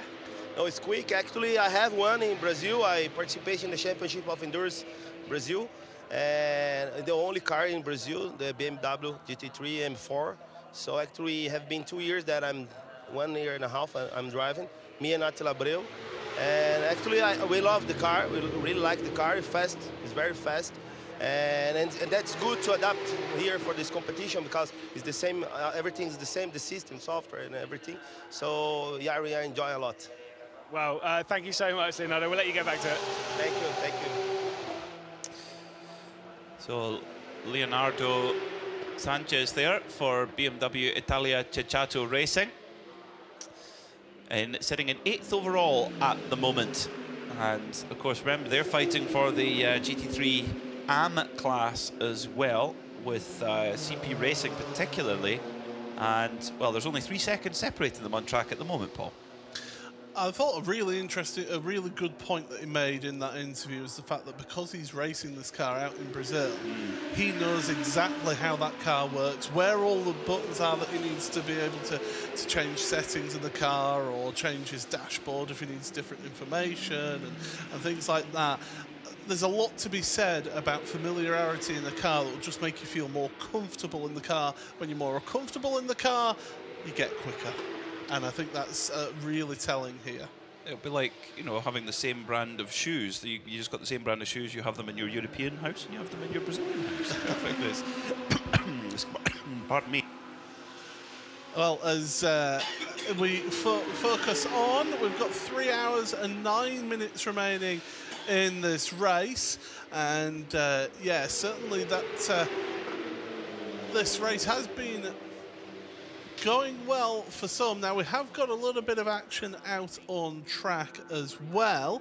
This is for 5th and 6th place, and that is the Red Camel Jordans and Red Ant Racing team. They are both changing positions, so switch of positions for them into the first chicane. Nicely done down the inside. And that's the 903 now of Red Ant Racing to the head of the 992 class and 5th place overall. They're getting closer. They're getting closer to that podium position. Big move there from the number 8 Ferrari, Alessandro Cotrera, taking over from LMDV and moving by the 911 MR GT3. Now, where does it sit in GTX? GTX at the moment, yep, 911th, leading in GTX. And what a story that would be, Paul, after there was no guarantees. In fact, it was really hanging in the balance where they were going to make the race today. They were bringing a part in. They did not know if that part was going to solve the issue, and they've had a proper overnight job to get that sorted. What was it, 4 a.m. this morning? 4 a.m. They got that part, that's you got to feel for the mechanics, because they'll have been right. Just get a little bit of sleep when we can. Get that part right. As soon as that part's there, we go to work. We get that part fitted. We test to make sure that actually fixes our problem, and then great, wonderful. When's breakfast? Yeah. Oh, it's finished. Smith, McGlade, Mackay have eaten all the smoked salmon. Yeah. Oh, great. Yeah. No, it's brilliant. And 911 for a specialist Porsche service, restoration and sales company, and they do classic racing as well. They've done the Nürburgring Youngtimers race as well. So yeah, and we spoke to Jürgen, the team manager, yesterday, and he says, we do this out of passion. We drive the truck ourselves. We're here to really enjoy ourselves and compete, and that's exactly what they've done. Battle for the lead in the GT3 AM category between the big BMW and the big Mercedes. It's the big front engine German machines, and the BMW Italia Ceccato car goes past into the lead in class. So it's a switch for position there, up to 7th overall for William Thomas Frere, and back to 8th overall for Shane Lewis. but he does have the power of those great sideburns that are gonna power him on. He'll be able to try and tuck in behind that BMW and just try and see what's what, because they are really locked in a battle together. They certainly are, and yeah, I don't know. Is no, that was for second place in class, wasn't it? Because E2P Racing, they're the leading AM. I do apologise. Yeah. Yes. To be honest, I only just noticed that myself on the timing screen. yeah. So it's because of the two 992s that are in between them and the E2P car. Well, E2P have done an amazing job in their Porsche 911 GT3R. It's the previous generation, the 991.2 generation, and they've got written on the back, "I am speed," as Lightning McQueen said, and they have been speed.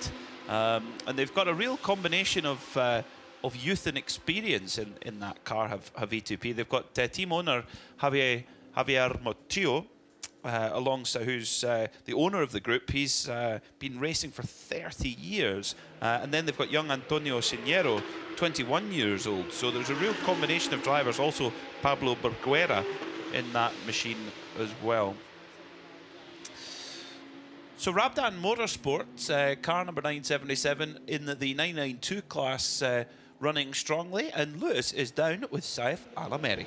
Yep, certainly am. Saif, talk to us about your stint, because you got all the way up to P3. That's an amazing job.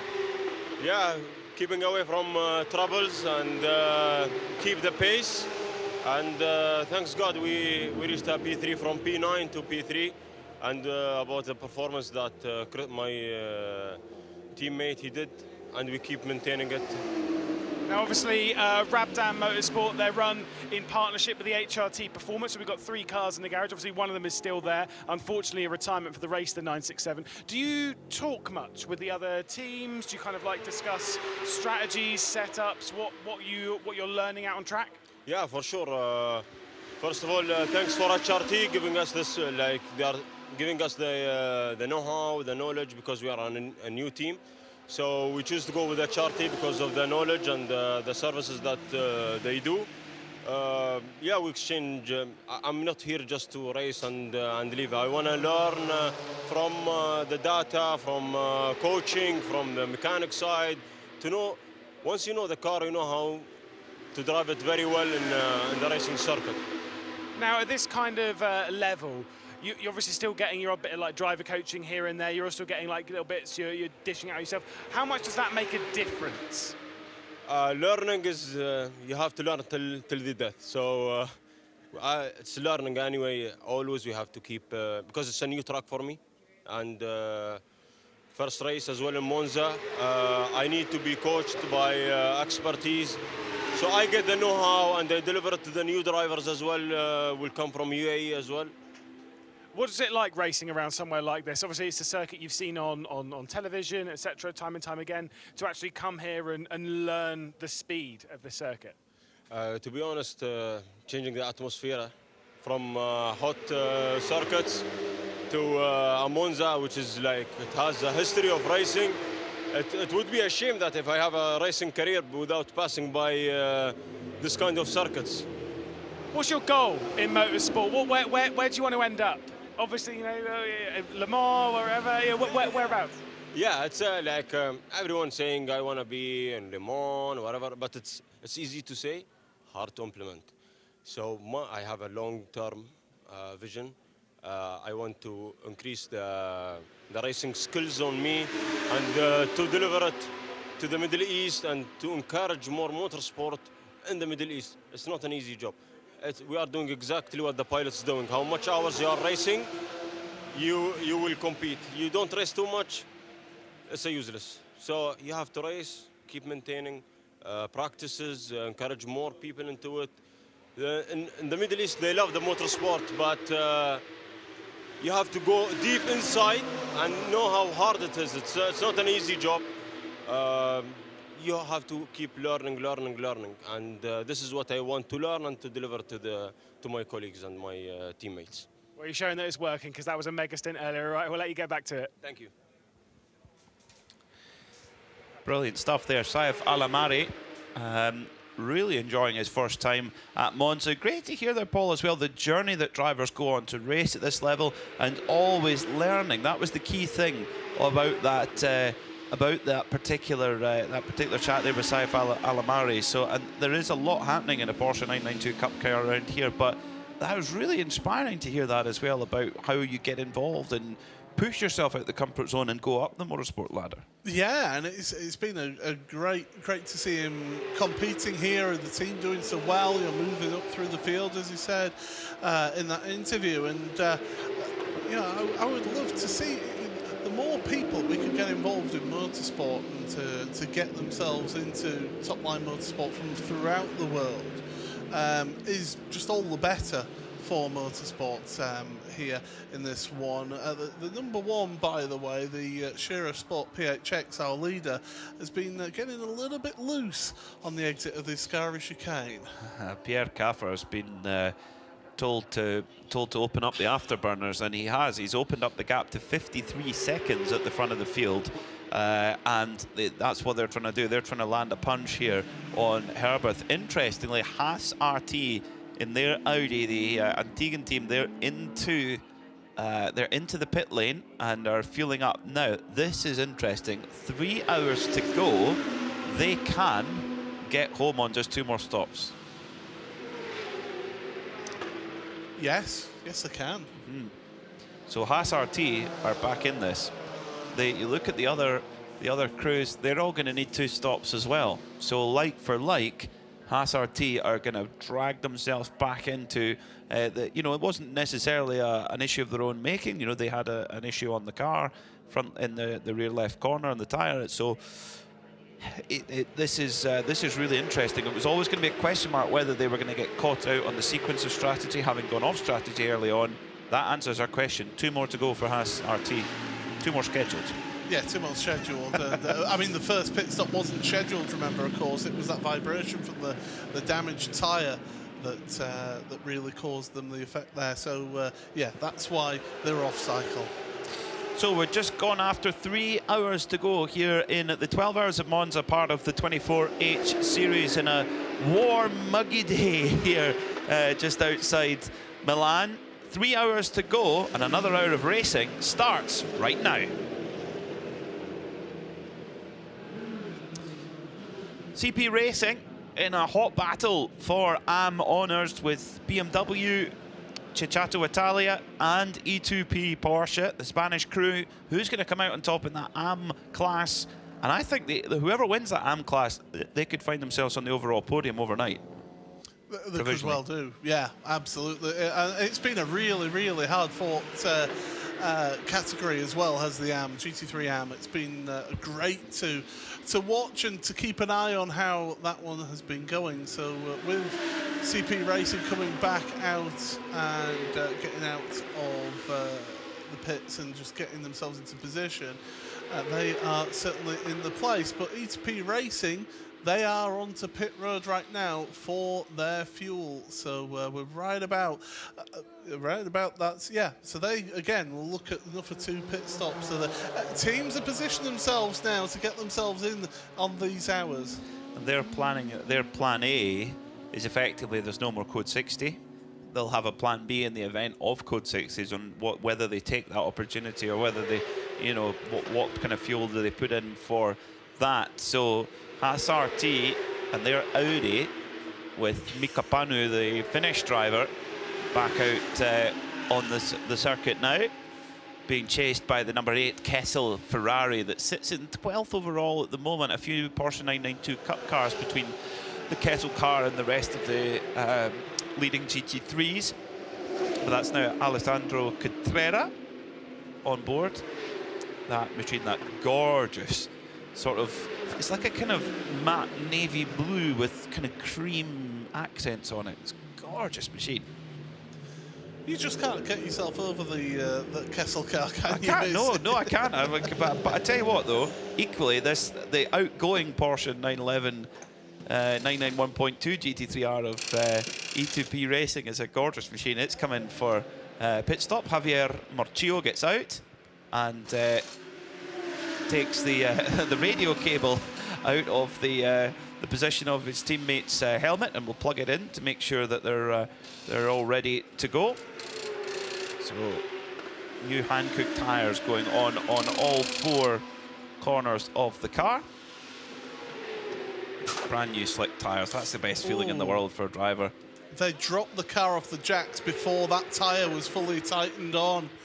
That could be a bit of it'll be an extra 5-10 seconds to the pit stop, and they've had to rejack the car up, reposition the tyre, get it tightened up, now drop it down. Somebody a little bit eager to get the car away from pit road. That's frustrating. That is frustrating. Like I say, it will just be a little loss of time. Hopefully wouldn't be any damage or anything to worry about. Wouldn't that mean you're talking really tough? Yeah. Really tough metal there. So, meanwhile, Scherer Sport PHX continue to lead. They're continuing to open up their gap too. Last lap by, they pulled 1.1 seconds out of Herbert Motorsport. Daniel Alleman, the Switch driver, is in at there in second. Herbert, that last code 60 really did not play in their favour at all. No, it did not at all. It sort of came at the wrong time for them, didn't it? And it's come back to bite them. But there's plenty of time left. There's still 2 hours 55 of this part of the race, plus another 5.5 hours tomorrow. It's easy to forget that, isn't it? Yeah. Yeah.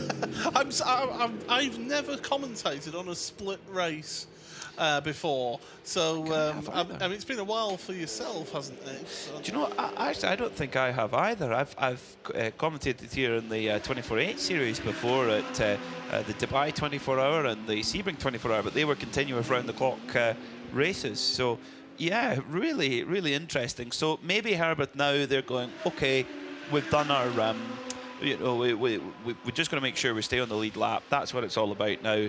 And we'll be okay, but definitely that code 60 didn't work in their favour. But remember, they have Robert Renauer, their hot shoe, just waiting there with his feet up, waiting, just saying, ready when you are, guys. Just let me know when you want me to go out and lay down the law. Whereas Pierre Caffer, he's kind of like Robert Renauer's.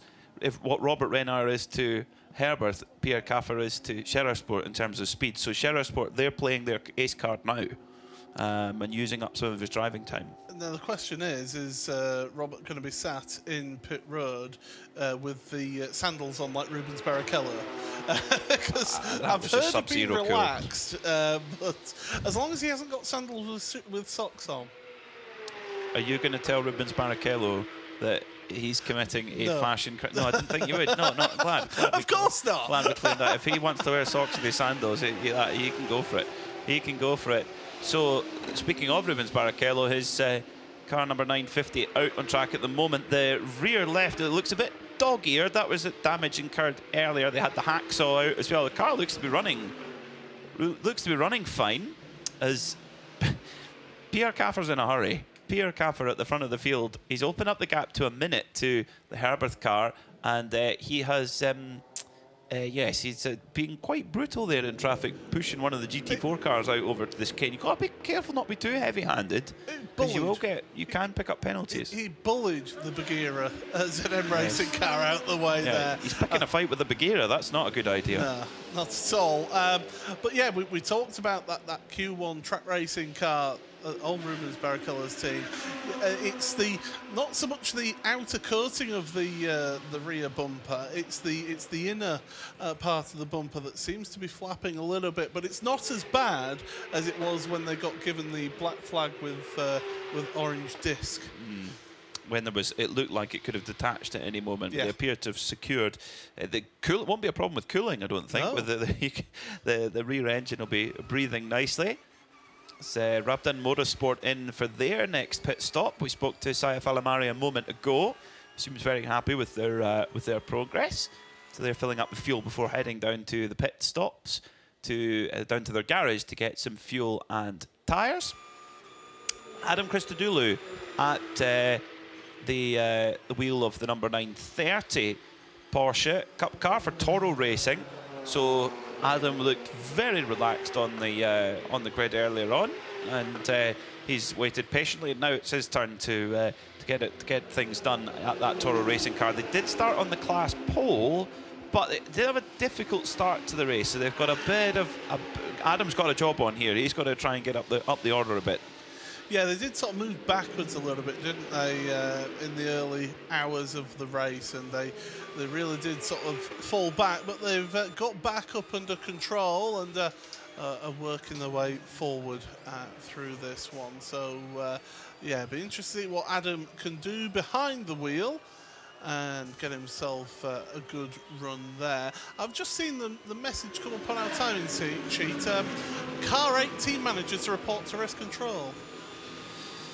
Interesting one. But down in the pit lanes, we've got Joe Foster, who's down with Lewis McGlade.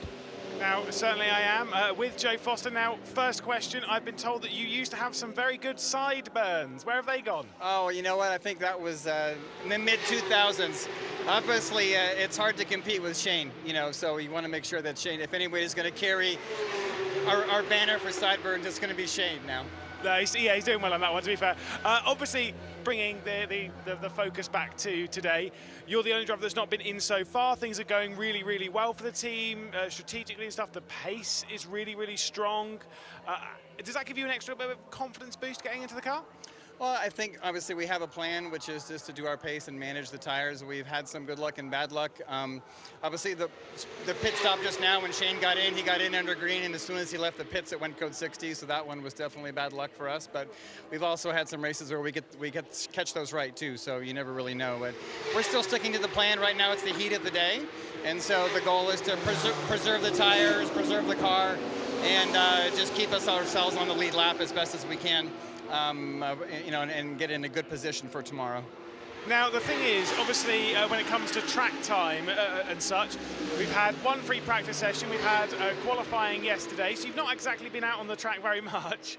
How do you already kind of know roughly what to expect from the tyres and such? Is that what the teammates have told you? Yeah, no, I think the tire is a known quantity, and we've obviously been on it for several years, so we're used to kind of managing its good points and where we have to be careful with it. And the good thing is everybody's on the same tire, so we all have the same challenges to manage. And I think that it's part of the whole strategy of endurance racing. Now, I've been up and down the pit lane. I've seen into various teams, some serious, some a bit more relaxed.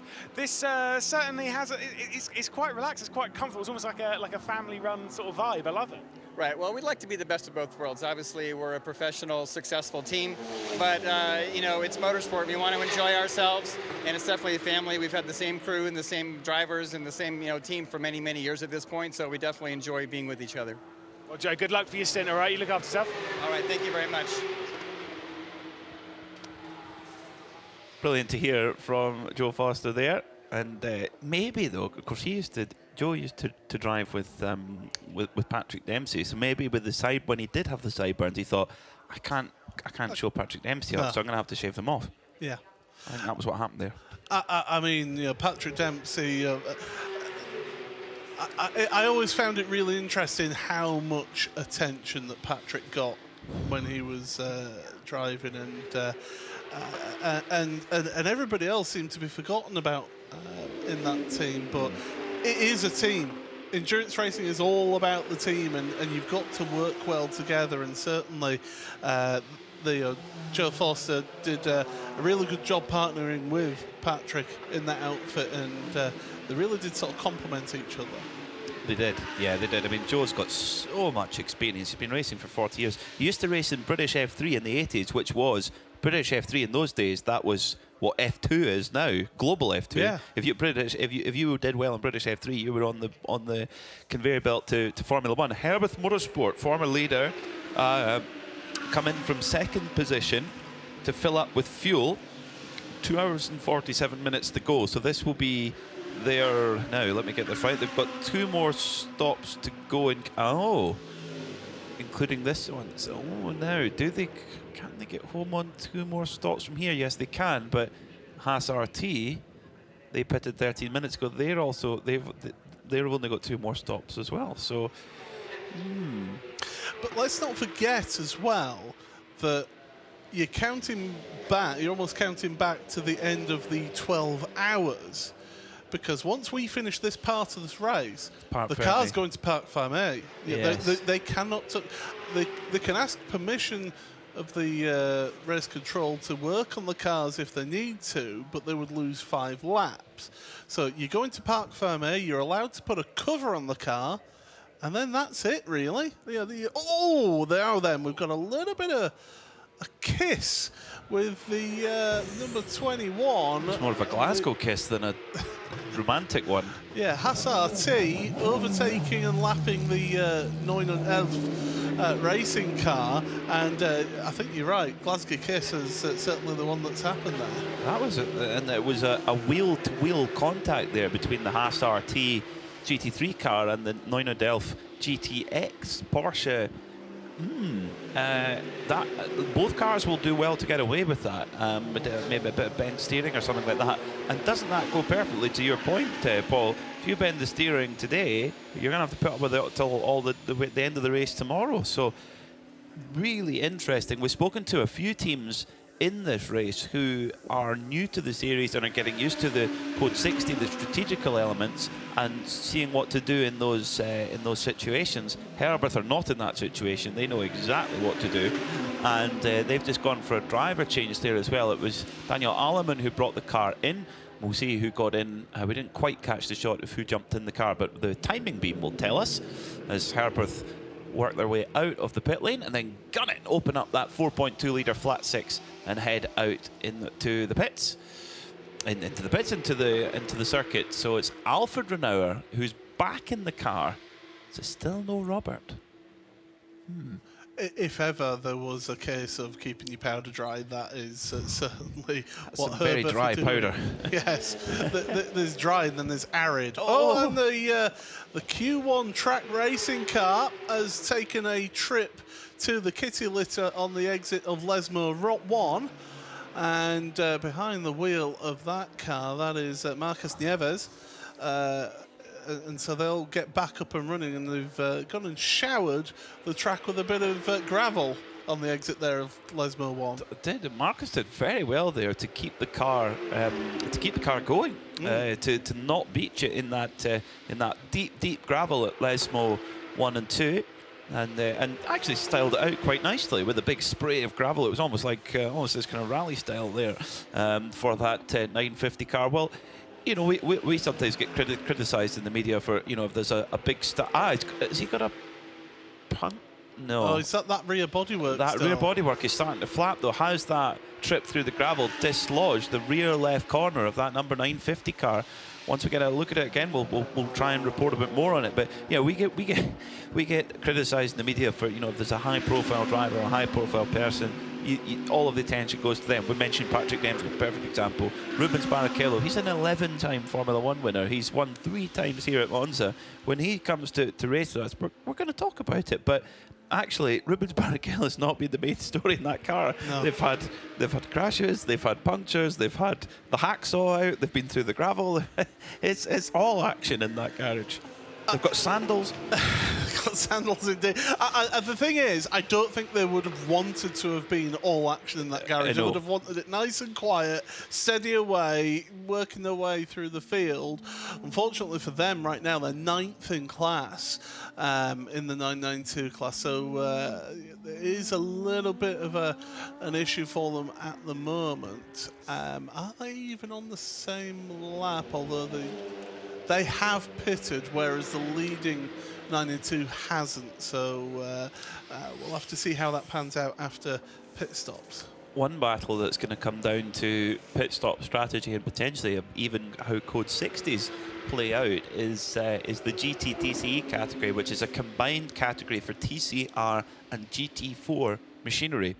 And the Home Guard Motorsport crew, the Danish squad running their Cupra Leon competition TCR car, they lead that category by 11 seconds from the GT4 Mercedes AMG of Adam Lacko and Bagheera Racing. So it is game on at the front. Now, lap time wise, last lap by for the Home Guard car, a 2:01 flat and a 2:07, 2 flat 0.7 for Bagheera. So there's not a huge difference in lap time. So at the moment it's Jonas Holmgaard who's at the wheel of the Sonax machine, and looks brilliant out track. Looks really planted, really well set up by that Holmgaard crew. I as you know, I'm a big proponent of touring cars, be it TCR or other categories. They are fantastic race cars and certainly do give us some great action as the leader is onto pit road. That's Shearer Sport PHX. Well, while Shearer Sport PHX take on fuel, Lewis McGlade is down in the pits. Lewis. Yeah, certainly so. Down with Nyland Ulf at, of course, with Leonard Ohm. Now, talk to us about the stint you've just done. Obviously, the pace of the car's looking really, really good. You've had to work up from the back of the field. Obviously, the repairs last night. It's been a difficult couple of days. Yeah, exactly. I started from the back of the pack, and I don't have any experience here in Monza, so it was my first lap. So I decided to take a look what the GT4s are doing, and after one lap, I decided to pass then, and then it was full push and until the code 60, and then we decided to come in the pits, which was quite lucky. So we gained some time on the pit stop, and yeah, I think now we are leading the class, and it's looking pretty good. Yeah, what are the goals for the day? Obviously, it's just winning in class. It's just getting to the end of the race. Is that where you're at the moment? Yeah, I mean, the goal is always to finish the race, but yeah, first place would be awesome. But I think we have to be realistic and have to see what the time will bring. Now, what was the feeling like overnight with obviously the repairs and stuff that were going on? We weren't really sure how things were going to stand, but quite tense, but now relief? Yeah, I always say it, quite tense. Until 8 o'clock in the morning, we didn't really know if the car would be running today. So you don't sleep very well, but hope for the best. And fortunately, the team did a great job and managed to bring the car back on track. And it's looking pretty good, and we'll see what we can do. You jumping back in the car today? Yeah, like after Georg is now in the car, and after him I will do my second stint. We have a bit of problems with the tires because the track seems to be quite, doesn't seem too good to the tires, so we have to see. Now the temperature outside has kind of risen up a little bit over the last sort of hour or so. Does that mean that your stint coming up is going to be harder than the stint before, do you think? I'm not sure. I will have to see. So the first stint was quite hot in the car. We don't have air conditions, so all the fresh air that comes into your face is from the outside, so it has 30 degrees. There's nothing, it's not very cool, and I was sweating a lot, but that's racing. Yeah, we'll let you get back to sitting down then. All right, cheers, Leonard. Thank you. Goodness me, yeah, that's most of the modern day GT3 cars do have air conditioning or have a form of cooling. For Leonard Ohm in that slightly modified 911 GT3 Cup MR, Paul, it gives a great idea. It's like being blown in the face with a hairdryer for an hour. That is not something that I would feel particularly enjoyable, is having that done to me. What I will say, I love how the engineers get around the issue of having air conditioning in these race cars, because air conditioning in cars, it takes power away from the performance of the car to power the air conditioning. So the way that you get around that is whenever the driver gets off throttle, going into, say, a braking zone, that's when the air conditioning kicks in, and it just gives you that little burst of cooling air to be able to then just help with the cockpit temperature and manage the cockpit temperature of these cars. And it's an ingenious way of doing things to help not affect the performance of the cars as well.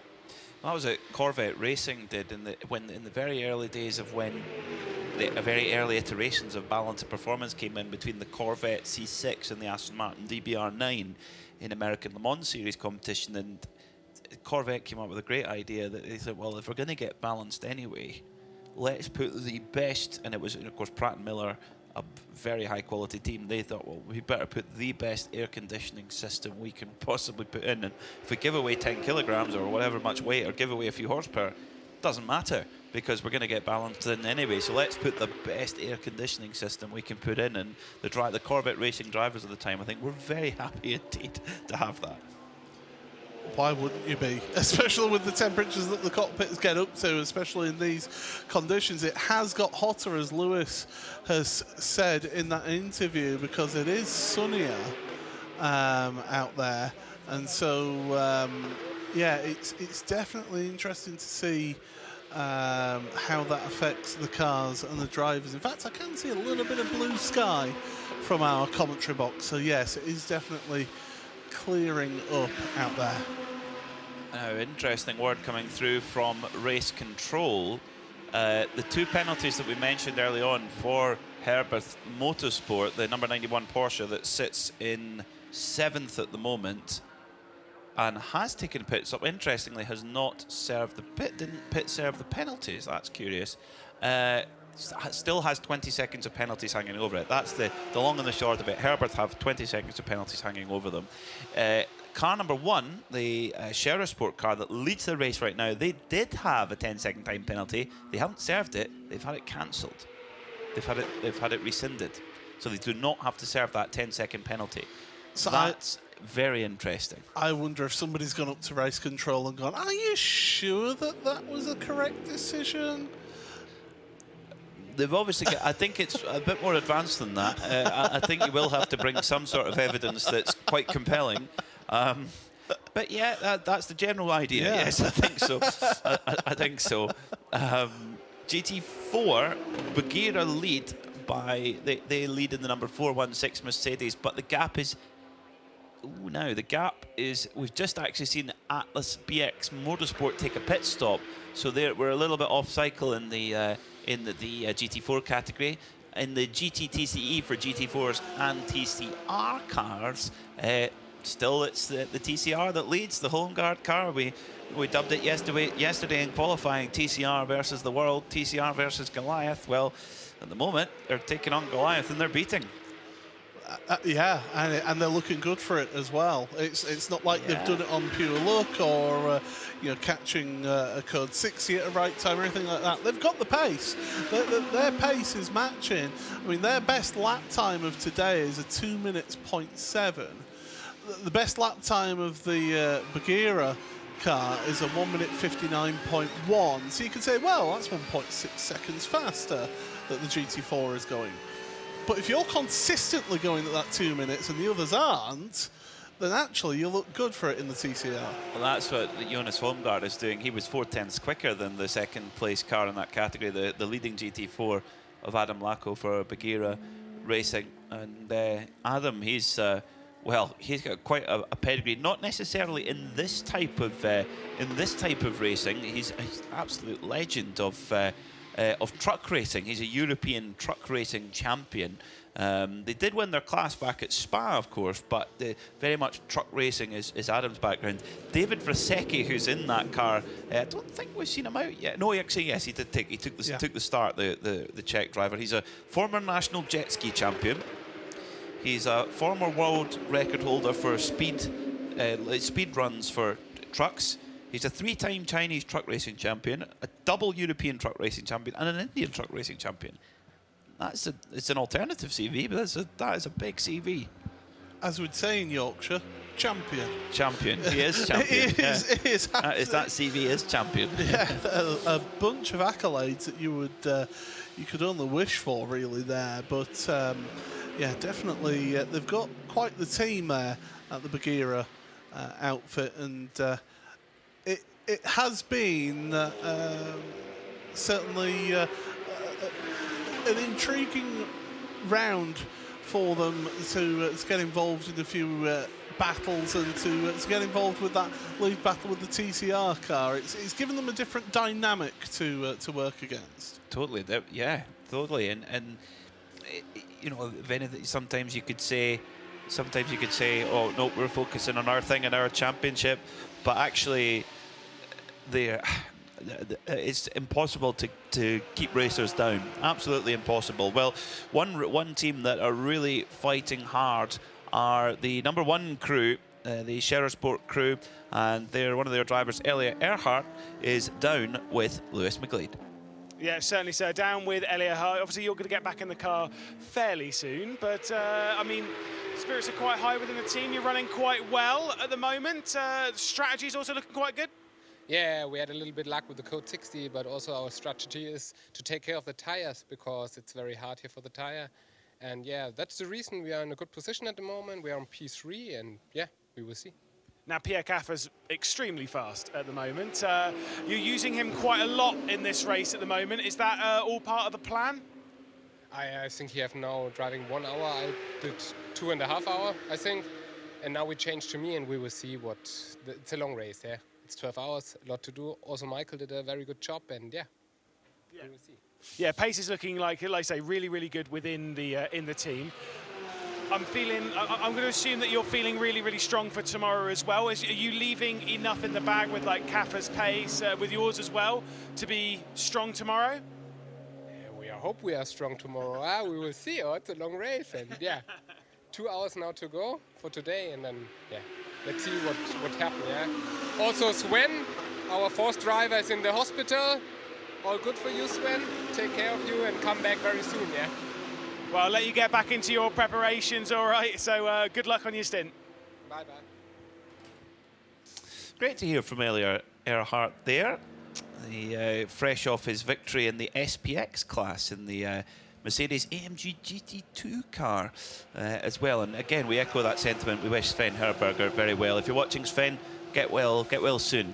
BMW Italia Ceccato Racing lead the way at the moment. We're in the middle of a real mixed pit cycle at the moment. CP Racing are in second with Shane Lewis at the wheel. Then it's Scherer Sport PHX sitting in third with Pierre Caffer right there in third spot. Haas RT are in fourth as things stand, with the fifth place going to Herbert Motorsport at the moment. In the Pro-Am class, Alfred Nauer at the wheel of that Porsche as this thing stands. In E2P Racing's Porsche, it's Antonio Señero. They sit sixth in class. And then in the lead of the 911 GT3 Cup class, the 992 class for those machines, Kai Rilert leads for Team Redan Racing at the moment. And then in eighth, in car number 8, is Kessel Racing Ferrari with David Fumanelli at the wheel at this point. Ninth is Willie Motorsport by Ebby Motors. They sit second in class. So Sergio Nicolai and Sabino De Castro, they started deep in the back. They're working their way through. Could they go into this evening in the lead of the class? What a story that could be. Red Camel Jordan sit third in class and 10th overall. Then it's Neuhofer Rennsport and then Rabden Motorsport by HRT Performance. It's Anthony Lees who's there in 12th overall. 5th in class. 6th in class is Adam Christodoulou for Toro Racing by HRT Performance, the number 930 car. Then it's Tracy Crone in his RPM Racing number 907 911 GT3 Cup. 9 Udelf Racing in the GTX class. They lead with Georg Goder on board right now, with Leonard Oim sitting very patiently ready to go in the GTX class, but they're being hunted down by the previously delayed number 720 Silai Racing Team car, the Lamborghini Huracan Super Trofeo car. They're just a lap down in class, but after a big delay earlier, that's a great fight back from the Lithuanian squad. In 17th is S1 Racing, the Estonian squad, Alex Ryman at the wheel. They did have a brief delay in the gravel track, but they've got back going again. They're circulating out on track. 18th, it's the number 701 Vortex in GTX. Then your leader in GT4 and in the GTTC category is Atlas BX Motorsport. Rolof Bruns is leading that class in the Korean-entered Mercedes. Bagheera ZM Racing and their Mercedes are just behind. Then it's the 21st placed Q1 Track Racing Porsche number 950, Marcos Neves at the wheel at the moment. They've had a fairly adventurous day out there. Team ACP a few laps off the lead in their class. The Tangerine Associates car, Ken Goldberg driving just now. Land Motorsport, a difficult day for them. They were in such a strong spot, but braking issues and a tyre damage brought them down the order, and unfortunately they have not had the weekend that they would like. And likewise for the number 967 of HRT Performance, who had an electrical issue very, very early on in the race. And then in TCE, it is the number 102 of Holmgard Motorsport. They're the only car in the class, but they are in the new GTTC class, racing against the GT4s, and they are right there in the hunt. They lead the GTTC class at the moment. And Jonas Holmgard at the wheel of that family team machine at the moment. Well, we have 2 hours and 26 minutes to go before the end of part 1 of this race, and we've got 5.5 hours to go.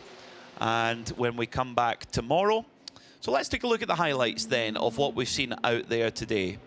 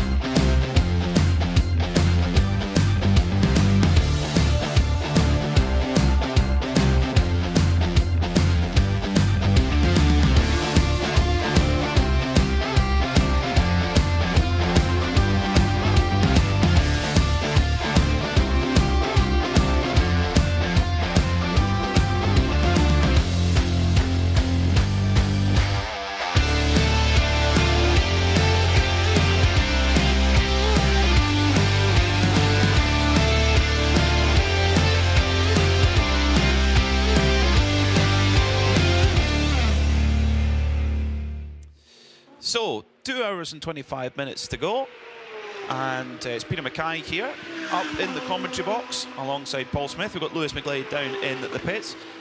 Paul, I just don't know what's going to happen with this strategy, and it's so important at this point. What happens? Where does the strategy fall, and how we go into the intervention break tonight? Yeah, it's also how your strategy falls and how it then takes you into tomorrow's second part of the race. If you're working to the hour of the actual race, then you should have about half an hour's worth of stint time coming the start of tomorrow's part. If, however, you're working it to, say, like with some that were back-timed it, perhaps, or like the Haas RT team who had to pit after about 35 minutes with that puncture, they're out of sequence, and if they were on that half hour and they come to the end of this part of the race, they're going to have to pit very early on tomorrow, if not do the fuel today. That's when you're maybe hoping for an early code 60, and you think, oh, we'll just jump in and get some service then. That is the tempting thing, is to forget about tomorrow almost, isn't it? It's like, just get in on the lead lap, and that's great. You almost want to get in on the lead lap, but also get into tomorrow with the best race car to roll onto the grid tomorrow, i.e. with the freshest tyres on it and with the biggest amount of fuel, particularly in that car. A totally different dynamic to other forms of endurance racing, but I love it. I really, really like it. Like, every series has its own style, and that's really important. If we all ran to exactly the same rules, my goodness me, we'd be in a more boring place. Yeah, wasn't the line from the song, if everybody looked the same, we'd get tired of looking at each other. That's what we're getting. Some people really do like they're looking at themselves in the mirror. Anyway, that's another discussion.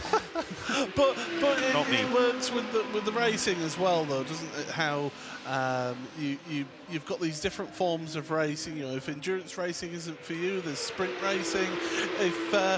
If you want to watch something which is an endurance race but in 2 parts, well, this is perfect.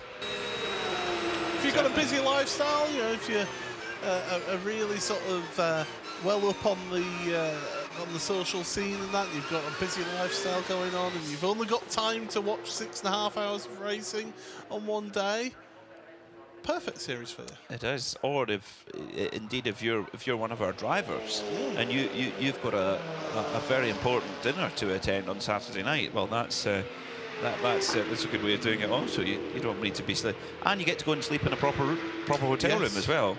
That's a big thing. Having slept in a car, on a floor, in all sorts of places for 24-hour races, being able to go to the comfort of the hotel room is very much a bonus.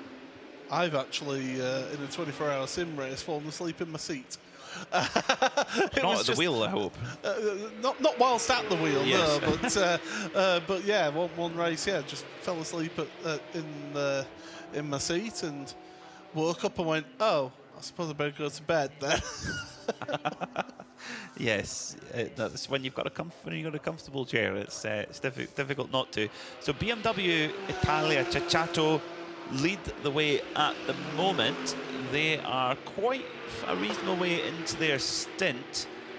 Although they have done 4 stops, CP Racing have only done 3. So CP Racing can't be a million miles off coming into the pits as well. They're 33 seconds off the overall lead. So we've got 2 AM cars in the lead at the moment. Then it's the Pro class, the Pro AM class car of Pierre Caffer, who continues to lay down some very hot pace indeed.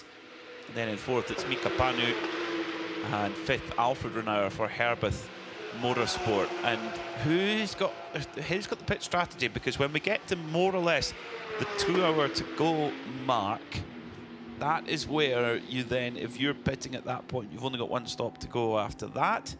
But again, as you rightly mentioned, Paul, do you then compromise what you go into with tomorrow?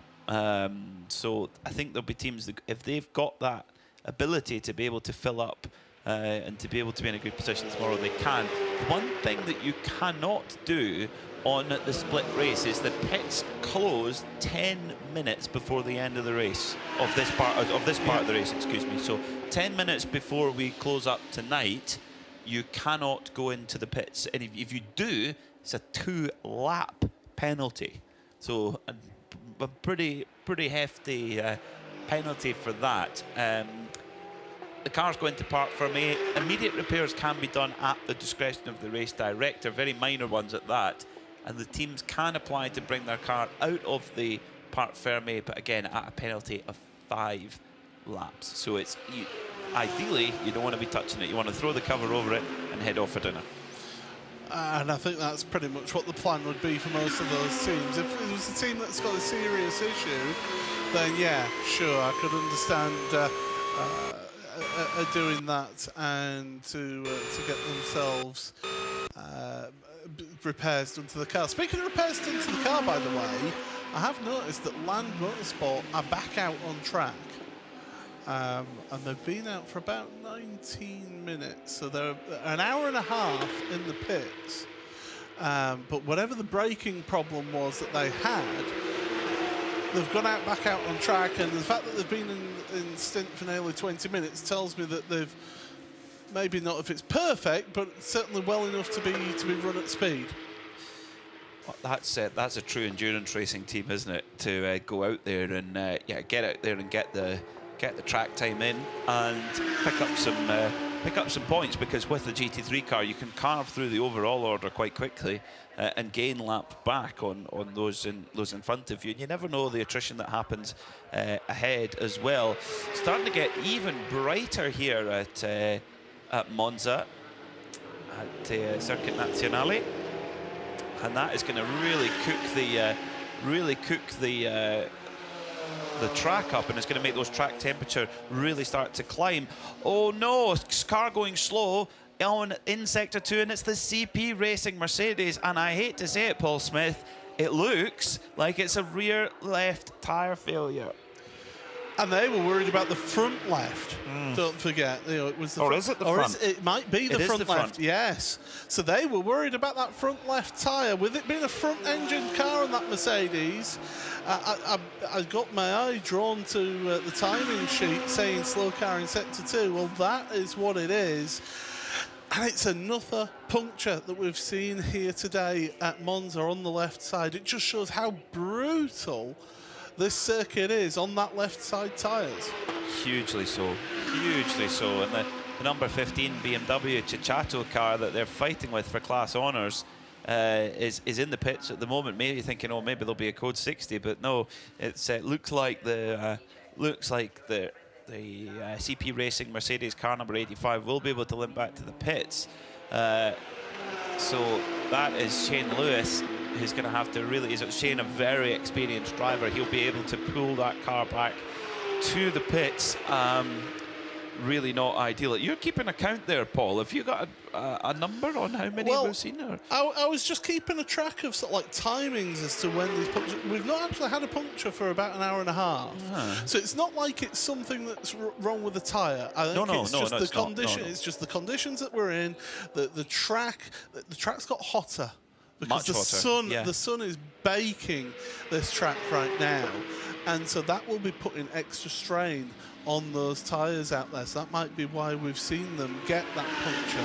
In this circuit, more than most in the world, you are putting the left-hand side of the car, the left-hand side tyres, through immense stress with the weight, the power, the temperature, everything. And if you and of course, there's points where you're loaded up where you can't hit a curb at that loading point, and that can just cause the damage. So this circuit is a test. It is really on both man and machine, and that's such a shame for the number 85 CP Racing crew.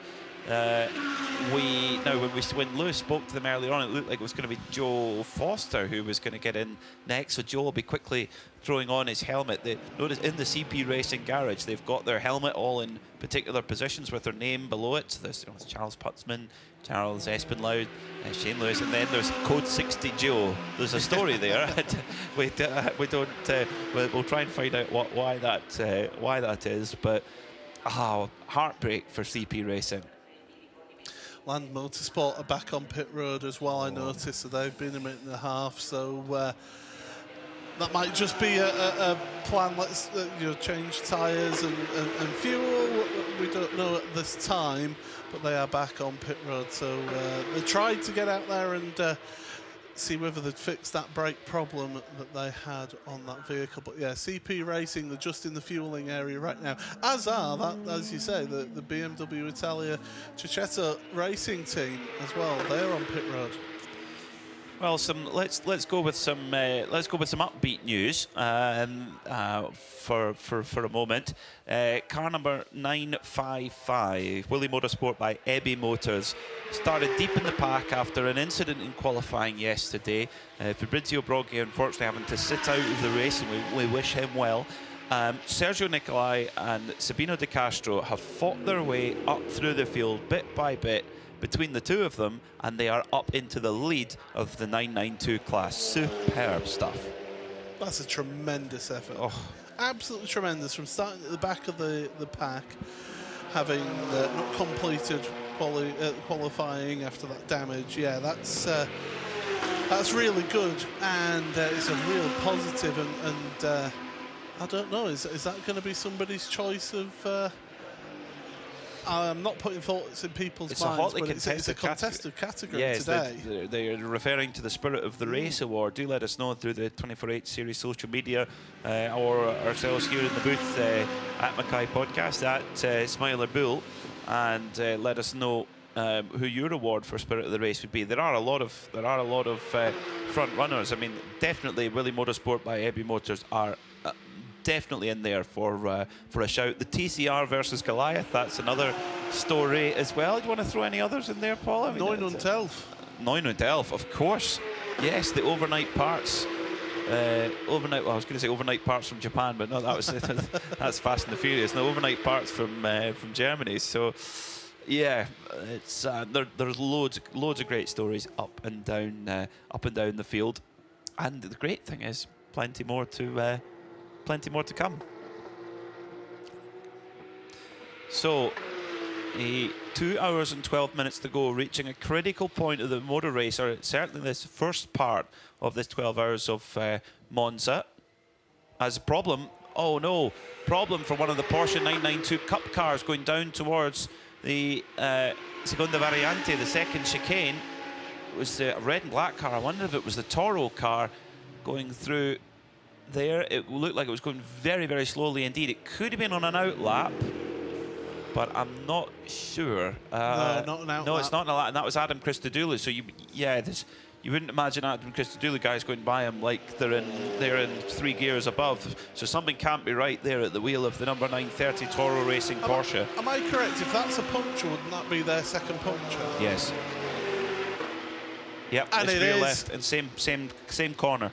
Same corner. Toro Racing, their second tyre damage of the race. Oh, and with Adam Christodoulou on board, and he's doing exactly what he needs to do, just getting it over to the right-hand side of the road.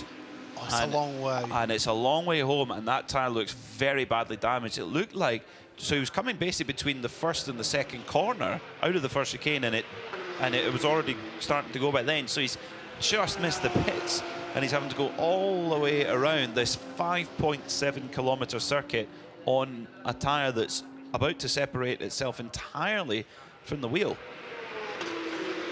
Oh my goodness! That team, it seems, just can't catch a break at the moment, can it? And they've fought their way back up the field. They've been trying to fight their way back up through the field, and it's just knocked them back. It has been, by the way, Joe Foster has indeed got into the CP racing car, so a driver change for them. So that's them having their service and that puncture repaired. But Hassar T, currently in second place, 19 seconds behind. They're not catching at the moment. Their last lap was about 1.1 seconds slower. So they are in second place, but they're trying to push on. They are the leading pro team, though, in GT3. So not bad for the Antiguan outfit. Not bad at all. After it just shows you that if you're going to have an issue in an endurance race, have it early. So their issue, and it wasn't. It didn't necessarily delay them very much. It wasn't like they had a complete tyre failure. It was a vibration, and they sorted it, and they went for that. Now E2P Racing, they are in 4th overall, and are trying to stay in the lead lap. But Pierre Caffer is trying to make that as difficult as possible. It's Antonio Señero, the young Spaniard, who is at the wheel of the Porsche for E2P Racing, and this is a bit of a clinic here for young Antonio, with a really experienced hand in Pierre Caffer trying to get by. And do you know what? Antonio's not going to let him have it easy, because staying on this lead lap is so critical. What point are they in their stints? Pierre Caffer's been at the wheel for 1 hour and 8 minutes, and Antonio Señero's been at the wheel for 45 minutes as things stand. But this really matters, Paul. You really want to try and stay on that lead lap if you can. And they've lost it. They've lost that lead lap. Yep. So E2P have dropped down. In fact, that's 2 laps down. Yes, you are correct. 2 laps down. So Scherer, mind you, it really depends where Scherer are on their fuel strategy. I mean, that Code 60, that was Christmas Day, birthday, Father's Day, the lot all in once for Scherer Sport. And they played it perfectly. You have to be able to make the right calls. It's all very well getting a break, but you've got to take advantage of it. And Scherer Sport have just nailed it on that last Code 60. Thank you for reminding me about Father's Day, by the way. In the UK, that's next week. Thank you for reminding me. Yeah. Hi, Dad, if you're listening. So about that model shop that's here at the circuit, shall we pay a visit there? Would your dad appreciate something from the my dad would appreciate it. My dad wouldn't, you see. Okay. He's clearly not got the sophistication and taste of your dad. Well, you see, it was my dad who got me into motorsport, because he had been following motorsport since the 60s, going down to Alton Park and Brands Hatch and places like that. So that's how I got into motorsport. So I think he would actually appreciate it. Well, funnily enough, the person who got me into motorsport was my mum. And she used to drive me around at high speed in her Skoda Fabia VRS. And there's a Skoda Fabia VRS rally car in the model shop, which I think I might be acquiring to take home for her. So, hello, Mum, you listening? Alessandro Cotrera there in 7th position for Kessel Racing. So they've kind of poked up and down the order today, have Kessel. It has been a bit of an up and down day, but they do have a quite wide driver roster. They've got the biggest driver roster of any team. They've got 5 drivers listed on their car. They certainly do, and that's the thing. They'll be able to keep their drivers fresh, whereas you've got these outfits who have got 2 drivers either coming into the event thinking that they were going to have 2 drivers, or due to unfortunate circumstances having to drop one of the drivers so far. So it's going to be difficult for those teams. They'll be feeling the effects of this a lot more than that Kessel Racing team. With that wide selection of drivers, you could just basically go, as long as you meet all the minimum drive time for all of those drivers, then there you go, fill your boots, choose who you want to be in that car. 2 hours and 6 minutes to go then in this first part of the 12 hours of Monza, part of the 24H series. We've got lots coming up. We've got a really cool calendar, as always, here in the 24H series. We kicked off back in Dubai. We've been to Abu Dhabi. We've been to, I mean, you think it's a proper honour roll of circuits. We've been to Mugello.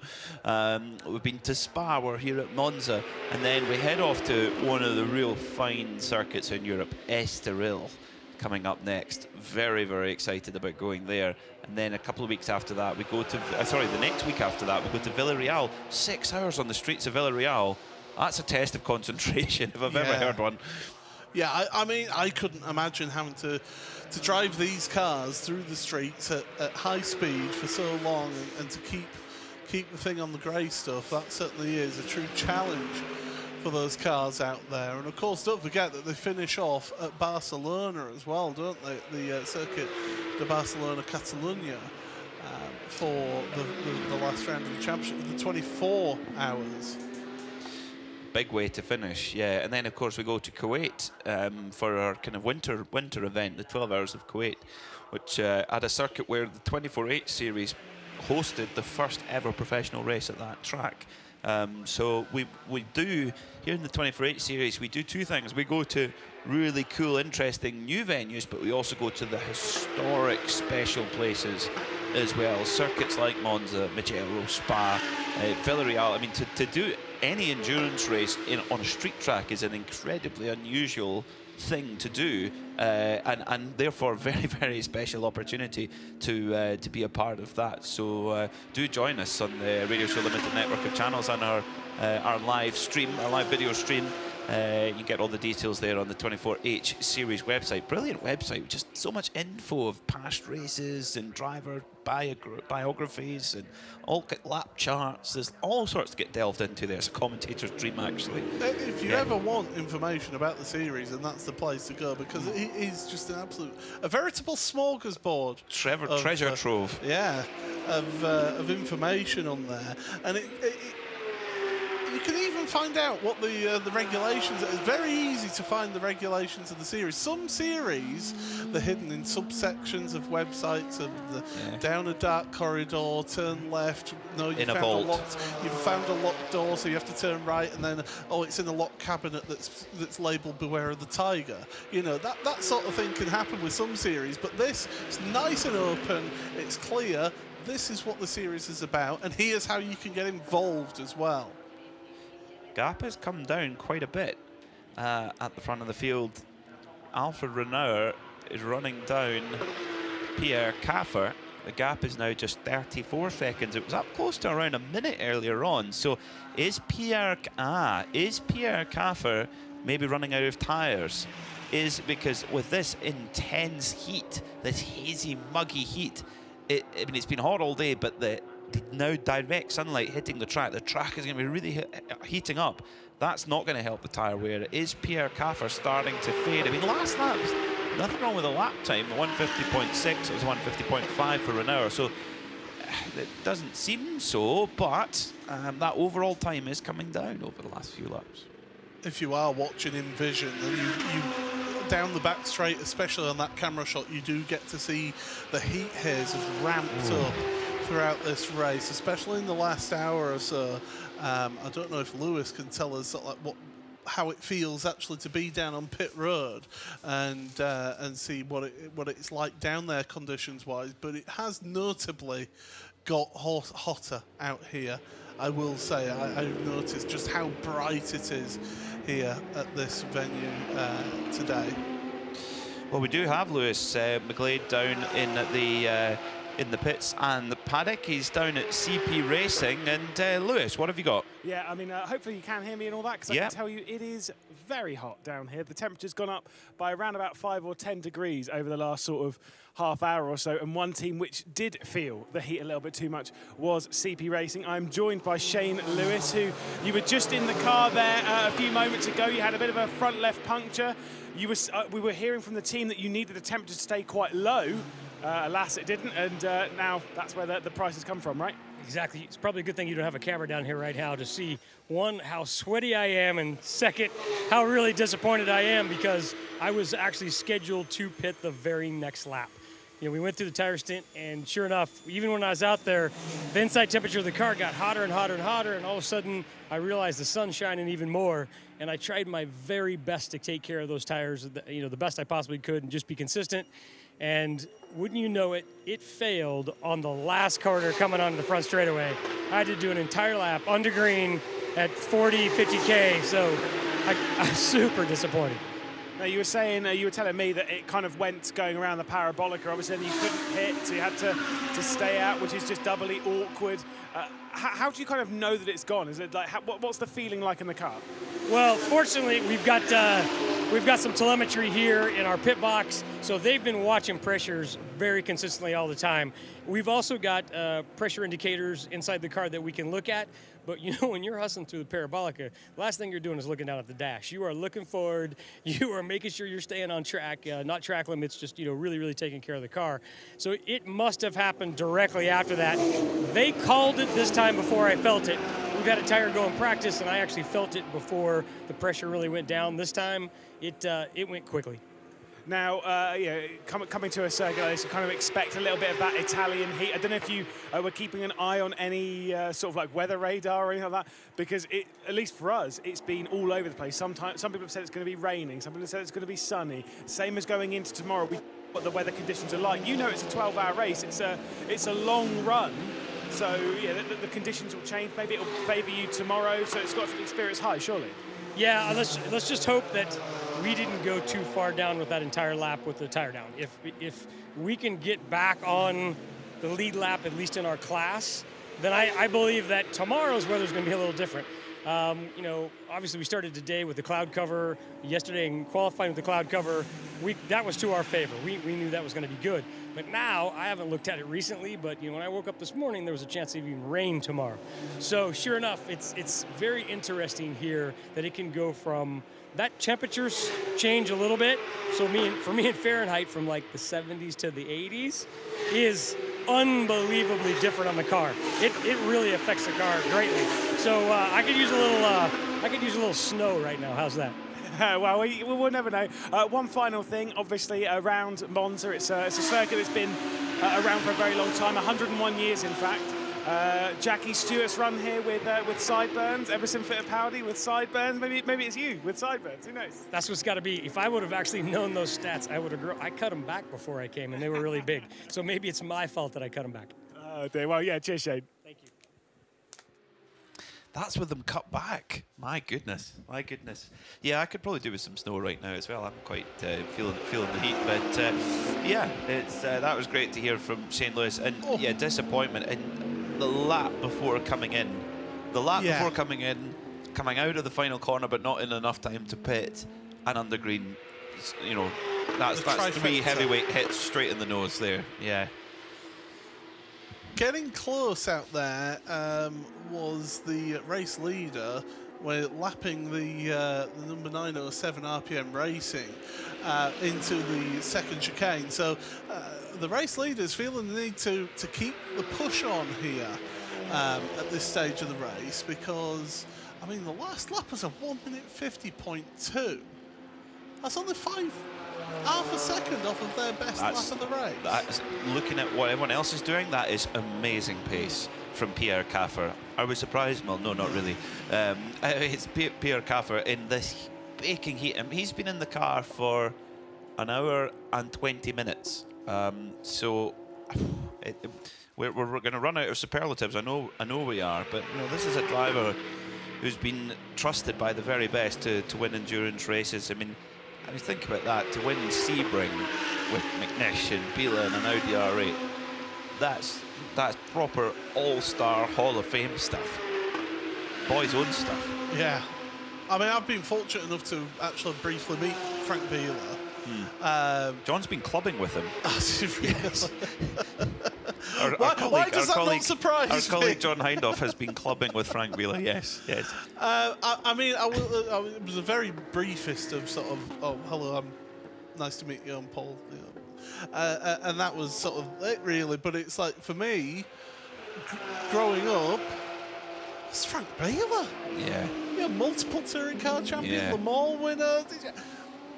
My goodness, I've met Frank Beeler. I couldn't believe it when I bumped into him. I would be the same with Alan McNish. I've met him through a screen. I've interviewed him a few times through the screen, but never in person yet. Haas RT, they're the question mark here. The car number 21. They sit in third at the moment. They're 3 minutes or 3 minutes and a bit. Yeah, 3.25 minutes behind second place. So they are a couple of laps down at the moment. However, they are a kind of pit stop ahead of Scherer and Herbert, so that is going to come back to them. That gap is not as that gap is a little bit misleading at the moment. Haas RT are closer, Paul, I think, and much closer than that the timing screens are showing right now, because I think Scherer and Herbert are going to have to take an extra stop over what they need to do. And a 150.4 last lap, so even they're putting in the lap times as well. They're matching the race leader in terms of lap time, so don't write out Haas RT. I think it'd be a fool to write them out of a race like this, because there's plenty that could still happen, including, you never know, the leaders might get a puncture, they might get a penalty. Well, it's more about thinking who hasn't had one at this stage. So, well, very exciting, very, very exciting. In the GTX category, we've had a change for the lead there. The RD Sainz-Suela racing team, Lamborghini Super Trofeo crew, the Lithuanian crew, Nicola Michelon is at the wheel at the moment and is leading GTX by 7.6 seconds from Leonard Ohm in the 911 racing car. And yeah, lap time wise, there is quite a bit of time. That Super Trofeo car is very fast, and its fastest lap time is up there with some of the GT3 best lap times. So about 4 seconds a lap quicker on ultimate pace, but it did lose a lot of time with the puncture earlier on. They're up in the lead of GTX, but you know that 911 are not going to give up. Neither are Vortex, who sit in third. The Toro car just having to get out the way of our race leader. They had the left-hand indicator on, and still the race leader was there going, no, I want as much of the slipstream as I can possibly get heading into the Astagari chicane. Any amount that you can do to save yourself fuel for your strategy is key in an event like this. And Adam Christodoulou in that Toro Racing by HRT performance. They've had a difficult day. Very. They were the most recent team to have a puncture, but getting someone like Adam into the car is well, that's a pair of safe hands to right. We need to go fast and get us some time back. And don't forget, they've got Lokai Lo waiting in the wings. He's really their secret weapon, actually. I mean, Adam Christodoulou, no one's going to be surprised to see him going quick out there. His last lap was on track was a 153.2. So yeah, he's going significantly faster than the class leader by a second and a half to 2 seconds. So Adam Christodoulou on class leading pace at the moment, but Lokai Lo showed that he can be within a couple of tenths of Adam, having never seen the place. So yeah, the Carrera Cup Asia Championship leader. Now this is a cool prize. Carrera Cup Asia, the 3 classes, Pro, Pro-Am and Am. They were given, the championship leaders were given a prize. They were flown over to Stuttgart to pick up a car each, an air-cooled Porsche from the Porsche Museum, to drive down to the 24 Hours of Le Mans. And I guess this is a stop off on the trip for Lokai Lo. That's a tremendous prize. It's a great idea, isn't it? That's great fantastic. idea. If you've got heritage like that, use it. And the amount of you know, Porsche have an incredible museum with, I think, around 100 cars at any time, but they have 10 times that in their actual overall collection. It just sort of rotates. So, yeah, very, very cool. But heritage in sports cars, I think, is everything. It is in racetracks too. I mean, you look at to be here at Monza, to walk along the hallowed tarmac for 101 years. Drivers have come here and raced, but it's the sheer rate of speed of how they built this place, Paul. 110 days, 3,000 people, and they went from start to finish. You wouldn't get that now. Oh, goodness, no, you wouldn't get that now. No. I mean, to be honest, to start with, if you did that now, you've got to have consultations, you've got to have, you know, impact statements. Oh, that's a big one, is an impact statement. You're showing that you work in local government. Management love an impact statement, I can tell you that. You know, your environmental studies as well. You know, are you going to be? I mean, we've only got an hour and 51 left. We're going to be able to get all these out in that time. They wouldn't be able to build this track now in this location. No. You're in a Royal Park, and they would not be able to build that here now because, well, no, you're taking away that nature. You know, there's space for nature for the people to go and visit. It is amazing how tastefully the circuit fits into the overall community here as well. No, it's really a part of motor racing heritage and folklore. And this circuit, you know, I've seen a lot of fans walking around today, and a lot of younger fans, which is always great to see. And this is a circuit where a young Aldo and Mario Andretti came as boys, and they came here. And Mario Andretti said, you know, when I came here with my brother, watched the Italian Grand Prix, and he just says the die was cast. There was no other focus in our life from that day on. That was what we wanted to be. We wanted to be racing drivers. And you can understand why it would capture the imagination of somebody younger to come here. I mean, it's almost a similar effect for me, but it was Alton Park for me. That was the first track I visited, and again, getting up close with the race cars. You know, we'd paid that little bit extra for paddock passes and getting to have a proper look. Your dad was a legend. That was called. I can tell you how we were able to do that. It was called. He worked on a site on his job. He's his air conditioning man, and they were clearing out a load of old equipment that was aluminium. And he goes, "Is this just going to the bin?" And they were, "Oh yeah, we're just going to skip it." And he goes, "Can I have it?" So he took it, packed it up in the back of the estate car, packed it up, got it weighed in. Oh, that's just enough money to get tickets for the touring cars at Alton Park. Resourceful. Paul Smith, our local Yorkshireman in the commentary box here as well. Fantastic. I love that. I absolutely love that. It was not cool for me that really grabbed the attention. It's really, really cool.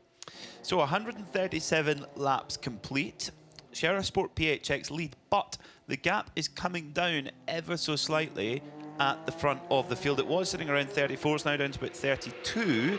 Alfred Renauer had taken a half a second out of Pierre Caffer 2 laps ago. It was just edged back again, 0.4 of a second returned in the favour of Pierre Caffer for Shera Sport.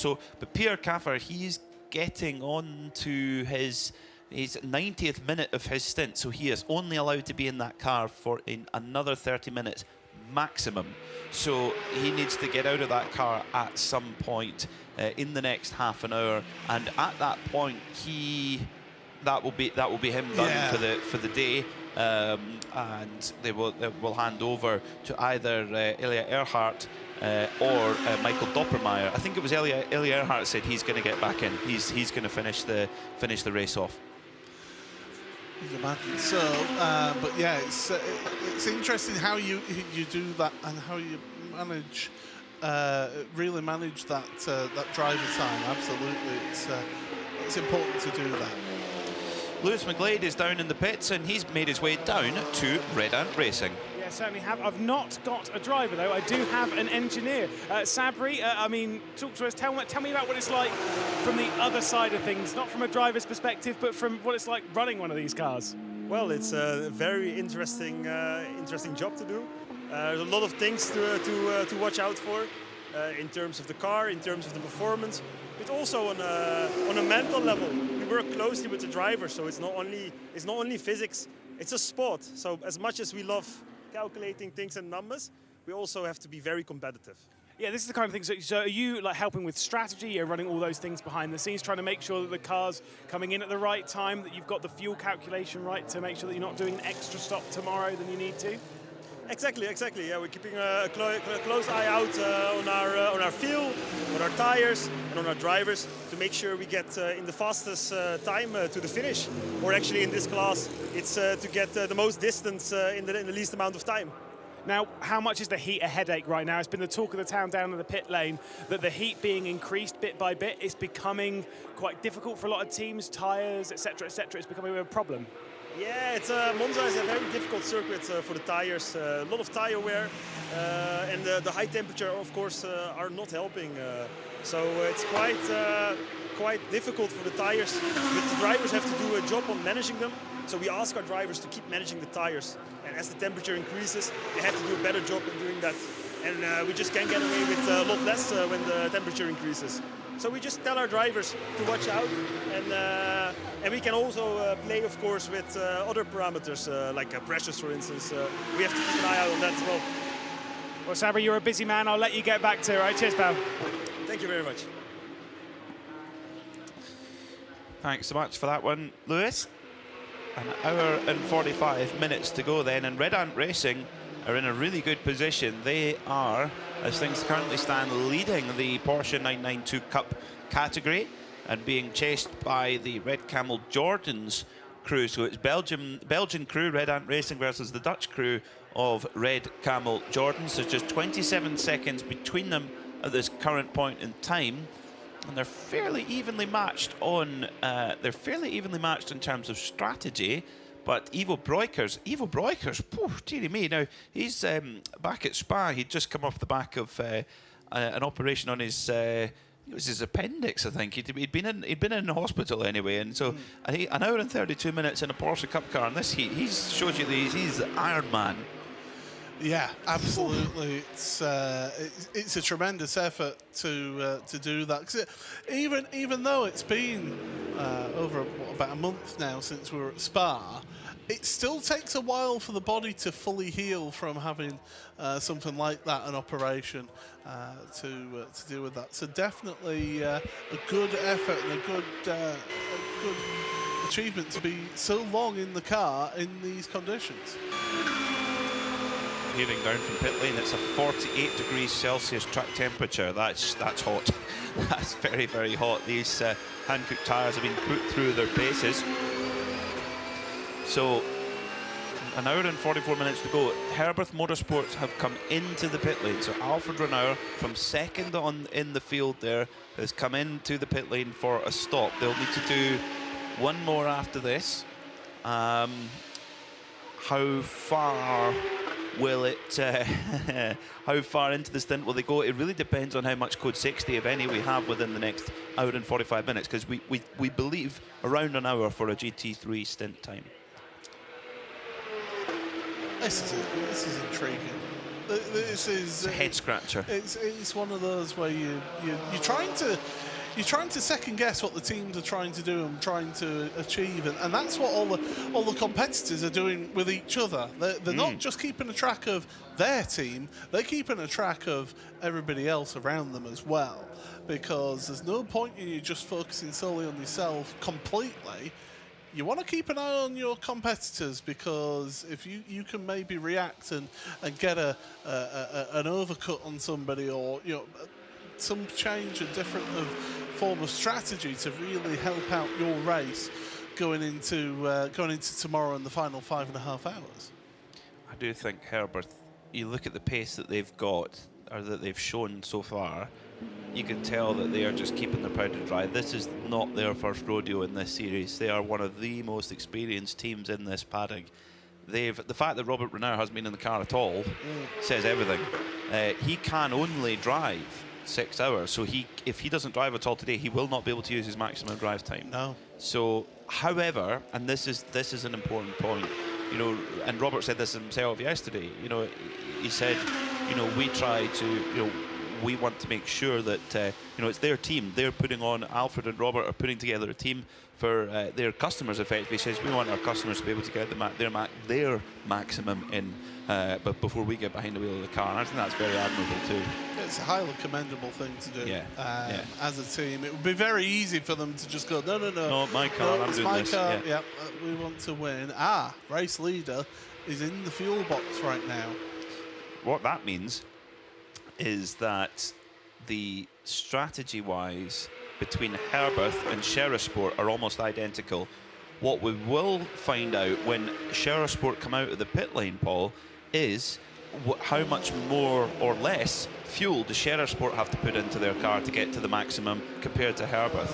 It will take a lap or two to shake out, but this is we're going to get a much clearer picture in about 5 minutes' time of where we stand with our leading fight and where Haas Racing Team fit in that fight as well. And Herberth have just left the pit with Ralph Bourne back in the wheel, behind the wheel of the car. So that was, I mean, we saw earlier, didn't we, that it was about nearly a 2-hour stint for him, wasn't it? Wow. And the crazy thing is that so they are in the Pro-Am class, so they'd have to drive a minimum of 1 hour. So he's gone straight through that. So I do apologize. The pro drivers, in GT3 Pro-Am can do a third of the race duration. That's 4 hours. Yeah. So 4 hours is the maximum time for the pro drivers. The AMs can do as they wish, but so they've got 4 hours of Robert Renauer time. Is Robert going to have to get to his bed early tonight? Is he going to be? Are they holding him back for tomorrow? Oh, problem for the number 90 E2P Racing Porsche. Gets back going again, but looked to be delayed for a moment. Yeah, them and it was CP Racing that were going past them as well at the De La Roggia, and just offline. You've got to be careful going offline now at this stage of the race because there is all that tyre debris offline. You've got the pickup that they'll get, so they'll feel that for a little bit going offline momentarily there, but also there may be a little bit of debris that's not being picked up. That could potentially just nick a tyre. Could do. I mean, Pablo Berguera is the least experienced driver in that crew, so that's going to be a new experience for him. I remember speaking to Andy Wallace, who a very, very, very experienced driver, Le Mans winner, etc. And he said when you get pickup on a tyre, it almost feels like you have a puncture. And today, as we've seen many cars get punctures. So if you're going offline and grabbing all that pickup, all that tyre clag, as it's often referred to, he says it just feels absolutely horrible. And he had an instance in one race where he felt something under the safety car, and he was in an LMP2 car, so he couldn't really. He didn't have the torque or the power to get rid of it under the pace car by accelerating. So it built up, and he thought, oh, is it pickup? Is it pickup? And he's like, I'm pretty sure it's not pickup. And they're like, no, it's pickup, keep going. And he made the call to disobey the team, come in and say, no, there's something not right. They found it was a suspension bolt that had come off completely, so the car was wandering all over the place. But he said that could have been, job over at that point. If it was just pickup, it would have thrown away a podium. So that's where, but if you're at that point, Andy Wallace has been racing for 20 years. So, and obviously a lot longer now. So it's one of the challenges of particularly of endurance racing when the track really does get quite dirty with tyre pickup. And that's where that experience really does come in. And, and some inexperienced drivers would just listen to their team and just say, okay, it's just pick up, and so we'll carry on, and then before you know it, you're facing the wrong way or in the kitty litter somewhere. So definitely experience does come in there. Although I have seen I've seen in the past of motorsports past seeing inexperience really come back to bite. I always think of various times where I've had, say, people running tyres too long from wet to dry, things like that. That inexperienced driver going, no, I'm still not happy. I want to stay on wets, even though the tyres are chewed up. They're driving on chewing gum. Yeah, and so there's nothing that can buy you that experience of being at the wheel of these cars. No, they're definitely not. So now that our pit cycle is just working through, we'll see where we are. See where we are on the pit cycle in terms of Elliot Earhart is now at the wheel of the leading car, Sport PHX, around 2 minutes at the wheel now. Ralph Bond has got on board as well. It's 4.5 minutes. So we'll come over the line. Elliot Earhart in the Audi leading with Haas RT just 13 seconds behind. And so what that means, Haas RT, we believe, only have one more pit stop required. They might need a little bit of code 60, but it looks like they've only got one pit stop required, exactly the same as Sport. So that 13-second gap, Paul, that's as it stands. As far as we're aware, that's as it stands. And that's big. That is big in the context of the race. We were looking at about 32-second gap for first and second. Well, now with the pit stops all cycling through and getting that was between time. Herbert though. That was Herbert, so Haas have just jumped into the reckoning all of a sudden.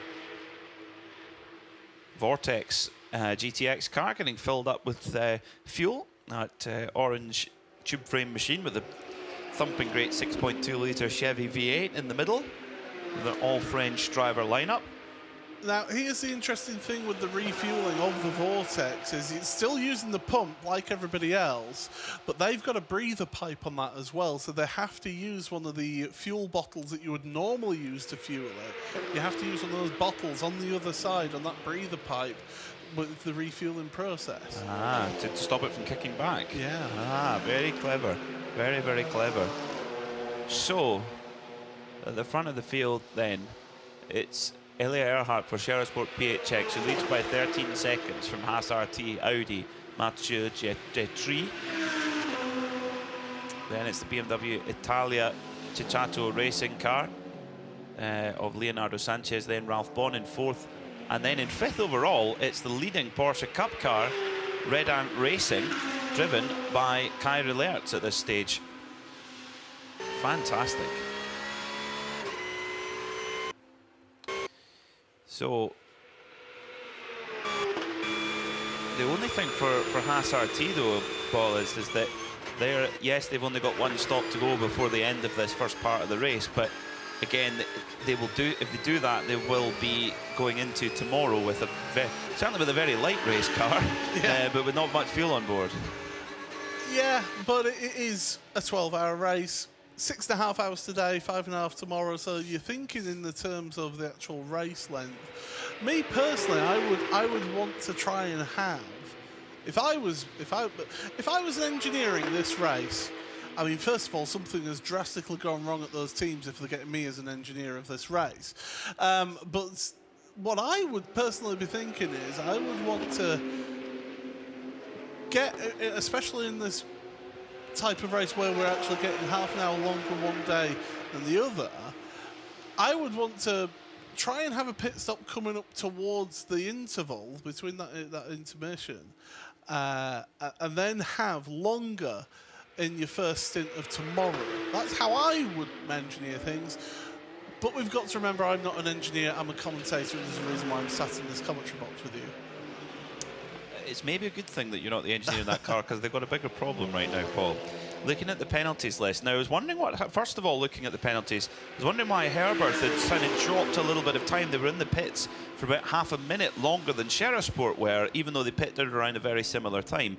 They've served their 20 seconds of penalty, so that's where that's come from. We have had some very important penalties just issued though as well. Car number 8, that's the Kessel Racing Ferrari, has been issued a 90-second time penalty for exceeding the maximum refueling amount.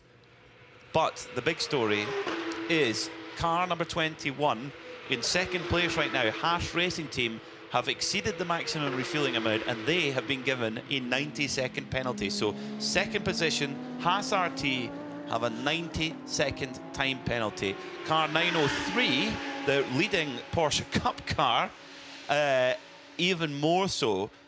Red Ant Racing, we just spoke to one of their engineers. Red Ant Racing Car 903, they've been given a time penalty of 140 seconds, 2 minutes and 20 seconds, if you like. Car number 90, car number 90, E2P. the GT3, and that's E2P Racing, they've been given a 14-second penalty for speeding in the pit lane. A very busy half an hour or so there in race control, and a pivotal time in race control there, Paul.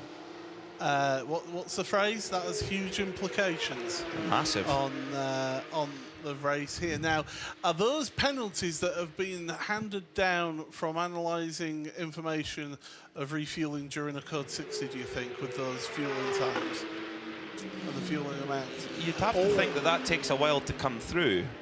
You'd have to think that, it could be. We really don't have that information of it. We have the outline information that we've just relayed, but could be, or it could just simply be that they've got a certain maximum number of litres and they went over it, and the fuel tank is bigger in that Audi R8 than they maybe anticipated.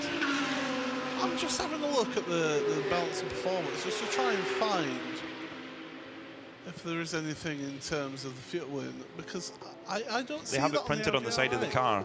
So on each car, by its fueling, it says what their maximum amount during Code 60 is in litres, not in percent, in litres, and in what it is in total. So I think if you fill beyond that, then you have broken that limit. So that's really that's a tough one to take for particularly for Haas Racing Team, who are, well, for Haas Racing Team in second overall, and the leaders, Red Ant Racing. What that means is when that penalty is ultimately served, the 909 Red Camel Jordan's car will go into a fairly handy lead in 992, and they've got the opportunity, actually, depending how the pit stops shake out, they've got the opportunity to finish this first part of the race, Paul, with a lap in hand. And be in a very healthy position for the start of race number 2. As we've been saying all race along, it's important to be on the lead lap coming to that break between the two parts of the race, because as you've been explaining, Peter, you're on that lead lap. Even if you're on the lead lap by a second, come the start of the second race, that's now nothing. Yeah. Any advantage that the leader had has been wiped out. It's gone. Yeah, and you go back to that starting position. They might have a row or two on you, but that's about it. 10, 20 metres, and that's it. So, good news for the Red Camel Jordan team. Terrible news for the Red Ant Racing Team. 2 minutes. That's 2 minutes and 20 seconds. That's over a lap. Now for Haas, they are. So their penalty was 90 seconds. Yeah. It's the best part of a lap, isn't it? It's the best part of a lap. Plus, you've got to slow down. Yeah, which I think speed is up. costing about 10 seconds. From what it looks like, it's costing about 10 seconds to go into the box and then back out again of the penalty box. So, I mean, fortunately, it's not like in some series where you've got 3 laps to serve that penalty. You can serve that penalty at a point that you want to serve it at. So they have got that little bit of flexibility there. Yeah. So Red Ant Racing, Kyrie Lertz, I wonder if he'll know this. He'll have to be told before, if they want to serve it, they'll say, well, Kai, you're going to have to go to the refuel and then go straight to the penalty box and get yourself a good book, because we're going to be sitting there for 2 minutes and 20 seconds. Kyrie Lertz is getting hounded by a car that's a little bit further down the order after two punctures. It's Adam Christodoulou in the Toro Racing Porsche, and does he make the move now into Lesmo 1? Yes, he does. So Kyrie Lertz doesn't fight that one too much, because, well, there's a couple of laps between them. But for Adam Christodoulou, he's just past the leader in class. That's 1 lap back in the pocket. Yeah, and that's lovely. That's what they need, just to try and eke back that time, as the Lamborghini Huracan Super Trofeo, car number 720. That's the RD Sainz Suelia Racing Team, the Lithuanian team. just confirming that my flags are correct on that one. They are just currently getting the fuel put in on their car. They're in that Lamborghini Huracan Super Trofeo. I mean, who needs the Batmobile when you've got one of those things? It's a properly angular and scary-looking beast. Can I say, I've never been fond of Lamborghinis. It's never really tickled my fancy in that sort of... Well, the designs that they generally have on them, just never really... Each to their own. Yeah. Each to their own. They're, I mean, you look at their success in as a smaller company, and you just look at their success in motorsport. Of course, yes, they are part of the Volkswagen Audi group now, but that Huracan GT3 has had so much success, winning Daytona several times, and of course, the Lamborghini hypercar program gets going in earnest next year, and we may well see an all-female lineup in one of those cars as well. Of course, there's a lot of there's Lamborghini, which is going to be run by Prema and Iron Lynx, and the Iron Lynx team is owned by Deborah Meyer, who's in behind the whole Iron Dames project. Herbert Motorsport, they're trying to make moves. Number 91. The Porsche for Herbert Motorsport. Ralph Bond goes by the number 15 of Leonardo Sanchez of BMW Italia Ceccato Racing. That's for third position overall. So Herbert have got their penalties done, and they are, as things stand, yeah, they are on the lead. They are on the lead lap. So that's what they need to do, and they're on a very similar strategy to Scherer Sport, who lead the race right now. Always nice to get an overtake done on your rival's full position on the track. Yes. As much as you like to gain position on strategy, as a driver, you want to get one over your rivals on the track, and yeah, be the one who does that move. But yeah, always a nice feel. And it was, again, that Porsche looking very, very good under braking into the first chicane over that BMW. BMW's got that little bit of extra grip on the top speed, but that Porsche just absolutely solid on the brakes. Oh, it is. That's where it really makes its difference. So the RD Sainz Lamborghini Super Trofeo is in, and getting 4 new Hankook tyres, slick tyres, for the run to the flag. Now, stint length on the Lamborghini Super Trofeo, an hour and 25. I think they would need some code 60 to get to the end, but you maybe don't necessarily want to get to the end. You maybe just think, actually, you maybe want to be putting a full tank of fuel in the car with 12 or 13 minutes to go before the pits close, before we finish this first part of the 12 hours of Monza. And that's something you've got to take into account here in this first part of the race is as you say, the pits closing for refueling. You know, the shop close sign goes up on the fueling pumps, and I'm afraid you'll have to go find a different. Yeah, come back in the morning. Well, also, it's almost like when you were at school and you got a load of homework to do over the weekend. Did you get it done on the Friday and enjoy the rest of the weekend, or did you panic it on the Sunday night? Or just not do it at all. Or just not do it, or just say the dog ate it. Yeah, okay, well, that's another option. But this is very much doing your homework on the Friday night. That's filling up, and not having the glamour of sitting at dinner tonight with a big advantage in your pocket. It's having that knowledge that you've got, that you're gonna gain it back in the future. So the refueling station relatively busy. The Bagheera GT4 car in there as well. And I think it was the 2P Porsche that was it. No, it was the red Camel Jordan's Porsche Cup car of Ivo Breukers. That's a heck of a stint from Ivo. That was not far off 2 hours there from Ivo. So that's the open face helmet. It's that extra ventilation keeps you in better condition. There we go. It's Peter Mackay approved. Oh yeah, it is. I mean, Ivo Breukers, Klaus Abelin, they're an ultimate cool club, and it's all about the open face helmet. Dale Earnhardt, he had one. I mean, pretty much any NASCAR driver of most eras have had that. But they've gone to full face helmets now. Do you know what? Steve Soper used to have an open face helmet. Did he? Yeah. He was pretty cool. He could handle a car. Yes, he could. Maybe not when he was driving a V12 LMR open top car. They're not so good in an open top car, I will admit that. So Haas RT carry on at the moment. They do have that penalty hanging over them. They might be setting penalty for breaking the fueling regulations. So that's frustrating. What more is going to get thrown at Haas RT as the Bagheera crew, the Bagheera crew come in for service. And what's going on here, Paul?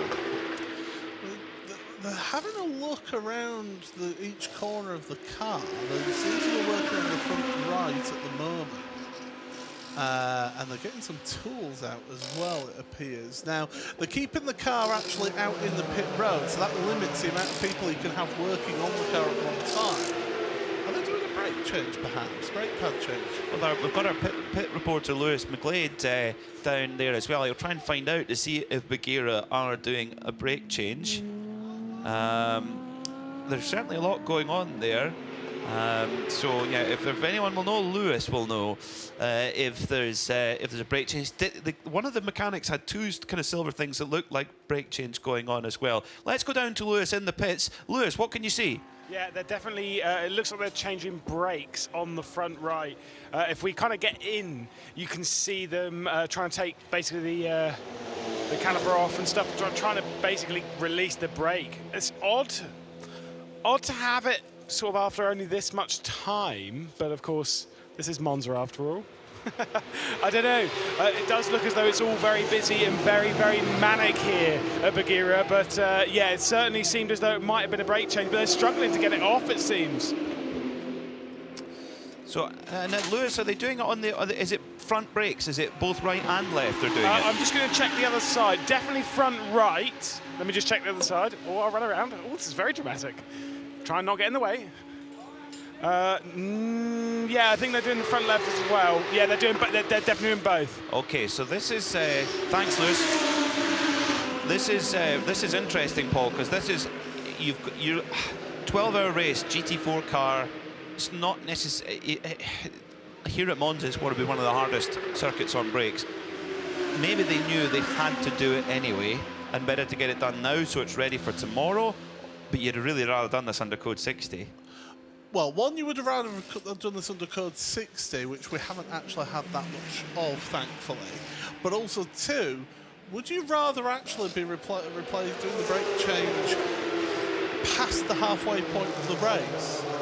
Because if you know that you've got to past the halfway point of the race, you know that you're then able to definitely do the rest of the race just on two total sets of pads.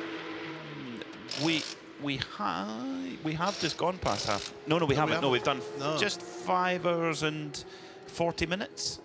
So we're not far off half race distance.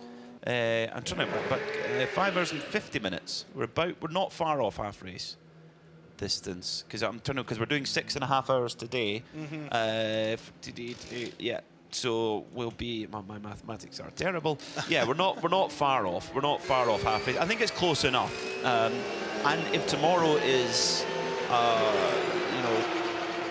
it could just be the heat that's made them do it. I mean, tomorrow we might see some cooler temperatures. It might be a bit easier on the brakes tomorrow. But and the question is, have Atlas GT4 crew, have they put new brakes on, or will they have to?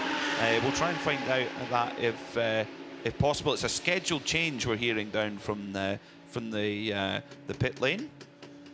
I mean, I've just had a quick look at my my weather app, and for tomorrow. Yes. And it's saying sunshine. Well, I mean, this is like we've been saying all weekend. It depends on which weather app you look at as to what weather forecast you get. But it's saying it's clear blue skies through the morning, so getting up to about 26 degrees, 27 degrees. But then the potential of rain into the afternoon. So it's potential, but it'll still be hot. It'll be that hot rain if it does rain. Hot rain? Yeah, hot rain. Oh. The type of rain that you can stand outside in the rain and not worry about getting wet. Because that's it's really just nice, hot. actually. It's quite nice. Yes. Well, we'll see. It's not like a dreary autumnal day in Milton Keynes. That's a different kind of rain. Yeah. That's a different kind of rain. It's the most British of rain. In the GT-TCE category for TCR and GT4 machineries that are balanced together, and there was minuscule amounts of time between them in qualifying yesterday, that category at the moment is led by the TCR machine of Roy Edlund, and for Holmgart Motorsport, Cooper Leon, and they lead all the GT4s at the moment in that category, and it seems the longer that we're under green flag running, with that longer stint length of that the TCR can do, and of course they usually only have to change 2 tyres when they come in for a pit stop. Yes, they'll change all 4 at interim ones, but really it's the front 2 that get the battering. That TCR is running like a train, a Spanish one at that. They make good trains in Spain. Renfe, good trains. Paldo, they make them. CAF also, they're in Spanish manufacturer trains. Talgo. I know the guy who owns Talgo trains. Oh, there you go. Oh. Yeah, we'll see how they get on out there in that TCR and the plucky TCR. We like an underdog tail. We do. And it's certainly doing a good job. But it seems we've still got struggles going on in the pit lane with this brake change for the Bagheera racing team. And it's not going good for them. And I don't know if you've been able to pick it up on our effects that we're picking up from the world feed. You've been a lot of banging going on in that pit lane. Yeah. The thing is, the Bagheera team, this is, they are a team that can get a truck through a Dakar rally. They can get their support truck through and, fix cars that seem irreparable. Being able to get a European truck racing title over and over and over again, that requires serious technical ability, as we nearly get eaten alive in the commentary box here by an exotic-looking insect. So they are a top team as well. But I don't think a GT4 car will be particularly straightforward to do a brake change on, Paul. Not like a prototype, a Le Mans prototype or a GT3 machine, which might be a lot more quick change parts. Yeah, they're still working away at it, and it's the front left. The interesting thing is it's actually the front left that they're having the issues with in getting this brake pad changed, although they do seem to be getting bolts back into it. So it looks like we might be getting somewhere near them getting back out. But if you're the driver, it would be so frustrating, wouldn't it? You just sat there and you're thinking, come on, can we get going, please? I want to drive. Yeah, you can hear cars going by, losing time, and of course the drivers have then got to pump the brakes. It's Adam Lacko who's sitting in the car at the moment with, he's got the most brightly coloured helmet in all of the paddock. It's a bright gold sparkle on that helmet, and it says Goldfinger on it as well. So he's maybe a James Bond fan, Adam Lacko. So, an hour and 14 minutes to go in part 1 of this 12 hours of Monza. Remember, we come back tomorrow for 5.5 hours to take us to the flag, where once we throw the checkered flag tonight, we go into Parc Fermé. The cars have a cover thrown over them, and we bring them out in the morning in exactly the same condition that we left them in. So tomorrow, as I shuffle my papers, tomorrow we start off for race part number 2. We go live at 10 o'clock local time here in Central Europe, and then into the race. The race goes green at 10:30 local time as well. So a little bit of an earlier start tomorrow. That will certainly help with keeping the temperature a little bit cooler. Yeah, absolutely. It might help you as well with the run up to the commentary box as well, because yes. it's quite a lot of stairs that you've got to get up to here from the grid as well. So I thought you did it in quite good time today, I must say. I've got a brilliant car to get me over. Brian the Panda got me over no problem to the other side of the circuit. Bagheera still toiling away at that brake change. That's time just ebbing away all the time. Don't know. We'll try and find out once Bagheera have completed that. We'll find out if Atlas BX have done their brake change yet. or if they're going to do one. I think that they're going to have to do one, because if that's a scheduled one for Bagheera, it's got to be, because the braking here, you think down into turn 1, you're going from the very top of top gear down to pretty much bottom gear, and then for the second chicane, same again. Then a big braking, well, bit of braking for the Lesmos, and then another quite a reasonable into Ascari, and then a little bit again for Alboreto. So you are really pounding the brakes here.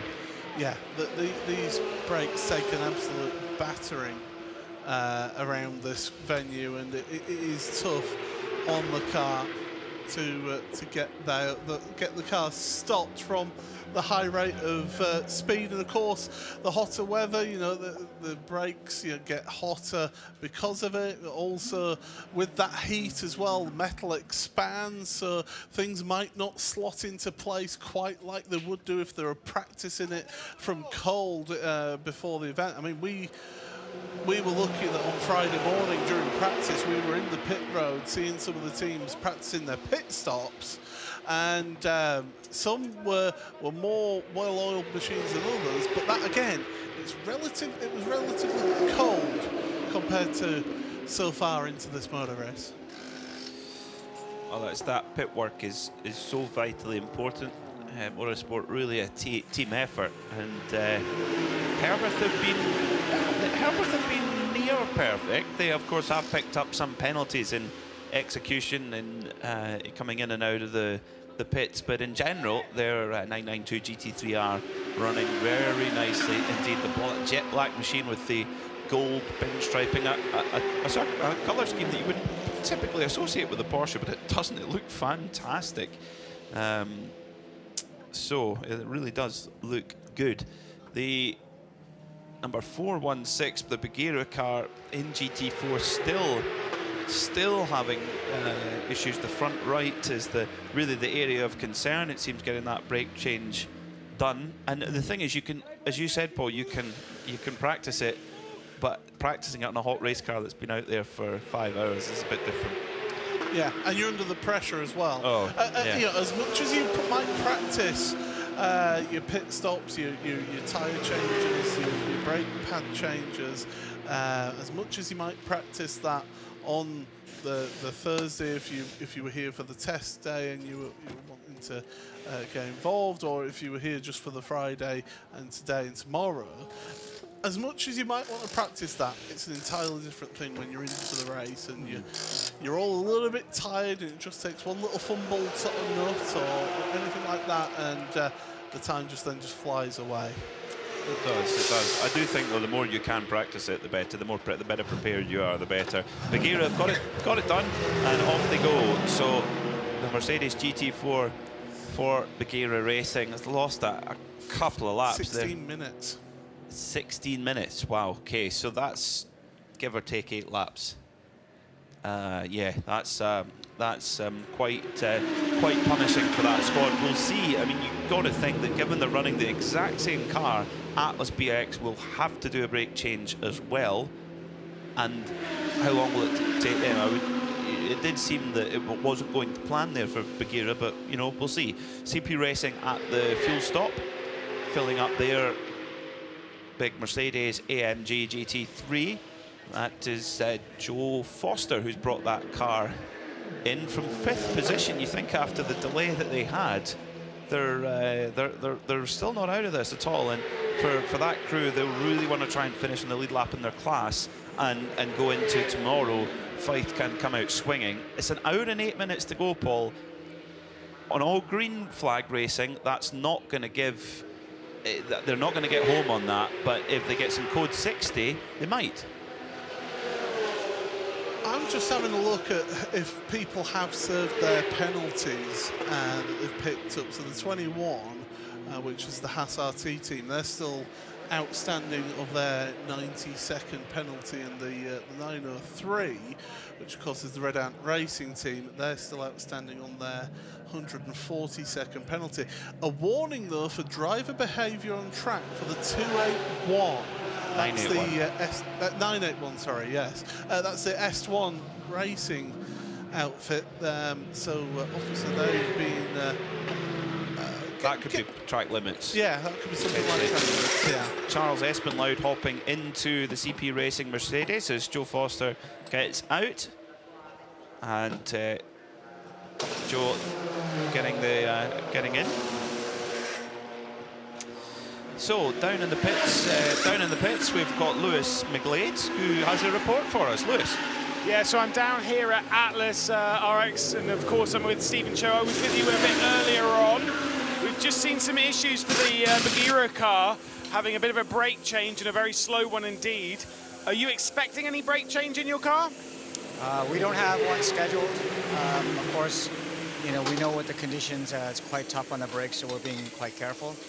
But as of now, we don't have a plan to do that. Are you keeping your eye on the weather for tomorrow as well, just in case? Well, sure, of course. I mean, weather will play a factor, but it's so hard to tell. It's hard to trust what the different websites tell us. But yeah, tomorrow's another day, so we'll see what happens. But so far, so good for us. Does it make you a little nervous seeing, another GT4 Mercedes doing that, and then thinking, oh, is there something that we've missed or anything like that? Yeah, it's possible. We have to, of course, keep in mind the mechanical stuff at the end of the race. It's a shame. If it's a scheduled stop, then that's a part of their strategy. If it was a problem, it's a shame. But it's still a long day to go tomorrow, and it seems like even a few laps up or down can be recovered in a long race. We'll see what happens. Well, it looks like things are coming up Atlas at the moment, so I'll let you get back to it and watch over the team. All right, cheers, Steve. Thank you very much.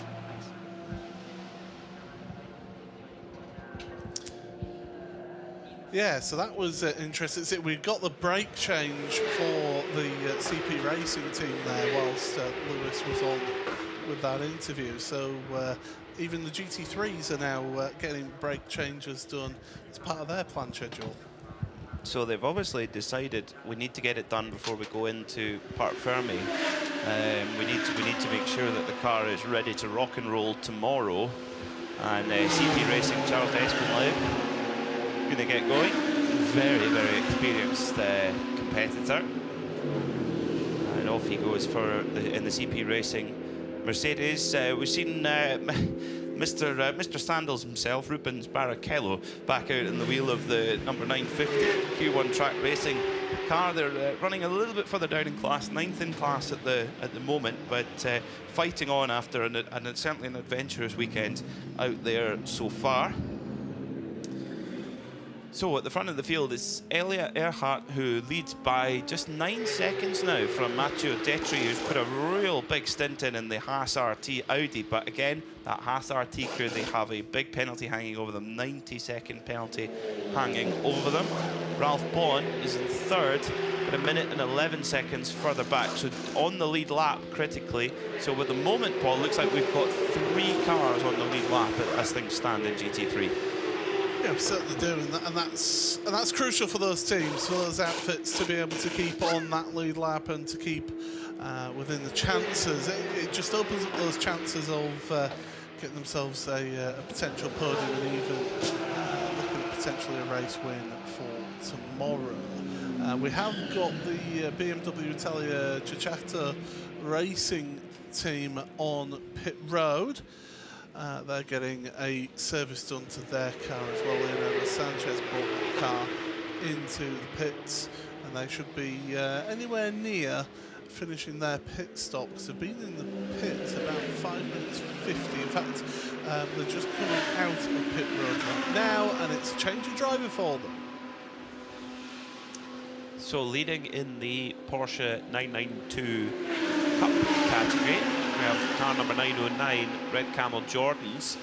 They lead by 38 seconds from Neuhofer Rennsport, who kind of burst out the traps really quickly, and they faded back a bit, and then they're now sort of really fighting back, Paul.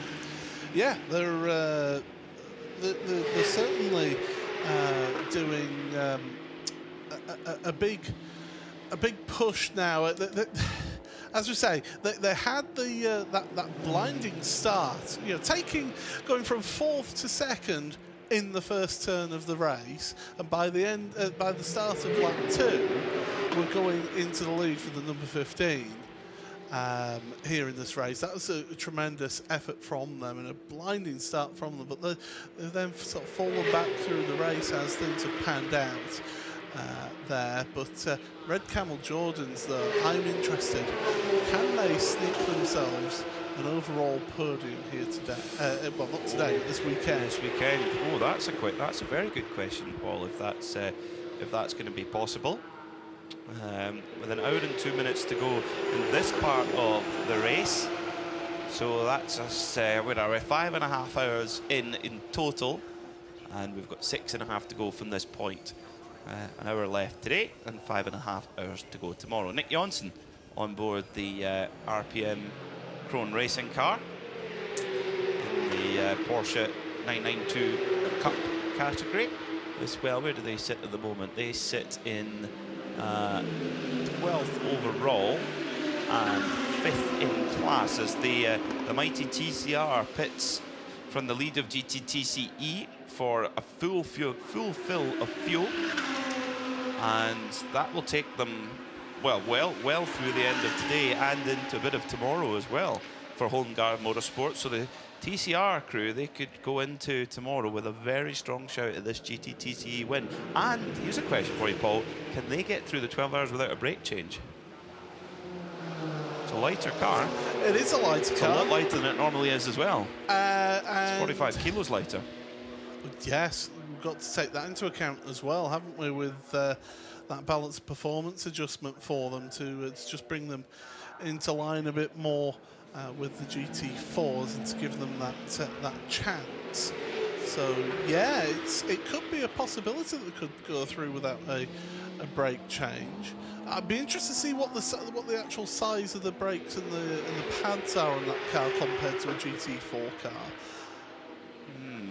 Can they handle the punishment? Of course, because it's not really built as an endurance racing car in the original guise. No, and it's been kind of repurposed in that sense. So interesting, very interesting as we come to the top of with just 1 hour to go in this 12 hours of Monza here in the Creventic 24H series. It's the Scherer Sport PHX crew of Elia Earhart, the Audi, leading by 9.5 seconds for Matteo Detri. Then in third, it's Ralph Bond for Herbert Motorsport with Paolo Borghera for E2P Racing in their Porsche in fourth. Then it's the BMW Italia Cicciato Racing car in fifth.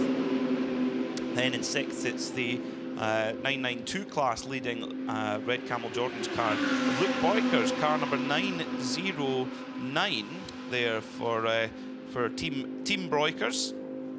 They're having a really good run so far in this race, leading the way as things stand. And young Luke Breukers is taking over now with Kai Rillert's trying to chase him down, although a minute and 17 seconds back. Now Red Ant Racing in second, Kai Rillert's, they did have a penalty and they have not served it yet. So they have a 2 minute and 20 second penalty hanging over them. So really the Red Camel Jordan's crew in the lead of this class are looking very, very strong indeed at the moment. Third in that 992 class is Neuhofer Rennsport, who've just gone into the pits for service. So right now, Red Camel Jordans, they have very much reasons to be cheerful. Pit stop then for the Neuhofer Rennsport Porsche Cup car. And driver change going on. It was in the Neuhofer car, it was Felix Neuhofer who brought the car in, and they're going to do a brake change now. So it's brake change o'clock here.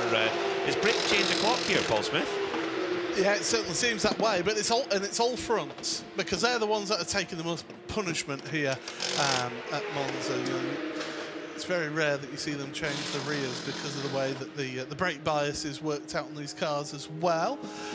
You do favour the front of the car more than the rear brakes because of that weight transfer. As soon as you touch that brake pedal, the weight transfers over the front of the car. That's where you need the most of that effort. But yeah, under an hour, my goodness, it's taken a while It's taken us a little while to get here, but we're certainly having a good time of this race. Well, Lewis McGlade is down in the pits, and Lewis, who else is deciding to put new brakes on the car? Yeah, so I'm just down at the Holmgard Motorsport car. We were having the questions about whether the TCR would last longer maybe on its brakes than the GT4s. The answer's no, but rather than what we saw with the Bagheera car, where they were changing just the pads, what I'm seeing here is they're effectively taking the entire brake component off, changing discs, pads, and the calipers as well, all in one go. It's something that we've typically seen when it comes to like supercars and GT3 Endurance, where they'll basically just take the whole thing off, slap a new one on, and away we go. They are having a bit of difficulty with the front right. The front left's come off quite easily, and then they've put the new one on already. The one that we've just got to the right of us here, that is the old one, but I think they have got it all sorted now, and so the brakes have been changed for the Holmgard Motorsport car. Thanks, Lewis. That's brilliant work. And tell you what, that Holmgard Motorsport crew, that's a pro outfit there. That's just whole unit off, straight on again. One thing the driver will be getting reminded of on the radio, though, will be pump the brakes before you get to turn one. Yes, give them a good pump. Yeah, because that's quite the braking zone. Even when you're coming out the pits, it's still a decent braking zone. So GTX, GTX is kind of coming back forth.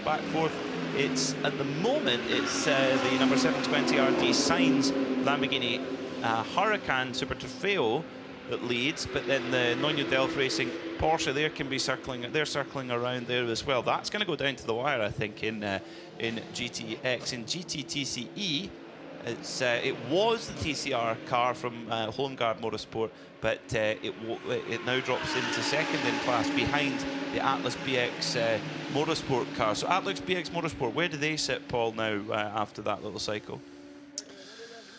Yeah, so they've done the brake pad change, or not? I'm not 100% sure. We'll get Lewis to confirm. We'll get him to keep us right. Yeah, I don't think that they have,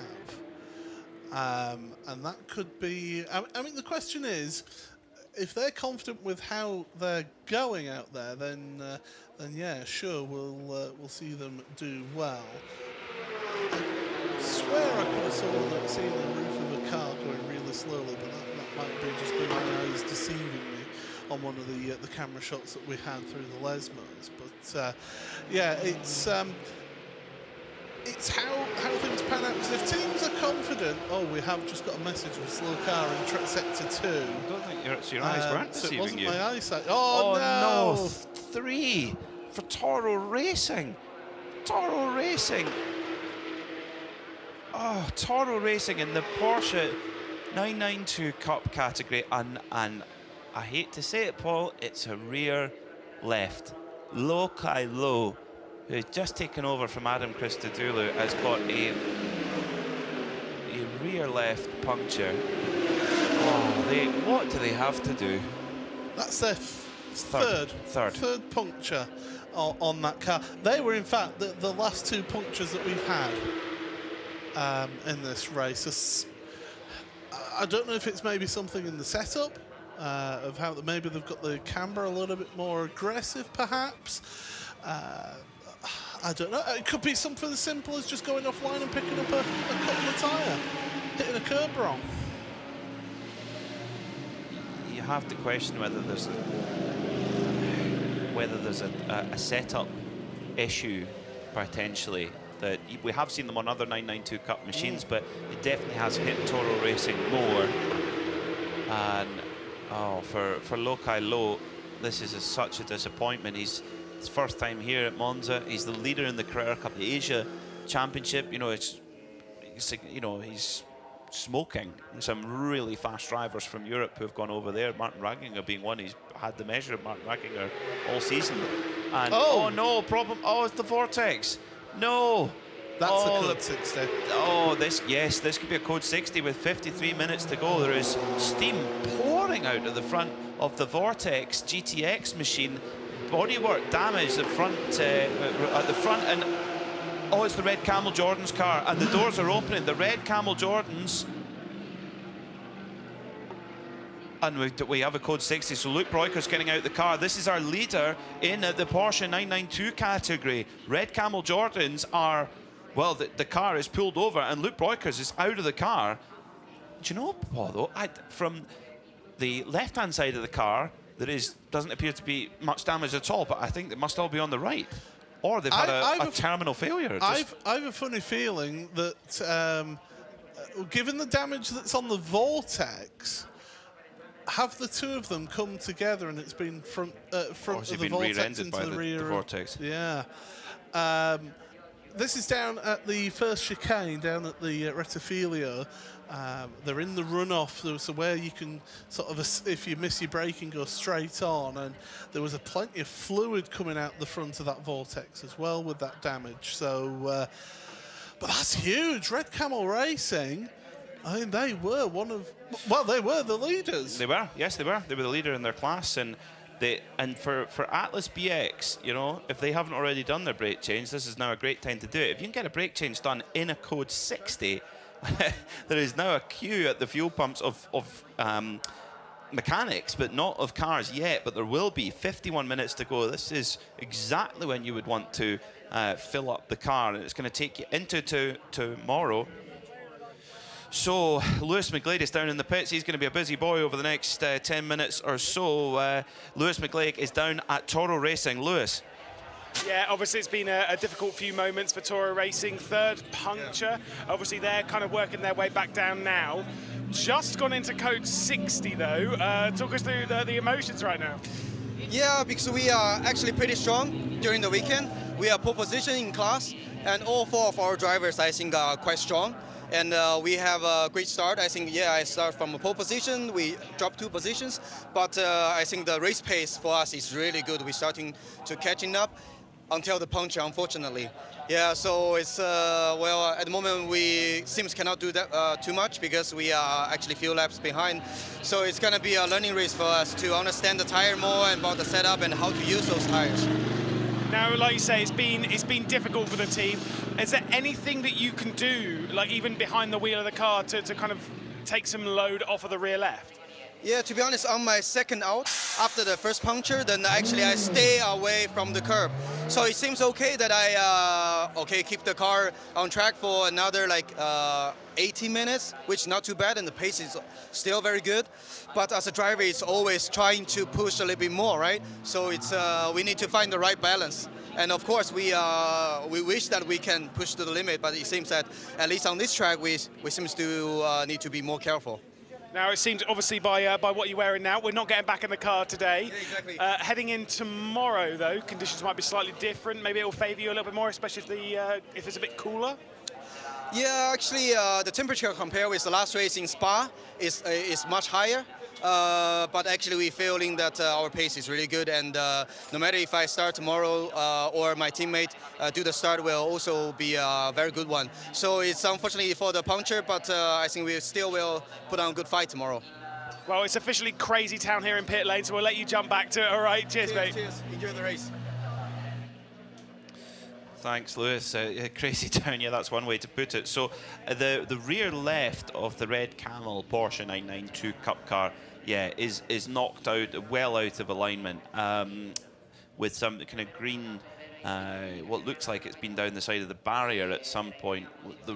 The diffuser on the rear of the red Camel car looks a bit damaged as well, so that could be a reason. We'll get Lewis to find out what exactly happened. We don't have footage for you, unfortunately, folks. So, but we can be sure of it. We will find out what exactly happened there. The end result, though, Paul, is red Camels particularly were in such a strong position, leading 992 by a great margin, and also the Vortex was in the fight for the GTX. The GTX class leader, the RD Sainz car, has been fueled up, but it's now being pushed down the pit lane. So the car has got fuel in it, but it's not moving on its own power. That's bizarre. it's been pushed to its pit box, which unfortunately is quite far down pit lane. Yeah, that is quite far down pit lane, and the problem for them, of course, is that they only allowed 2 mechanics up at the fueling points. It was just 2 of them. Thankfully, they got a couple of people from another team to help out, and that's actually kicked the bump started the car. So team members from another team, again, we talk about that family spirit that's here in this championship, just able to come along and help out. But yeah, that vortex, the front end, it doesn't look great, and there does appear to be a bit of fluid underneath it. But fortunately, this is off the racing surface. This is just on the escape road. So I think if you're Red, given that this is going to be quite a long code 60, I would think that if you're Red Ant Racing, get rid of that. Yes, your 2-minute 20 penalty will turn into a 4-minute 40, but that's still, your average speed is going to be, you know, your average speed is going to be still be more than 120 kilometers per hour. Around here in a Porsche Cup car, it's going to be more than that, you would think. So therefore, yes, you've got to serve a 4-minute 40 instead of a 2-minute 20 penalty, but it's still a net gain. We've had a couple of messages come up on our timing screen from Race Control. So one is that the incident between the 2 cars that have been involved in that crash is under investigation, and now the team manager and one of the drivers, it doesn't actually say which driver on our timing screen, have been told to report to Race Control. So they're obviously wanting to hear what their side of the story is first, before then seeing who else before hearing the other side of the story. Well, it's Lionel Amrouche who was driving the car at the time. So yeah, they'll have a chat about it and see it, and also they'll have a look at the onboard camera footage, telemetry, etc. Rabdan Motorsport have had a brake change, just pads for the front of their Porsche 992 Cup machine, and we've got Lewis McGlade hot-footing his way down to Vortex at the moment to try and get a read on what exactly happened there as well. We do know there's been an incident between the Red Camel Jordan's 992 Porsche and the Vortex, unfortunately. So, once all the pit cycle is shuffled out, we'll get a read on what this is looking like as well. For Haas RT, they've also got a penalty that they would have liked to have served in there. Have they served it? Yes, they have. So they've taken, instead of a 90-second penalty, they've taken a 3-minute penalty. So it's better to do that, take double penalty, but do it under code 60. So dramatic finish, and I love the fact that the marshals here have proper Scottish and Canadian curling style brooms, proper twig brooms that or horsehair brooms, and aren't they effective as well? That's it, when proper curling style. That well, but the thing is, what's the point in using a different type of broom if that does the job? Could be Trigger's broom though. Yes, that could be true. But it's the most British reference. Yes, yeah, I was going to say apologies to our international viewers and listeners. Yes. Yeah, if the old style broom does still work, then why change? Why not still use something that works? But yeah, we're still just clearing up. They've got the Porsche onto the back of the lower loader, and they've just finished putting the Vortex on the back of the lower loader. Now, one thing, the 903 has just served its penalty, so Red Ant Racing have served their penalty now, so that's their, well, what was it, 2 minutes 20, so that would be 4 minutes 40. It would. Do you know who I think might win out of all this, Paul? Is the 955 Willie Motorsport by Ebby Motors, Sabino De Castro. They've kept their nose clean. They started at the back. They had a whole front-end rebuild of the car. I think, do you know who I think will be absolutely loving this, watching his team? Fabrizio Broggi, he said he was in the box watching. He'll be going, come on, guys, let's do this. Let's do this. Let's fight back from that disappointment yesterday. And they're, as Red Camels hit problems, Red Ant have a big penalty. Willie Motorsport right in this. Very much so. And again, it's one of those stories of the race. Could they be a potential for our sort of hero of the race to come up through the ranks and to get themselves into a potential 992 race winning position here today. We're still getting the cleanup done and completed, so we're still under code 60 at the moment with 43 minutes remaining in this race. 40. It's going to be a sprint to the break point. Sprint to the break point. It is. So now we have under 1 minute to go until the end of the code 60 procedure, and the number 1 Scherer Sport car has just finished putting fuel in. In fact, has completed the pit stop. Once again, Scherer Sport get it absolutely spot on in their Audi, and they're going to head out onto circuit. They've got fuel in.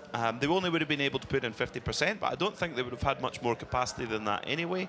So Scherer Sport, they're in a great spot. Back to green flag racing then, here in the 12 hours of Monza. 42 minutes until we hit our intervention break to end part 1 before we go into part 2 tomorrow for 5.5 hours of racing. It's Peter Mackay here alongside Paul Smith in the Global Broadcast Centre. You're watching the 24/8 series here, the 12 hours of Monza, and listening on the Radio Channel Limited network of channels, channel RS3, to listen to us here at Monza. Interestingly, the BMW Ceccato car weaving back and forth, trying to generate a bit of tyre temperature after that code 60 period.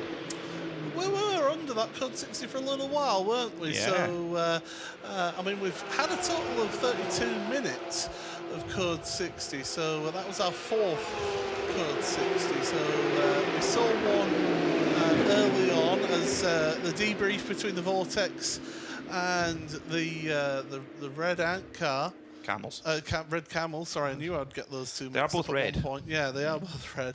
But a little bit of a debrief between the two drivers to decide, well, was it you at fault or was it me at fault? I can guarantee that both drivers will think it was the other's fault. Well, I know our intrepid pit reporter Lewis McGlady is trying his best to get an idea what is happening. Great work, Lewis, brilliant stuff. So back to racing then. What does this all mean? Well, it does mean as things shake out that Scherer Sport are still leading from Herberth by 1 minute and 24 seconds. Now, did Herberth go? I think yes, they did. They did come in during that code 60 period. I think it was just for a bit of a top off though. Haas RT, they're in 3rd, and have they served their penalty? Yes, they have. So Haas RT, that code 60 actually was just what they needed. So I say, just waiting for them to come through over the line. It's showing that they're several laps down, but that's not. I think they're two laps off the leader, one behind Ralph Bond. So there's, as things stand, yeah, it's about just going to be, I think, on the lead lap for Herberth, with Scherer Sport in the lead. It does take a moment to shuffle around. Yeah, it does. For our, especially at the end of a code 60, just for the timing screen to update itself, to get itself all organised. But we are back now. It is actually 43.4 seconds between the front two, so the timing screen is still sorting itself out. 43 seconds between 1st and 2nd place. That's Scherer Sport, PHX, and Herberth Motorsport. So yeah, that's it's just me. That's grown a little bit, hasn't it? Then to 43 seconds, because it was in the 30s earlier on. It's gone back and forth. It's been hard to tell really, but I think that we've now got a more accurate picture. So yeah, 43 seconds the gap, and yeah, they've got a bit of an advantage there to Haas RT in 3rd, BMW Italia Ceccato in 4th, and then E2P Racing there in 5th. And they've got Pablo Berguera, who's the least experienced driver in the car. He's actually been able to get a reasonable chunk of his driving time. In fact, yeah, 1 hour and 2 minutes. So Pablo, he does have his driving time complete now in that car. So he can. That's really good. So they can actually put they can put any of their other drivers in as they wish from now on. They've got that flexibility in that car. CP Racing, third in AM. They've got a couple of minutes up to E2P Racing. So, yeah, it really has shuffled things around as well in that Code 60 period. So, 38 minutes to go then before we hit the midway point in this 12 hours of Monza. And in the GTX category, well, we did see a problem there for the Super Trofeo Lamborghini for RD Sainz. Nevertheless, it still leads the class by 55 seconds from Nono Delft Racing. And of course, unfortunately, the Vortex V8 machine is sadly wounded and doesn't look like it's going to be challenging for that GTX. The classes, both the 909 Red Camel Porsche and the Vortex, get brought back to the pits on the flatbed. A sad end to the day for them, unfortunately. Be interested to see if both of those cars do get out for tomorrow, because they will be able to do some work on them. They'll take a penalty under Parc Fermé, but with the series encouraging teams to keep the cars in the race, I mean, as long as they've got parts and as long as the cars aren't damaged to the point that the scrutineer is not happy in terms of the safety side of things, then I don't see why they couldn't get those two cars back out again for tomorrow's part of the race. Yeah, absolutely. And for, you know, Red Camel Jordans, they're a regular competitor here. They'll really ideally like to get a finish and get the subsequent points for that. So what it means is that for Red Ant Racing, it looked like it was all going wrong, and then they've been able, with that code 60, they've been able to serve a 2-minute and 20-second penalty and still come out leading the class. It does mean that it does mean that they've gone back into the lead of the Porsche Cup category, but that code 60 has also meant that the chance of a Porsche Cup car getting on the podium just got a lot more difficult. Yeah, it did. I think we were more sort of hopeful that we would see a Cup car on the podium overall, but yeah, with that incident down at turn 1 and with the Red Ant Racing team getting their penalty sorted, has just dropped them back from the others, the GT3s that are up there in the top 7 places of this race. Martin Raginger is absolutely on it at the moment. 3rd place at the moment in the Neuhofer Rennsport car. He is lapping at 3 seconds quicker than Sabino De Castro up the road and 2 seconds quicker than Yannick Redant. He's got 29 seconds to get up to P2. So Martin Raginger is engaged beast mode. Raginger has, he's loving these hot conditions. But this is what he's, going out racing places like Carrera Cup Asia, Sepang, massive track temperature, massive temperature inside of the car. He's more than ready for this kind of thing. Would you say that he's almost ragging it around the track? I'd been restrained and not done that, but I'm sure he's heard that one more than once. Yes, he is ragging it. Yes, good one.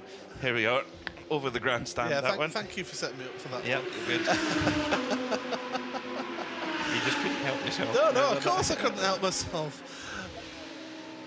Okay, Lewis McGlade is down in the pits, and he's down at Red Ant Racing. Lewis. Yeah, obviously got Kai Roulets here. I mean, you just did a mega stint. There were points where you kind of like lost it. There was a penalty for the team. You came into the pit lane, you were stationary for a while, and yet still back into the race lead. What a mega stint. Yeah, it was a really long stint, 2 hours, so it was quite long, but it was nice. And the penalty, I was thinking we were never going to come out first again. So I was really happy when the team told me, yes, we are leading again. So that's really good. Now, I was talking to your mum and dad earlier, so I already kind of know the answer to this question. How many races have you done in a car? This is my 2nd race. I have done 1 race in Spa, the Belka race. It was a 3-hour race where I also did 1 hour 14. So this is my 2nd really race in the car. which is, in my opinion, is insane. 2 races in, and you're looking mad fast. Where do you get that kind of confidence from? You've been karting since you were 6, is that right? Yeah, that's correct. We went one time testing in Zolder, and with the team they helped me a lot with engineering and learning how the car is rotating in the corner and how to really brake with this car. So this really helped me, and I'm also thankful for the team that they helped me with this. So I think the team did a great job to make this forward for me. Now, it must be quite the experience, obviously, you know, 16, coming out here, racing on a circuit like this, in a car like that. It's incredibly fast. It's surely got your adrenaline going. Yeah, it's really fast. The straights are really, really long, and then you go from a really high speed to a really hard braking point. So it's really challenging to also get maximum out of the corner, but also don't lose a lot on the exit because the straight is so long. What's it like doing a 12-hour race for starters, which is hard work, but when it's split across 2 days as well? That's been quite odd. Yeah, it's different. I would like to drive one time in the night, so hopefully in the next race we'll be also in the night. Well, Kai, we'll let you get back to it, all right? Have fun. Thank you. Kai Relert's there, and yeah, 16 racing around Monza in a Porsche Cup car. That's the dream, isn't it? Yeah. I suddenly feel very old. I almost caught myself earlier with Adam Christodoulou saying the young man, because he is about 5 years younger than me. So he's the experienced hand in that team. He's guiding his teammates. Oh, now Atlas BX, oh no, it's okay. Atlas BX had the right-hand indicator on there. Donkey No, just allowing one of the faster GT3 cars to go through. I thought it was, oh no, he's pulling over with an issue, but no, just to say, on you go, after you. It was one of the Porsche, excuse me, it was one of the BMW GT3s going by, the Ceccato car. So, the Red Ant Racing, I mean, I have to say, I agree with Kai Relert's there. I did not expect them to come out in the lead after serving 4 minutes in the penalty box. It's been a pretty, how should we say, dramatic start to this 12 hours of Monza today. And Kai Relert and Red Ant Racing at the moment, they lead the way by 1 minute and 17 seconds from Spino de Castro and Billy Motorsport by Ebby Motors. Martin Raginger is incredibly quick at this moment. He's just in the time we've had that interview, he's piled 8 seconds out of the Billy Motors car. They're giving it a go, aren't they? They're really trying to get closed up. But at this point, it's just, again, it's about being on that lead lap, and because the Willie Motorsports by Ebby Motors car is within a lap of the Red Ant Racing, they're only, what, 1 minute 17 back.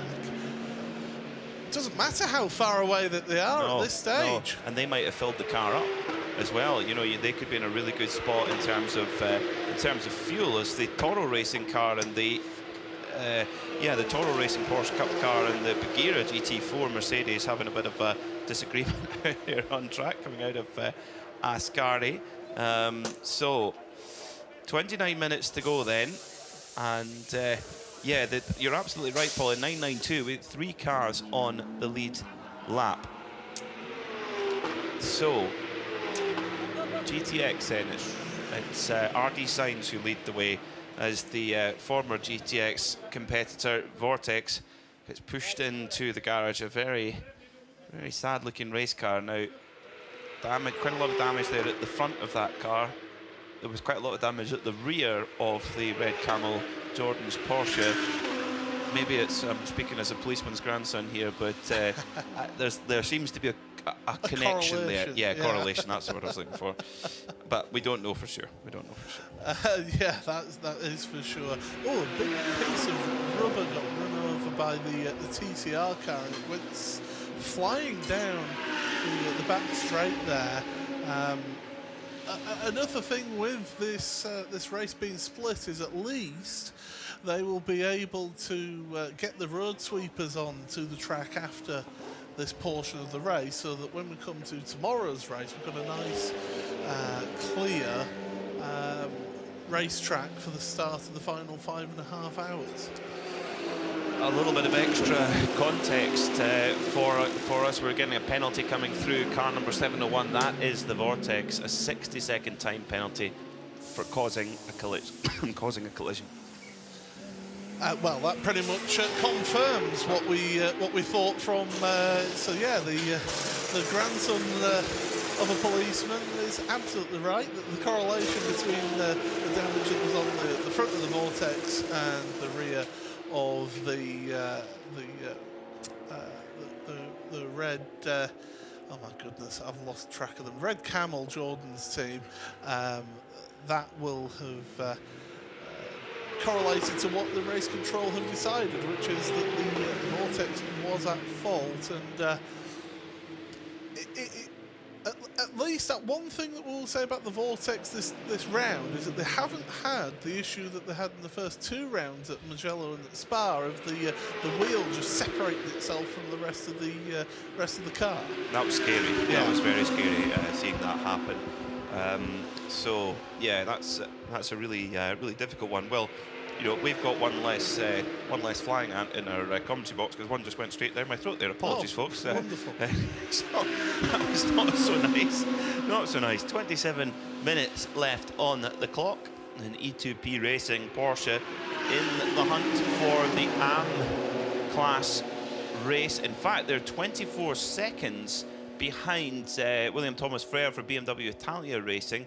The BMW Italia Racing car is going a little bit quicker at the moment, but very much so in their class. E2P Racing are on the lead lap in their class. That's the key thing there as well. So the AM is really gonna rage on. CP Racing now, I tell you what, CP Racing is very, very close. Are they on the lead lap in their class? It's very, very tight.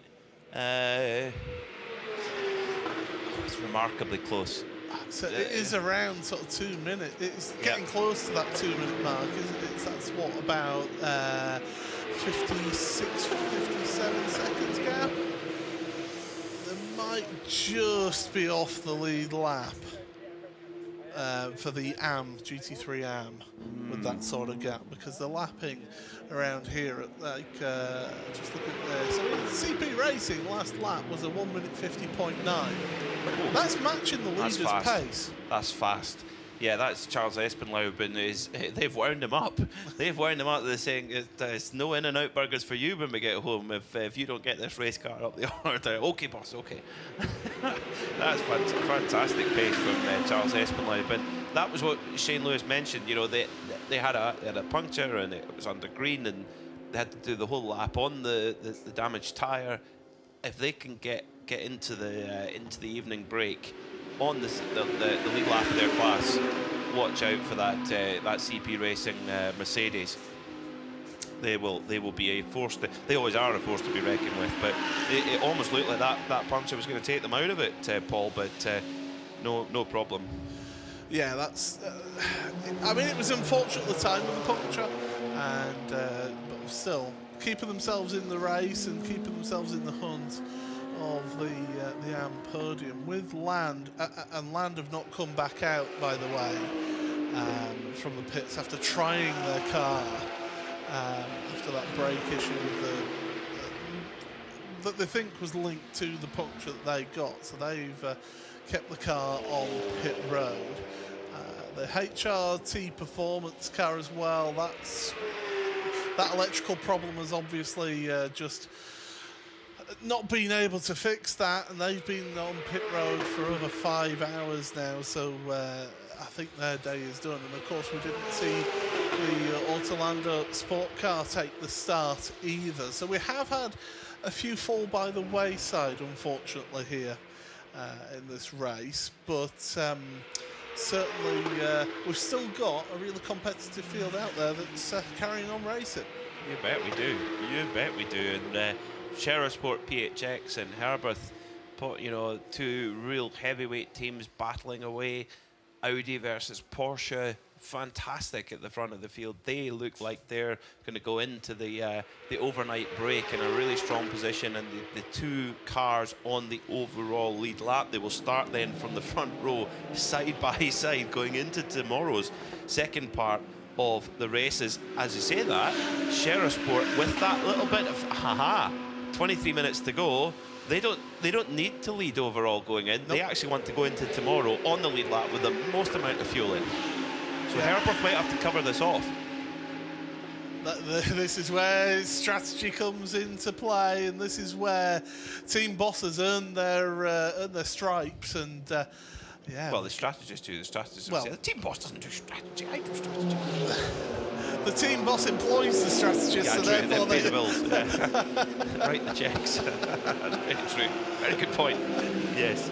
Eli Earhart, the smiling German, has brought that leading Sport car then into the pits and filling up with fuel, and that will then put them in a really good position for the start of the race, because then they'll go in on the front row of the grid on the lead lap, and by the way, they'll have a full tank of fuel as well. Now, number 9, oh no, not again. Number 930, Porsche Cup, not again. Not left rear puncture. I don't know if I've ever seen a race of this length with a single car get 4 punctures. Oh, as the Red Camel Jordan's car it's found its way back into the garage, and the team just looking to see what the damage is. And is it fixable? Lewis McGlade will try his best to try and get some sort of reaction for the team if we can. What did Toro? What's going wrong? It's weird. If Toro Racing didn't have any bad luck, they wouldn't have any luck at all. No. And the cars have been run by HRT. Yes, have we seen it for the other HRT cars? I think one of them. I think didn't Rabdan had one.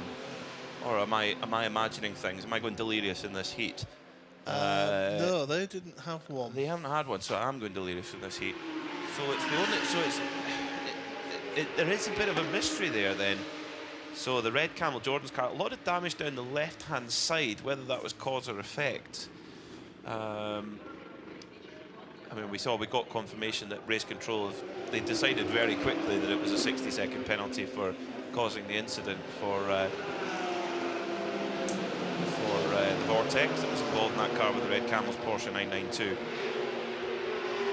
Michael Doppelmayr behind the wheel of the Sport PHX car, back out. So 2 minutes. He's just gone 38. down. He's just got off the lead lap.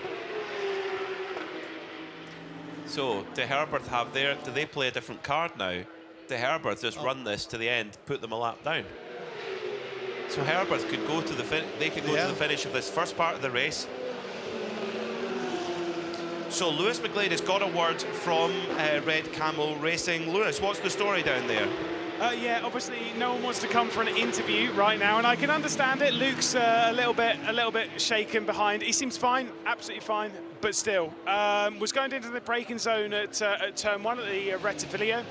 Has overtaken the Vortex car going into the braking zone, and then the Vortex car's misjudged its braking, gone straight into the rear end of the Red Camel car. Now the damage is quite bad, but they are working quite hard on it. I don't know whether they're going to be able to fix it and be out for tomorrow. It's not looking great. The Vortex car also doesn't look great either. It's a lot of damage on the front end, all kind of bent in. They've got a lot of people, all hands on deck, working on them. It's tough for both these teams, especially for the Red Camel car that was running so strong. They were doing everything perfectly. I was having a chat with a couple of team members, and they were saying it's almost harsher because it's not through their own mistake. It's through the mistake, at least as they feel, of someone else. It's tough, it really is, but like you say, these teams, they'll work really hard, they'll try and put the car back together again, and hopefully get it back out for the 5.5 hours tomorrow. Thanks, Lewis, great stuff, brilliant work getting that word. And Paul, what do you see? Well, we've got an on-board shot from one of our cars, and one of the team is working away. Now it looks to be the safety strap. It is the safety netting to the right of the driver that he was working on to try and get that.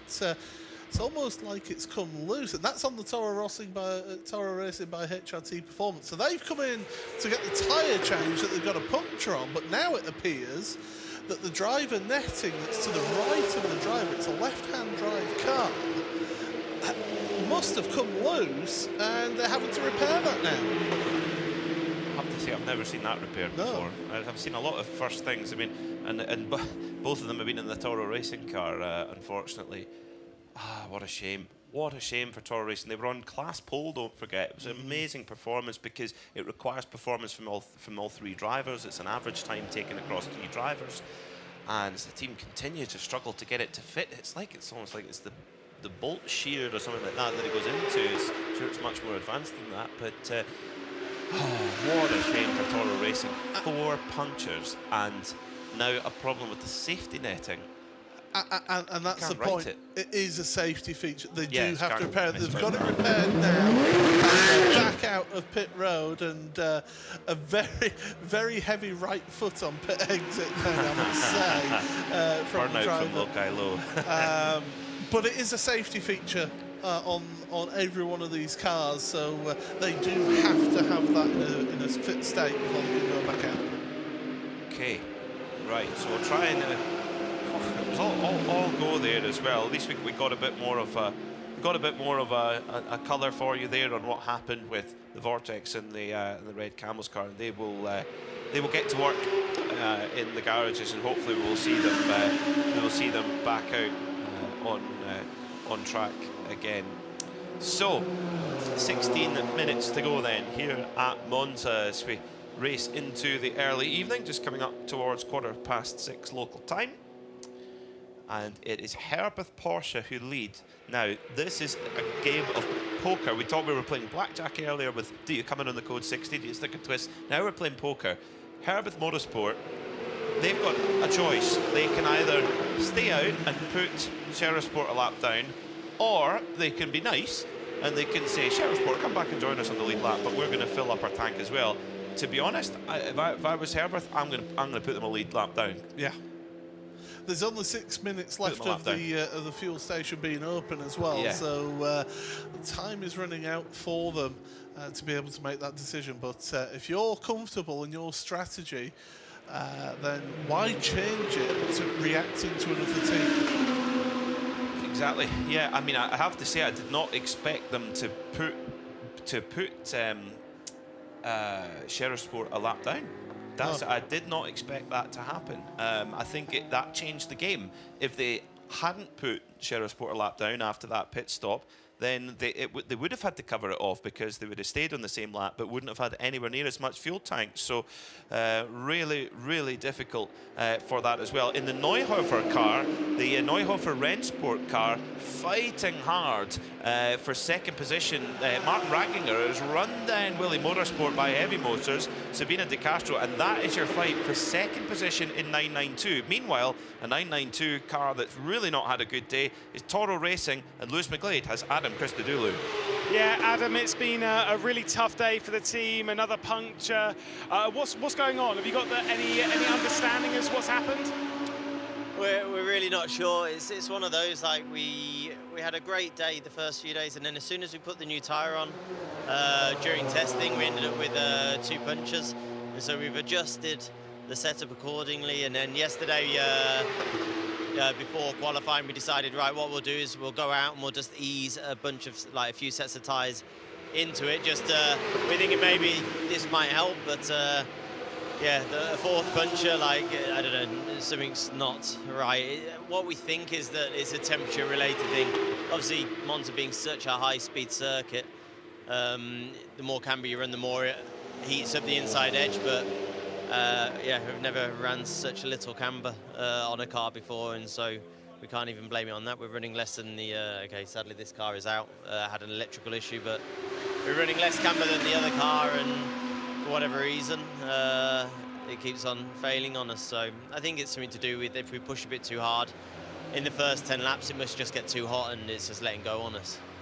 Now, are there any positivities to take from the day? Because the cars looked fast when it's been going around. You know, you've had some speed, the team's had some speed.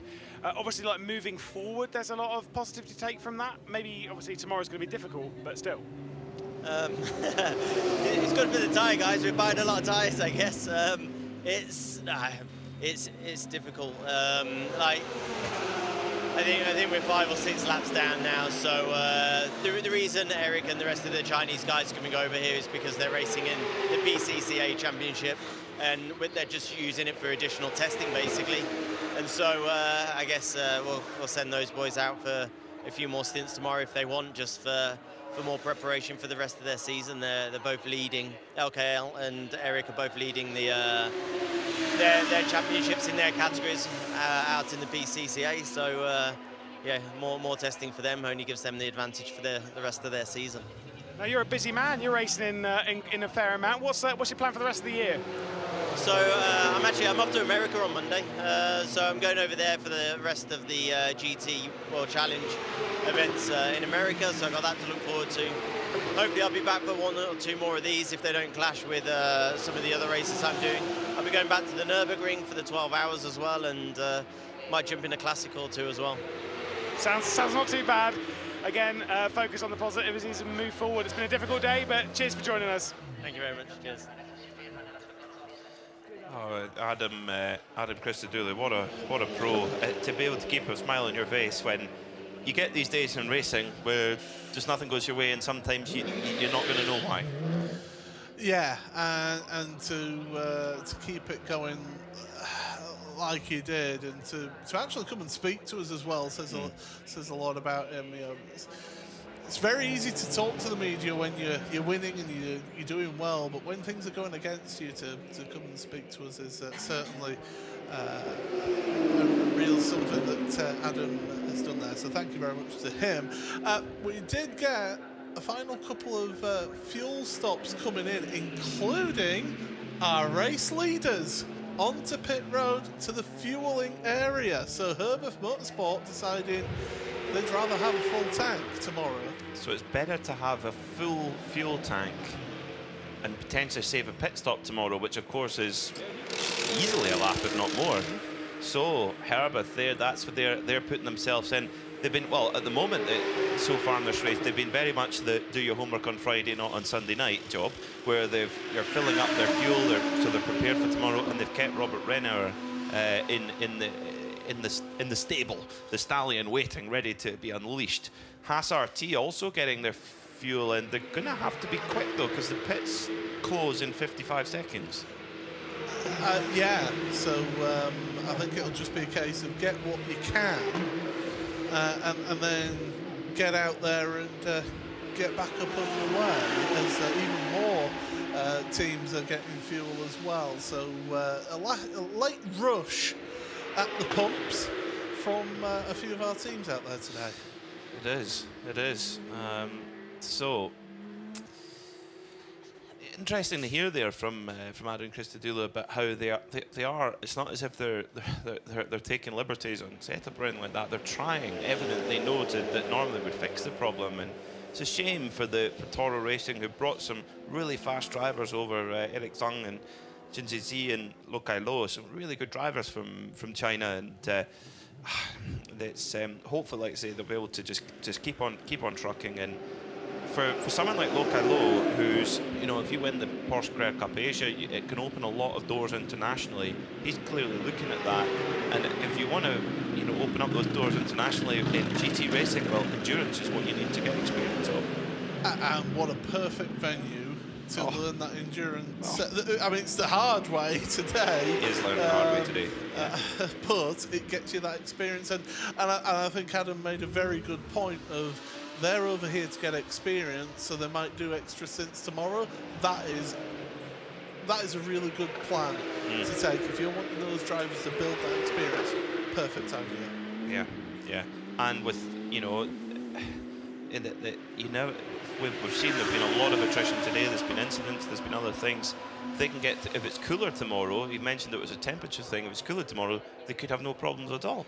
And well, we'll see. We'll keep a close eye on the number 930 Toro Racing car. 9 minutes to go then, and Herbert is still in the pit, but I think it's okay if you go in 10 minutes. Meanwhile, one of the Renauer brothers, it's either Alfred or Robert, they're identical twins. He's on the air jack, so it's a proper family team, isn't it? Fantastic. It's quick on the old tyre changes as well. There he is. Air jack out. Off they go. They got held just momentarily there. Was that a case of we don't want to pick up an unsafe pit exit, pit release penalty? Could have been. Yeah. Could have been. And, yeah, because there was a GT4 that came out as well. The Team ACP Tangerine Associates were coming out as well. So yeah, hold the car, don't get a penalty, because we have seen one get it for that. awarded. So although it was rescinded, that one wasn't. No, that was the Scherer. Yes, they got it rescinded. So I think it's okay if you, as long as you don't enter the closed pit, you're all right once you're in. But still a bit like the swimming pool, the cold swimming pool on holiday. So that means that Herbert, they've gone in at the very last moment of when they can fill up. So therefore, they will go into tomorrow with more fuel than any of their GT3 rivals. They are currently 12 seconds behind our race leader, Scherer Sport. Now, it's not really necessarily much of a difference if they finish first or second here, because they will start on the front row regardless, and it's pretty much even Stevens. There's very little in it. But that being said, Ralph Bowen's pace today has been absolutely electric, and judging at Michael Doppelmayer's lap last time by, a 1:56, Ralph Bowen's got 5 seconds in hand on that. So actually, with 3 laps to go, they might come across the line almost nose to tail.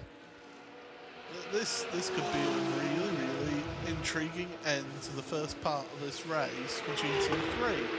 I didn't think that we'd end up with this sort of situation, and yet here we are. Not the best run through the Rogier chicane there as well from the Scherer Sport PHX car. So yeah, just not getting the line right can really affect you that time. Although, but we'll say though, the Herbert Motorsport car, not only the most fuel, freshest tyres as well. Freshest tyres, yeah. And actually, do you want to batter your tyres for 6 minutes and put them on? I think really right now for Herbert, they're just going to put as little stress through these tyres as you can. I've just seen the Vortex leave the pit road. Get out. I mean, there is a lot of parts that just clip on and off of it, but I mean that's amazing. So I feel like that happened a very short while ago. Well, Vortex do have a 60-second penalty to serve, but they are. It was 34 minutes. Wow, 34 minutes to get that car repaired and back out again. True spirit of endurance. Big props to the guys at Vortex. Lionel Amrush takes that car out.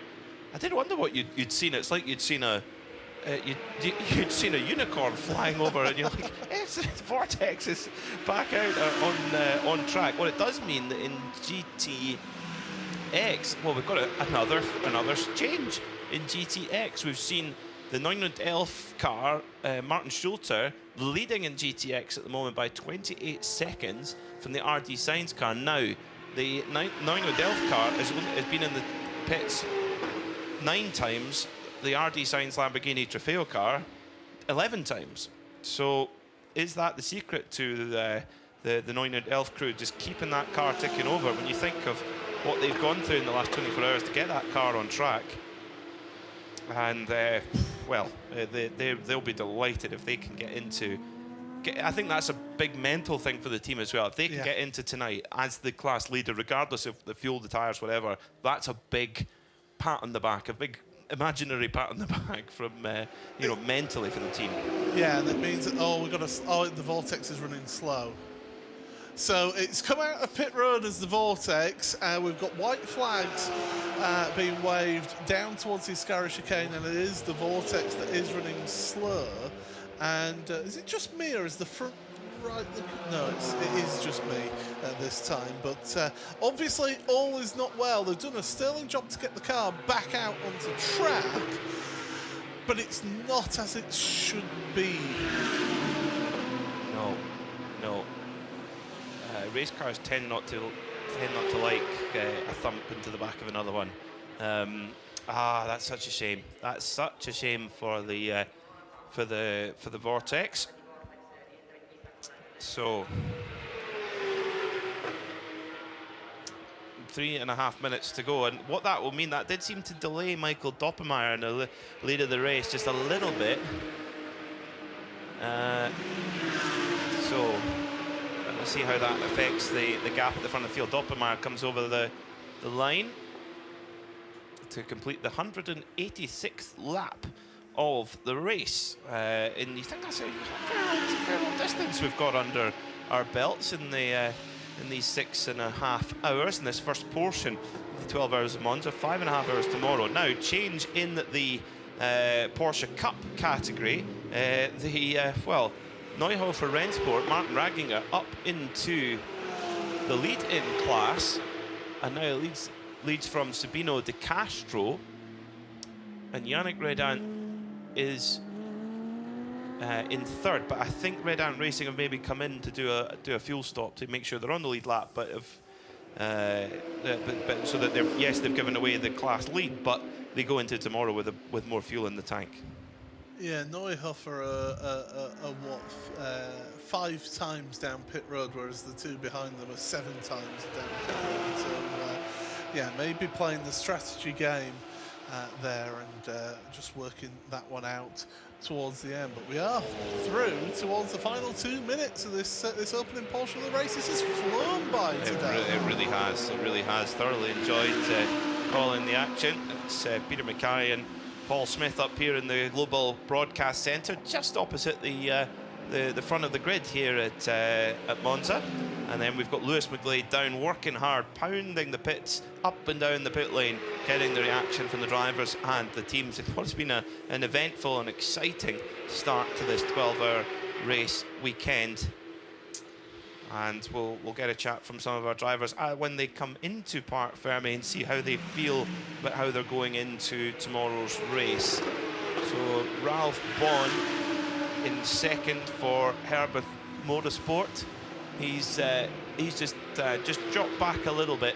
Now the timing screen just sorted itself out. It's about a minute back, but that's fine. He's got his fuel. The leader has now started their final lap. Michael Doppelmayr is heading on now around the Curva Biasano, Curva Grande, and then round towards the Seconda Variante, the second chicane. So it looks like it's going to be Scherer Sport PHX who lead then into the evening break here in the 12 hours of Monza. And they've played the strategy absolutely perfectly. They've called every code 60 just right. Yeah, absolutely. Just getting the timing right on their pit entry on code 60, just so that they're able to get that worked out, and it's given them a great lead. Of course, everything resets itself come tomorrow, so that 1 minute lead that they've got will be wiped out. Gone. It's gone, and certainly the drivers will then have to reset and see how they go again tomorrow. So around the Ascari chicane then goes the Scherer Sport PHX Audi. It was formerly Phoenix Racing. They paired up over the last few years with Scherer Sport. Scherer Sport taking more of a view in that team now as well, but they continue to get the same results they're used to. They're leading at this break point.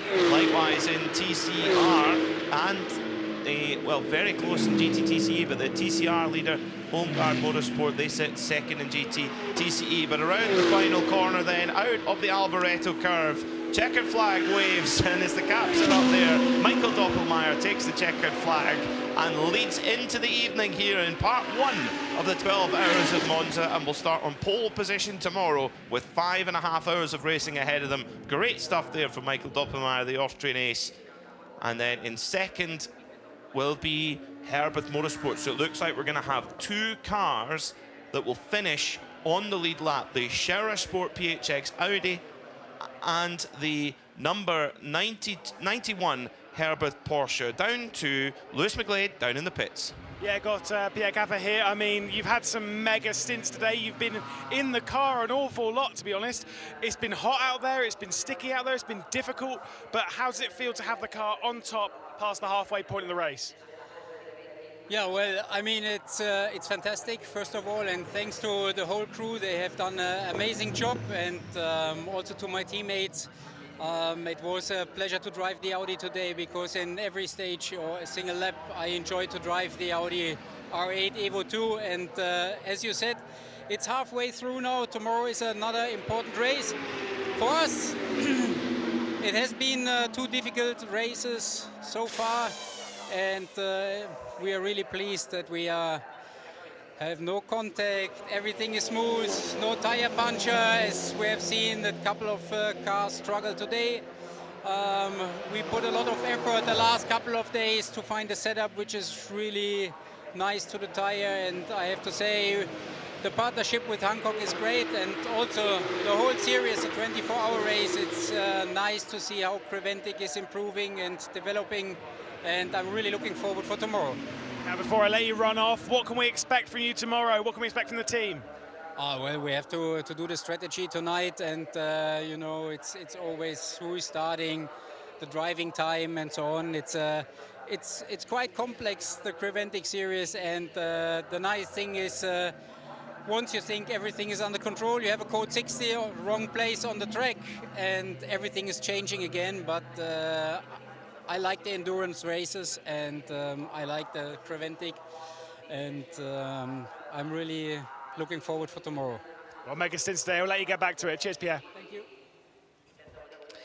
He was the star of the show, was Pierre Caffer today, and really brought that Sport PHX Audi up into that commanding position, and his teammates really, as Pierre Caffer teed it up, and his teammates knocked it straight out of the park. Great run from the Sonax Cupra Leon Competition TCR, Holmgard Motorsport, Martin Vedel Mortensen taking that car to the checkered flag. It's the only car in the TCR category, but did it finish?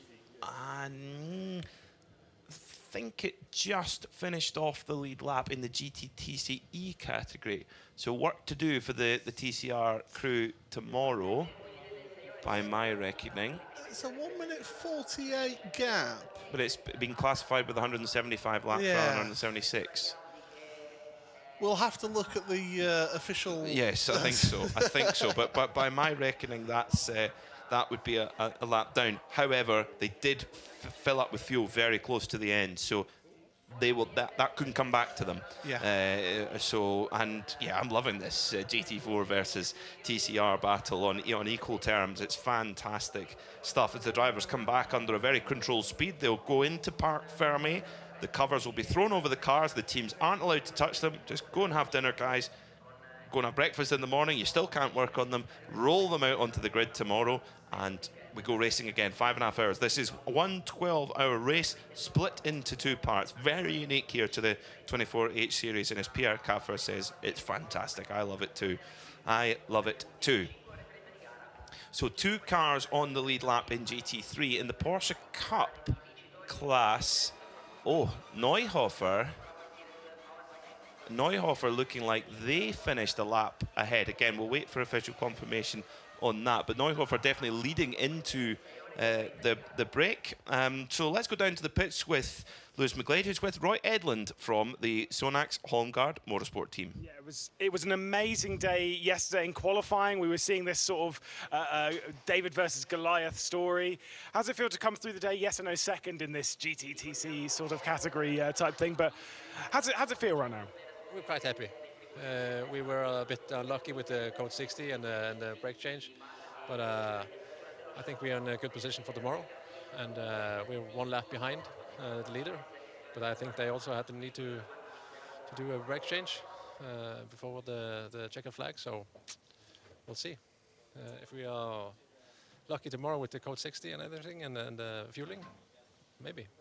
What are your thoughts on the GTTC sort of crossover category? I know it's it's non-championship, but it's still a bit of fun, isn't it? Yeah, of course. It's like you said, it's like David versus Goliath, and it's cool to compete against the bigger cars.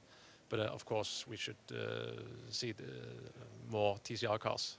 That's been the most fun, of course. And strategically, have you played any cards towards the end of today to get you ready for tomorrow? Because of course we're all under park firming now. We're all kind of ready for it. Yeah, of course we have the guys from Cupra has been thinking strategic all day because this is not a race we can win on pure speed. We have to be tactical. So, yeah. Right, perfect. Thank you so much and congratulations. Thank you. Brilliant stuff. Thanks for that one.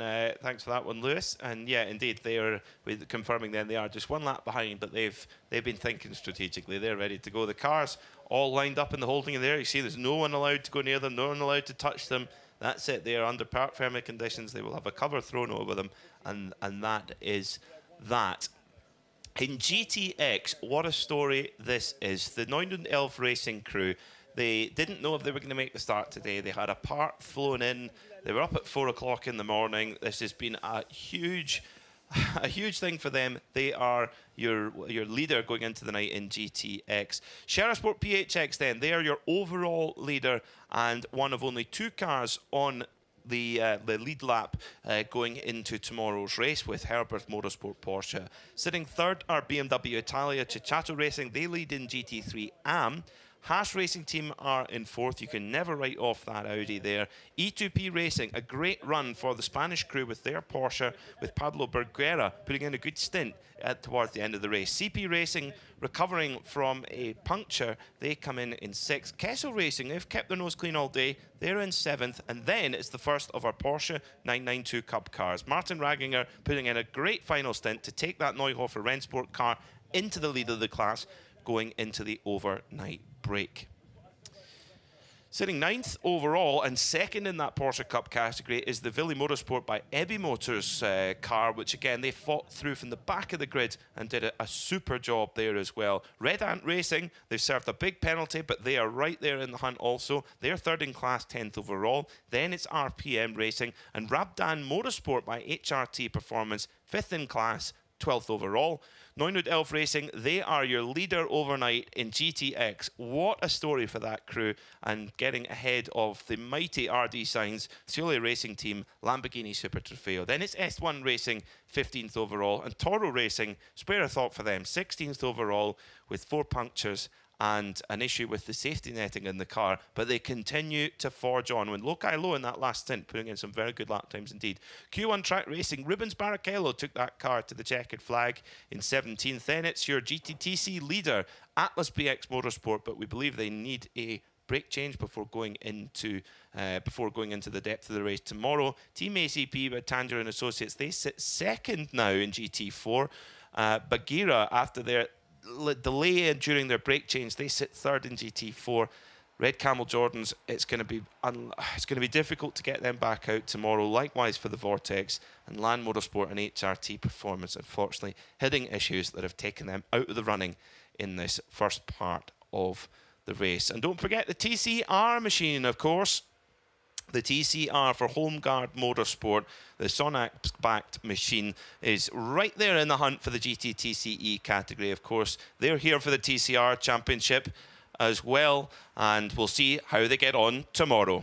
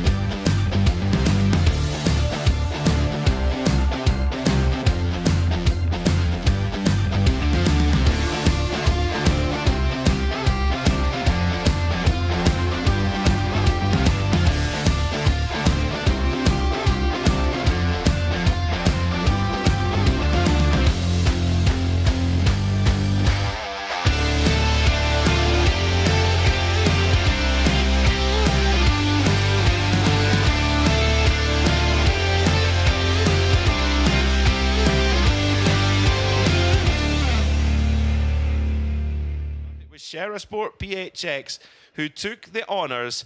Join us tomorrow, 10:30 local time. We're live from 10:15 local time for part 2 of the 12 hours of Monza. Join us then. Goodbye.